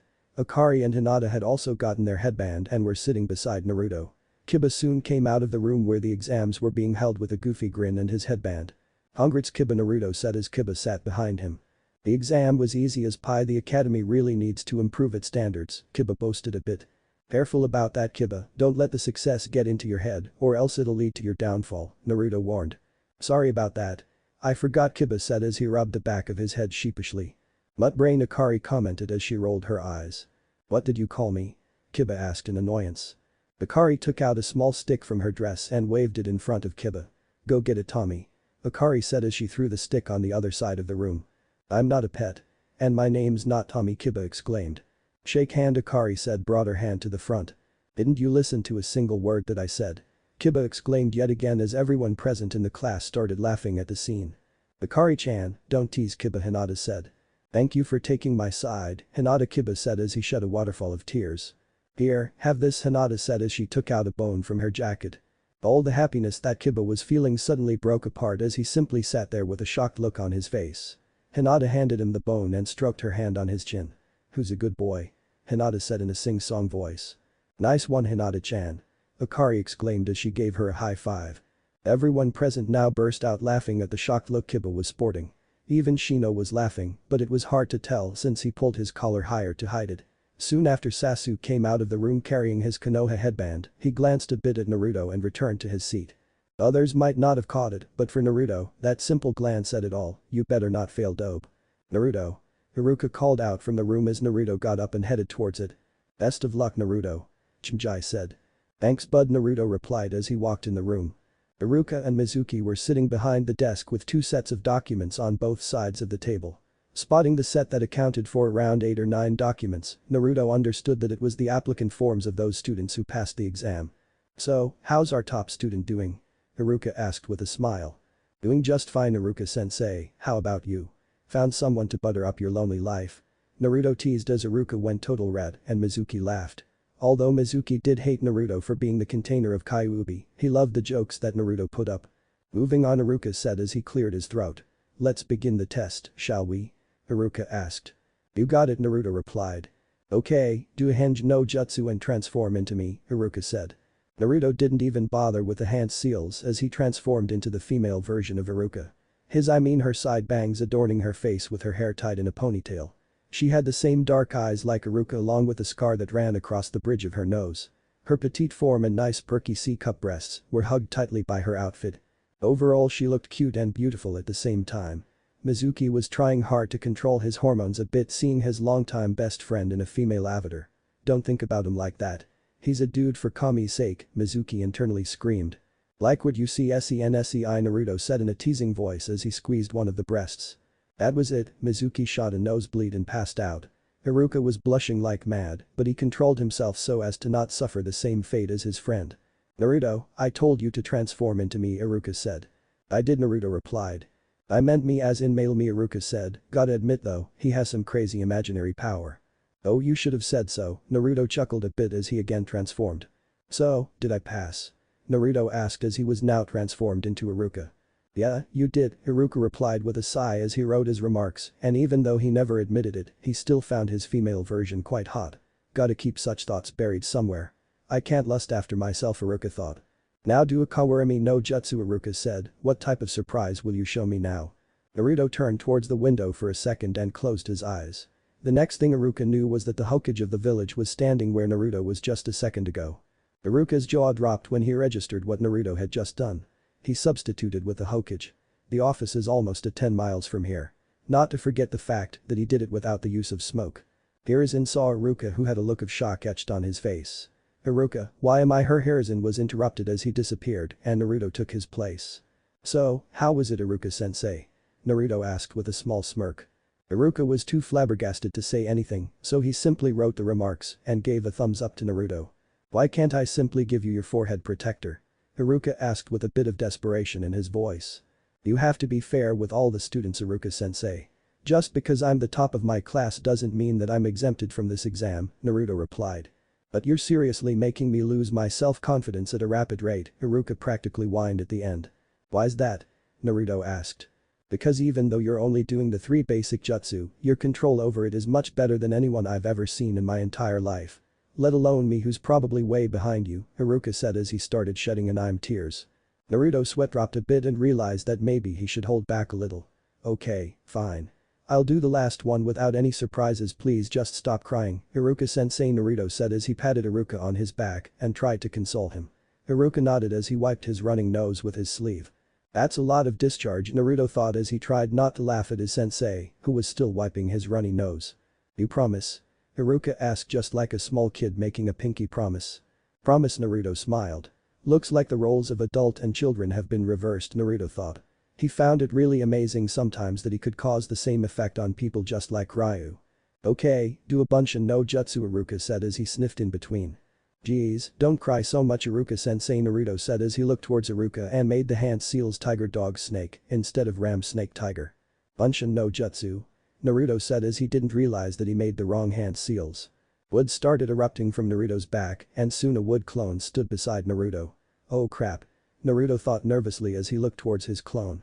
He didn't want to reveal the fact that he could use combined nature transformation so early, but the god of bad luck must be really smiling on him since he not only used just any combined nature transformation, he used wood release, which would create a sense of trepidation among the villagers if they know about it. Sensei I can explain Naruto turned towards Haruka and was about to make some sort of excuse when he stopped midway to see that Haruka was whining, which was soon followed by tears. Ooh wait you liar. Please just take it. I can't handle it anymore. Haruka cried like a baby as he handed Naruto his forehead protector. Sensei. Naruto slowly walked towards Haruka but stopped when his crying increased. Please just take it. I don't want to lose any more self-confidence. Haruka cried out as he was practically shedding tears like a waterfall. Naruto's sweat dropped and slowly took his forehead protector. Looks like I'm safe for now, and Haruka-sensei will probably forget about it after he's done crying, Naruto thought as he released a sigh of relief. Still, I feel a bit sorry for sensei. Naruto saw that Mizuki was still unconscious due to the earlier nosebleed that he had. And Kami, he's not awake, or else he would have told the council about this for sure, Naruto thought as he released another sigh. He dispelled his wood clone and walked towards the door as he wore his forehead protector. When Naruto exited the room, he was bombarded with questions from his friends. Hey Naruto. We heard Haruka-sensei crying, did you do it? Kiba asked as he stared at Naruto with wide eyes. We knew you were a sadist, but to not even spare our teacher, that's kinda cruel, Shikamaru said as he didn't say the word troublesome for the first time in his life. I swear I didn't do it intentionally, Naruto replied to them. So you did do it? Chimjai exclaimed. Yeah, it kinda happened, Naruto said as he rubbed the back of his head sheepishly. But I gotta admit though, it was kinda fun, Naruto whispered softly as a small smirk made its way on his face. He's a real sadist, everyone present there thought as a shiver ran down their spine since they heard Naruto despite how low he said that. Moments later Haruka came out of the room along with Mizuki who had tissues stuffed in his nose to stop the bleeding. But that was nothing compared to Haruka who looked like a mess from all that crying. Haruka glanced towards the students present in the classroom and cringed a bit when he saw Naruto, an action that didn't go unnoticed by the students. I really feel like a criminal now, Naruto thought as he saw Haruka avoiding his gaze. The Team P placements will be done in a week, Haruka stuttered as he rushed out of the room. Mizuki followed suit but walked instead of running. I'm gonna go fix this up, Naruto said as he disappeared via Shunshin. 1 week later. It took Naruto a span of 5 days to make Haruka regain his confidence back. Although he still acted a bit meekly towards Naruto, he was faring far better than what he used to. Naruto also caught Mizuki stealing the forbidden scroll from the Hokage's office 3 days ago. Unfortunately, it was also Mizuki's last day on Earth. That day served as a reminder to the witnesses present during the execution that Naruto doesn't excuse anyone who insults his family. Flashback. Naruto was currently meditating on Training Ground 3, trying to master his 9 Tails chakra mode, when all of a sudden he felt a chakra signature approaching him. There shouldn't be anyone out this late, Naruto thought as he opened his eyes. He had a shadow clone back at the house, so he knew that neither Akari nor Anko would be here. Naruto focused on his eyes and saw Mizuki running towards him with a huge scroll tied to his back. What's he doing out here? Naruto thought with a raised eyebrow. Mizuki was focusing so much on escaping that he didn't notice Naruto standing in front of him. What are you doing, Mizuki-sensei? Naruto voiced out, making Mizuki skid stop abruptly. Mizuki saw Naruto standing in front of him with his arms crossed over his chest and eyeing him suspiciously. What are you doing here, Naruto? Mizuki asked, trying to deviate Naruto's attention so that he could make a run for it. If it was someone else then Mizuki might have simply killed the person without another thought, but he knew that Naruto was strong, way stronger for someone his age if the practice fights between them were any indication. I could ask the same thing to you, Naruto replied as he kept his guard up. And what's that huge scroll on your back? Naruto asked as he narrowed his eyes a bit, he knew better than to trust Mizuki. Damn it. Get lost already, Kyuubi brat. You're gonna get me caught, Mizuki fumed in his mind as he gritted his teeth a bit. Just an errand from the Hokage, Mizuki answered as he didn't let his thoughts change his facial expression. This late at night? Naruto asked, fully knowing the fact that he was slowly getting on Mizuki's nerves. Just get the fuck out of my way. Mizuki roared in his mind as his face slowly started contorting in anger. It's a late night errand, you know, Mizuki replied. Then the scroll must really be important, Naruto said. Yes it is. Now, I would really love to chat with you, but I have a job to finish, Mizuki said with a straight face, but was boiling on the inside. I don't know about that, you seem too irresponsible for such an important task. I can already sense the Anbu approaching here, maybe they can help, Naruto said as he kept a calm expression on his face. Fuck it. If you won't move then I'll just have to kill you. Mizuki fumed in his mind as he slowly took out a kunai from his pocket. Akari-san. Mizuki said as he looked at a distance. Naruto turned back as a smirk made its way on Mizuki's face. Die. Mizuki roared as he threw the kunai with all his power. He was sure that at such a short distance, Naruto wouldn't be able to dodge the kunai, and as predicted Naruto was caught off guard as the kunai connected with his back. Gotcha. Mizuki smirked as he saw the kunai getting lodged in Naruto's backside, but his smirk faded the second instance as he heard a poof. The shadow clone, Mizuki thought as his eyes widened, but when did he? Didn't someone teach you that backstabbing is a bad thing, Mizuki-sensei? Mizuki turned around as heard Naruto's voice. Yo, Naruto said as he sat on a branch with a small smirk on his face that seemed to piss off Mizuki. Why you? Mizuki said through his gritted teeth as he took out a few shurikens and threw them towards Naruto. Naruto's left hand blurred for a moment as he easily caught the shurikens. You shouldn't play with sharp objects, Mizuki-sensei, Naruto said as he threw the shurikens towards his left. A vein popped up on Mizuki's forehead as he let out a roar and charged at Naruto, clearly disregarding the fact that Naruto was provoking him on purpose. Naruto let out a sigh and simply watched Mizuki, since everything was going in slow motion for him, and he was the one who taught us to always remain calm as a ninja, what irony. You should practice what you preach, Sensei, Naruto said as he gave Mizuki an upper kick. Mizuki's eyes bulged out a bit as the air got knocked out his lungs, and he was sent flying upwards. A sonic boom was heard clearly stating the power behind the kick. Before Mizuki could try to balance himself mid-air, Naruto did a shunshin above him and delivered a powerful heel drop on his back. Mizuki let out a pained cry as his body bent at an unnatural degree due to the force behind the kick. Mizuki's senses went full throttle as he was plummeting towards the ground at a dangerous speed. Shit. At the speed with which I'm falling towards the ground, I'll die for sure, Mizuki thought as he panicked inside his mind. But before he could even come up with a solution to reduce his falling speed, his eyes widened as some spikes protruded from the ground, making his fall even deadlier. Fuck. I can't land now or else I'll be impaled by those spikes. At this moment Mizuki's mind was probably working far more than what it would have in its entire life. Just about 50 feet before he got impaled, Mizuki's eyes caught onto a seemingly large log that was kept at a distance. Praise the log. I'm safe. Mizuki cheered in his mind as he did a kawarimi with it. Mizuki let out a sigh of relief as he safely stood on the ground where the log was a second ago. Rasengan. Mizuki heard a shout behind him as he was impacted by something hard on his back. His scream seemed to get stuck in his throat as he felt all his organs getting twisted and rearranged by whatever he was hit with. His body was shot forward and crashed into a tree as he coughed out some blood from his mouth. He fell on the ground and looked towards his attacker with blurred eyes which soon became bloodshot. How did you? Mizuki growled out.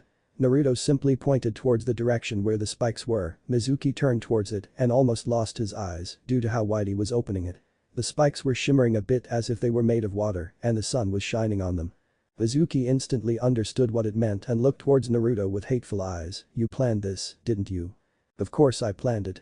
Did you really think that such a huge log was probably kept there by chance? I already knew that you were gonna do a kawarimi with it to prevent your fall, so I just had to wait there and attack you the moment you did the substitution. Although, what I never expected was that I had to use a genjutsu to push you into substituting with a log. Did you seriously think that you would have slowed yourself down in mid-air and safely landed on the ground? Man, you seriously are way stupider than what I thought, Naruto said with a bored look on his face. Mizuki continued to look towards Naruto with hate-filled eyes as he gritted his teeth. Don't give me that I'll kill you look. For stealing the forbidden scroll, you deserve this punishment, Naruto said as he looked towards Mizuki with indifferent eyes. Mizuki's eyes widened as his hand tried to reach for his back despite the pain. Don't bother, what you're searching for is right here with me, Naruto said as he showed Mizuki the backside of his palm. Mizuki squinted his eyes a bit to see it clearly and was shocked beyond words when he saw a sealing pattern made on it. When did you? Mizuki asked with a shocked look on his face. I didn't throw all your shurikens, you know, I hid one of them between my fingers. So when your attention went towards the thrown shurikens, I flicked the hidden shuriken which in turn cut the rope tying the scroll on your back, Naruto said without missing a beat. I honestly expected you to notice it, but hey, not everyone can meet the expectations of others, right? Naruto continued as he gave Mizuki a pitiful look. You should have known that you were already checkmated the moment you attacked me. Mizuki clenched his fist so hard that they were almost bleeding from the force. Never in his life he had been so much humiliated. He was not only outdone by someone almost half the age of him, but was also playing into the hands of Naruto the whole time. His anger was reaching past every level he had ever experienced. Soon enough the Anbu and the Hokage reached the clearing where Naruto and Mizuki were. Naruto was glad that he had sent a clone to fetch them up while he dealt with Mizuki. Naruto, why did you call us here? Hiruzen asked. Here's what you've been searching for, Jiji, Naruto replied as he unsealed the forbidden scroll and tossed it to Hiruzen with ease. Hiruzen was caught off guard but caught it nonetheless. Where did you get it? Hiruzen asked with a look of surprise on his face. I just happened to come across the culprit, Naruto replied as he pointed his thumb towards Mizuki. Hiruzen didn't take long to put two and two together as he ordered his Anbu to apprehend Mizuki. Thank you, Naruto. If you weren't there, then Mizuki might have escaped with it, Hiruzen said. No need to thank me, Jiji. I just did what was right, Naruto replied with a smile to which Hiruzen couldn't help but smile back. Mizuki laughed maniacally as the Anbu grabbed him. You fucking demon. What's with that smile? You don't deserve to smile like a human, you don't even deserve to live. When you finally went away for 6 years, it was the best time the village could ever have.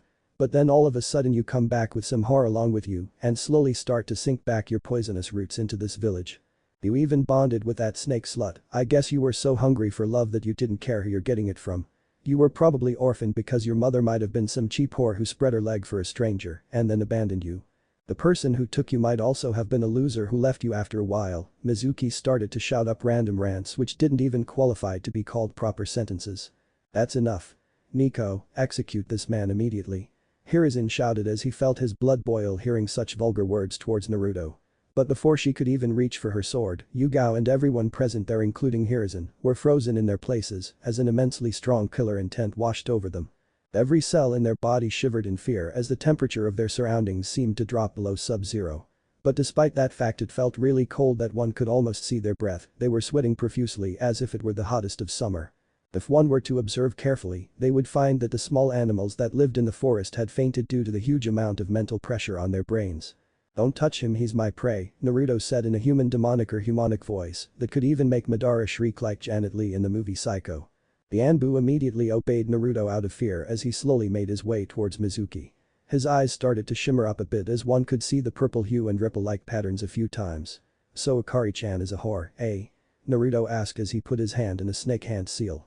Mokuton. Strangulation technique, Naruto whispered as a thin branch shot out of the ground behind Mizuki and constricted itself around his neck. Mizuki choked a bit as the branch lifted him into the air. Anko-chan is a slut who doesn't even qualify as a human, eh? Naruto asked again as he stood in front of Mizuki. Pun. Skilled mist technique, Naruto said as he opened his mouth. Mizuki screamed in agony as a highly acidic mist was released on his body, which was slowly and painfully corroding his skin. My mother was a cheap whore, eh? Naruto asked as he closed his mouth and walked a bit farther from Mizuki. Imton. Floor is lava technique, Naruto whispered as the ground beneath Mizuki started to steam and soon enough it took the form of lava. Mizuki was already suffering from asphyxia and skin necrosis that he almost didn't register. His pain almost tripled as he rolled in agony to get out of the lava trap. When he finally got out of it, his skin had almost melted to the point where one could clearly make out the outline of the bones and organs. Naruto cancelled his jutsu and walked towards Mizuki.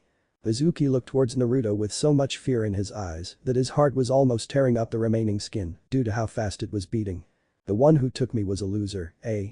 Naruto asked as he gritted his teeth a bit and used his Rinnegan to throw Mizuki's body high up in the air. Don't fuck with me. Naruto roared as he created multiple shadow clones which jumped up and surrounded Mizuki from all the sides like a dome. Crushing execution. Naruto screamed on top of his lungs. All of Naruto's clones gave a nod as they brought up their hands towards Mizuki and in an accord that could only be seen in an a cappella group said in unison, Shinra Tensei. That was it for Mizuki, his body started distorting into unnatural shapes as he was finally crushed from all sides. Naruto's clones poofed out of existence as a bloody spherical pulp of flesh which used to be a human called Mizuki fell on the ground with a large thud. Naruto started panting as his anger slowly started to diminish. He turned around and started walking out of the forest without even looking into the eyes of the Hokage Anbu. When he went away to a safe distance, the heavy pressure they were feeling disappeared as they took a breath of relief. Hiruzen slowly gained back his composure as he ordered his Anbu to dispose off the dead body. He also gave them a small warning stating to keep this incident a secret from the others. They instantly agreed since they didn't want to get on the bad side of Naruto. Flashback end. Naruto was lazily sitting on his desk with his friends and a self-proclaimed rival near him. Man, I can't believe Shino took the third place in the exams, Kiba whined a bit. It was to be expected, Kiba, Naruto replied. Shino is a really fast learner and if I were to grade his strength on the battlefield then he would be around mid-chunin level, Naruto continued. It's only because he is good at making those seals, Kiba said as he groaned. Naruto chuckled a bit since Kiba was really competitive and was completely shocked when he learned that Shino easily beat him. Naruto was surprised too when he discovered that Shino had an aptitude towards fuinjutsu. Shino had already mastered the 7th level of fuinjutsu, which was fairly amazing for his age. Naruto-kun, what about me? Akari asked. You would be around high chunin level, Naruto replied, to which Akari grinned. What about us? Kiba asked. Somewhere in between low to mid chunin level with Sakura being the only exception since she's high genin level, Naruto replied without missing a beat. If only you had come earlier you might have been on par with me, Ino teased her best friend. Fine, I know I did a mistake of not accepting his training earlier, Sakura groaned as she felt embarrassed. But you can only improve from here, so work hard, Naruto assured her, to which she smiled. Alright, settle down now, Haruka said as he entered the class. Your team placements have finally been done, Haruka said as he waved a sheet of paper in front of him. Since only 10 students managed to pass the exam, it took a considerable amount of time too for each jounin to select their desired candidates, Haruka continued as he brought the sheet in front of him. Team 7 consists of the following members: Shino Aburam, Sasuke Uchiha, and Kiba Inuzuka. Your sensei will be Kakashi Haddock, Haruka announced as Kiba groaned and complained about being on the same team as Sasuke. Haruka ignored the complaints and continued, Team 8 will consist of the following members: Hinata Hyuga, Sakura Haruno, and Akari Kagaya. Your sensei will be Kurenaiki. Team 10 will consist of the following members: Ino Yamanaka, Shikamaru Nara, and Shinji Akimichi. Your sensei will be Asuma Saratobi, Haruka announced as the students had a look of confusion on their face. What about Naruto, Haruka-sensei? Kiba asked. Well, since Naruto is considered a prodigy among your generation, all of the jounins wanted Naruto on their team and none were backing out. So we decided to keep Naruto as a single support unit, which means that he can join any team in their missions, Haruka said as he remembered how the selection procedure quickly escalated into a heated debate.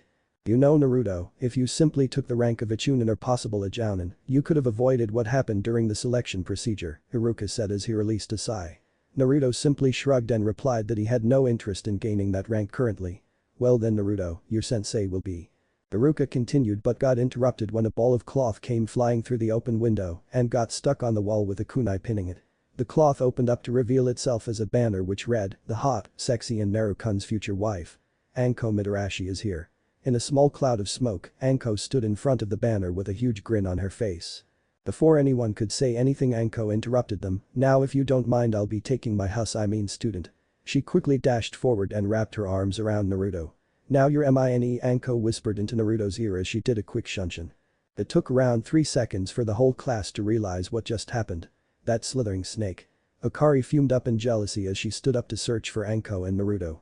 "Akari, don't go right now, your sensei will probably arrive in a few minutes," Haruka said as Akari grumbled and stomped her feet before sitting back on her desk.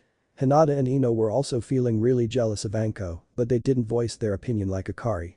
"I'm seriously going to drink sake after I get out of here," Haruka thought as he rubbed his forehead. Training Grounds 43. Anko was lying on top of Naruto as they were engaged in a heavy makeout session. The wet sounds of their lip smacking resonated in the quiet forest as Anko rubbed her covered nether region on Naruto's thigh. The need for air finally broke their kiss as a thin and glistering thread of saliva formed between their lips.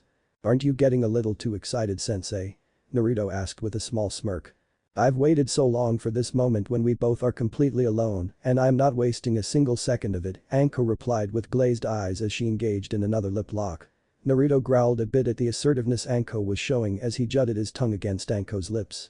Anko, feeling Naruto's tongue poking her soft lips, parted them as his pink member entered her oral cavity. She gave a small moan as Naruto's tongue played with her soft palate and teased at sensitive areas. Anko decided to play with him as she pushed her tongue against his. Their tongue coiled and flicked each other as they danced in their mouth as if performing the most exotic salsa. The need for air arose again as Anko slowly pulled back but was taken in by surprise as Naruto grabbed her head and kept her in place. Anko knew that her Naruto-kun will never do anything to hurt her, so she simply let him do as he pleased. She was slowly losing herself in a sea of pleasure when Naruto's hot tongue started rubbing against all her sensitive spots which he had found out earlier. Due to the lack of oxygen, her nerves present around those spots didn't seem to able to properly send the signals which only spurred her impending orgasm further. Without warning, Naruto pulled back Anko as the sharp intake of oxygen pushed all of her blocked signals into the brain at once. Anko opened her mouth as the force of her orgasm doubled and she cried out a silent scream. Naruto could only watch in pure bliss as Anko's face contorted into a look of pure pleasure and she opened up her dam to let her juices flow. If it wasn't for her own bodysuit, Naruto was sure that she would have completely soaked his thighs. After coming out of her orgasmic bliss, Anko flopped into Naruto's chest with a satisfied look on her face as she panted heavily. That was amazing," Anko softly said in between pants. "Ready for more?" Naruto asked as he looked into Anko's light brown eyes. "Maybe some other time," Anko replied as she let her sleep take over. Although Naruto wanted more, he chuckled and kissed her forehead as he remembered that Anko just came back from a mission late night yesterday. Lay her off in the bed, will you, Naruto said as he created a shadow clone and handed Anko to her.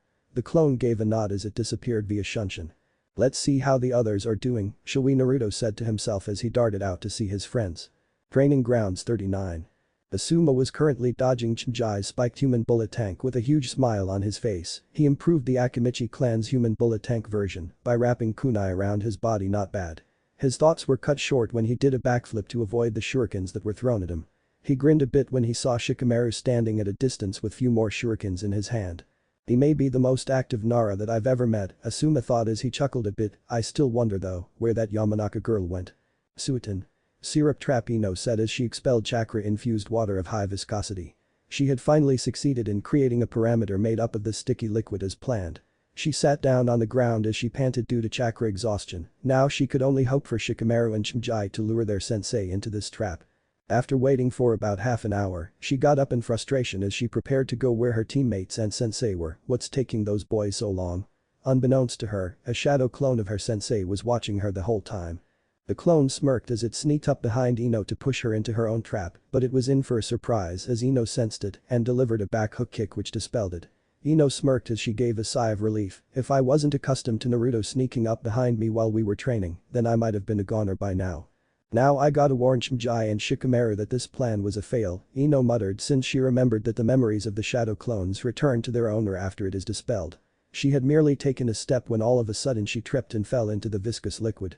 Ah! What the hell? How did I trip up? Ino exclaimed as she tried to get out of the trap. A small laughter brought her out of her rambling. She looked forward and saw a familiar boy with a tuft of blonde hair. Naruto, Ino asked with a look of pure surprise as the boy continued to laugh. What the hell?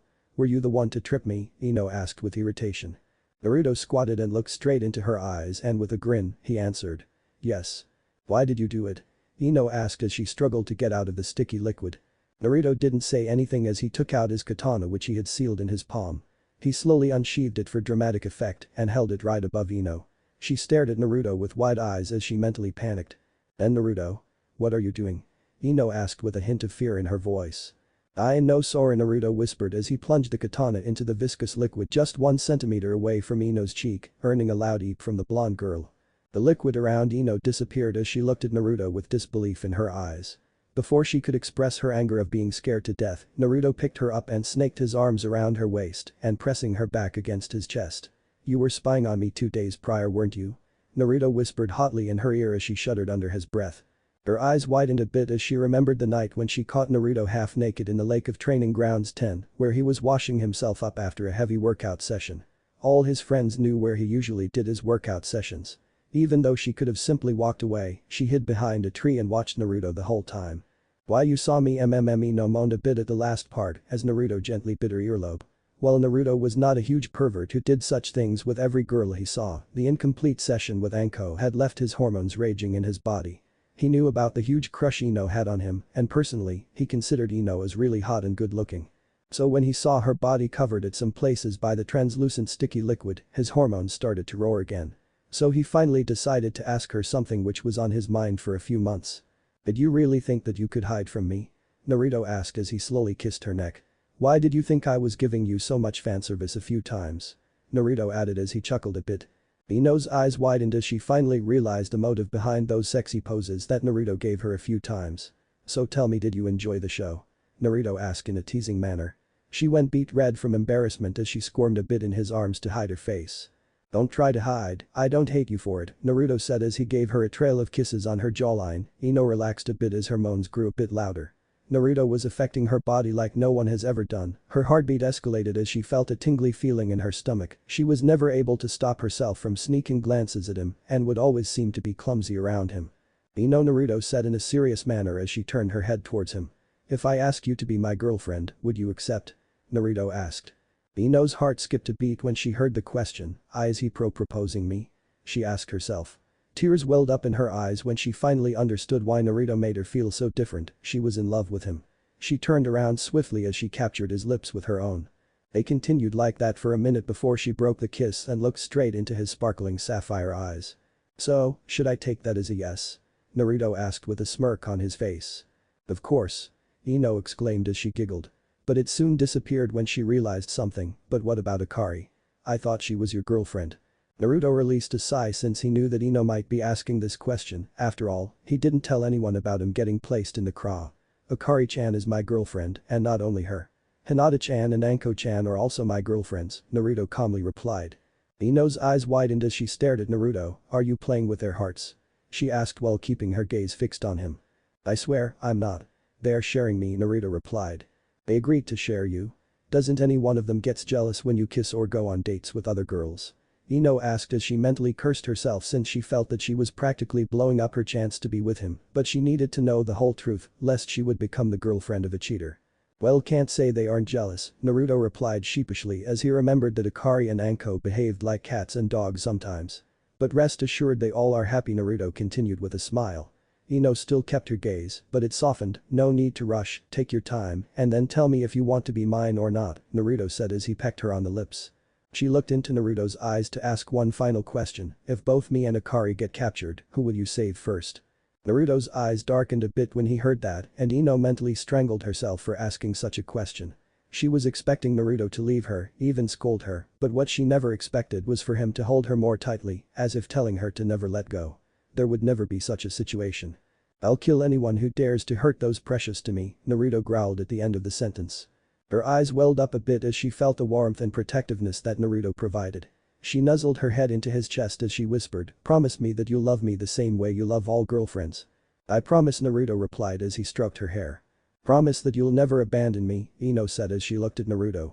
Promise, Naruto replied as he cupped her cheek and leaned closer to kiss her. Hearing only sincerity in his voice, Ino closed the distance between their lips and indulged herself in the kiss that was full of love and passion. After a few seconds, Naruto broke the kiss and looked into her cerulean eyes. I'll be going now, gotta check how others are doing, Naruto said as he gave one last peck on her lips. Ino giggled and nodded as she saw Naruto darting towards a random direction. Ino released a sigh and laughed a bit. She was still having a hard time believing that she was Naruto's girlfriend now. She blushed a bit remembering how it all started as Naruto kissed her everywhere on the face and neck.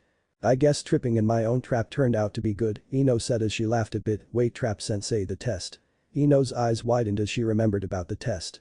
She ran towards the direction where she last saw her teammates, hoping that they haven't failed the test. Little did she knew that she was in for a reward since Naruto had already taken care of it before he tripped her by sending a shadow clone disguised as Ino, who almost kicked Asuma's ass. Naruto reached training grounds 21 where Akari, Hinata, and Sakura were having their test, and by the looks of it had already passed it. Kurenai's breath was a bit labored as she stood watching the three recently graduated genin standing still as if they were in a daze. Kurenai had never expected them to put some sort of pressure on her from the beginning. She was a jounin for Kami's sake. These girls are way stronger than a genin. Now I understood why they were called the generation of prodigies, Kurenai thought as she saw Sakura fall on the ground, followed by Hinata and lastly Akari, who stood for the longest time. Kurenai released a sigh of relief as she finally dropped her guard, forcing me to use one of my strongest genjutsu on them. I have to admit, though their efforts really are, she said to herself, but got interrupted in the middle. Praiseworthy, Naruto finished her sentence as he jumped right in front of her. Kurenai, being caught off guard, delivered a roundhouse kick on instinct which Naruto caught without much effort. Easy there, sensei. I bring no harm, Naruto said as he released her leg. Kurenai released a breath of relief as she pulled back her leg. It's your fault to begin with, you shouldn't have sneaked upon me, Kurenai said. Sorry, Naruto said as he sheepishly rubbed the back of his head. But what are you doing here? I thought you were with Anko, Kurenai asked. She knew about her friend's huge crush on Naruto, so she was expecting her to be all over him right now. Well, Anko-chan came back yesterday after a long mission so she needed rest, Naruto replied with a small smile. Kurenai closed her eyes and gave a small nod. Say, my students would take a while to get up, so why don't we have a little spar in the meantime? After all, you'll be working with our team too. I just want to test your strength, Kurenai said as she put her guard up. Naruto simply shrugged as he cracked his neck a few times. Sure, Naruto replied with a smirk on his face. Even though Naruto was a freshly out genin, Kurenai knew from her experience that she should never underestimate her opponent, especially when her best friend Anko told her to always keep her guard up around Naruto. Ram Snake Tiger Ram, Naruto did these hand seals as a small group of shadow clones came into existence and charged at her. A group attack. Kurenai thought as she pulled out a kunai. This is my newly developed technique to counter a kunoichi. Naruto shouted from behind the clones as there was another burst of smoke. Boric Jyaku H Rimyu no Jutsu. Kurenai was having a hard time to not faint due to her nosebleed. In front of her was a group of attractive naked men who were looking at her with the I want you look. Well, there were many who believed that Kurenai hated perverts and was disgusted by even the idea of thinking about sex. She had a healthy libido and like every other healthy woman wasn't disgusted by sex. So when Naruto gave her a glimpse of the dream that every woman wanted aka their own harem, she was on the verge of blacking out. Clam down Kurenai, they are merely an illusion, Kurenai chanted in her mind as she closed her eyes to block any impure thoughts. You shouldn't be like that Kurenai Haim, one of the clones said as it caressed her cheeks. Let us service you, another one added as it placed her hand on its chest. Forever, all the clones said, striking the final nail in the coffin. Kurenai got blasted back by her nosebleed as she finally blacked out after hitting the ground. Good job guys, Naruto said to his clones with a grin. Then Naruto-kun. Naruto turned his head a bit and saw Hinata looking at him with a confused look, but her confusion was lesser if compared to Naruto, who saw Akari and Sakura still lying on the ground but with their nose bleeding. Did they saw my technique? Naruto thought, since both the girls were smiling a bit. But if they did, then why didn't it affect Hinata? He pondered. The clones might have understood the confusion of their creator as they rushed forward and started smooth talking to Hinata. But to Naruto and his clone's surprise, she dispelled them all with a kunai. This technique doesn't affect Hinata, Naruto thought in shock, since he was pretty much sure that this technique didn't have any flaws. Of course it won't affect that yandere girl, Yang Kurama said as a matter of fact. What do you mean by that? Naruto asked. Yin, would you please elaborate, Yang Kurama said. Well, according to this book on yandere, it seems she only has her eyes on the person she loves, other boys are worth a penny in front of her, Yin said as he adjusted his fake reading glasses. What's a penny? Naruto asked since he had never heard of it before. Ignore the penny part, the point is that your technique won't affect her, since she only has eyes for you, Yang said. Naruto thought for a bit as he finally devised a plan. If she only has her eyes for me, then this might work against her. Naruto created another group of shadow clones, and they rushed towards Hinata, another burst of smoke enveloped them. Barak Naruto Jayaku HAREM no Jutsu. When the smoke finally dispersed, instead of different types of males, there were only naked Naruto surrounding Hinata. And just like Naruto predicted, she blacked out instantly with a powerful nosebleed that left any other he had ever seen before in dust. That's a lot of blood, hope she's okay, Naruto thought, a bit concerned about the blood loss. Kakashi will probably keep his test tomorrow, given his personality, he thought with a sigh. Well, I guess I'll go see Anko then, Naruto muttered as he did a shunshin to his house. The end. Thanks for watching, also remember to subscribe and like this video. See you in the next video.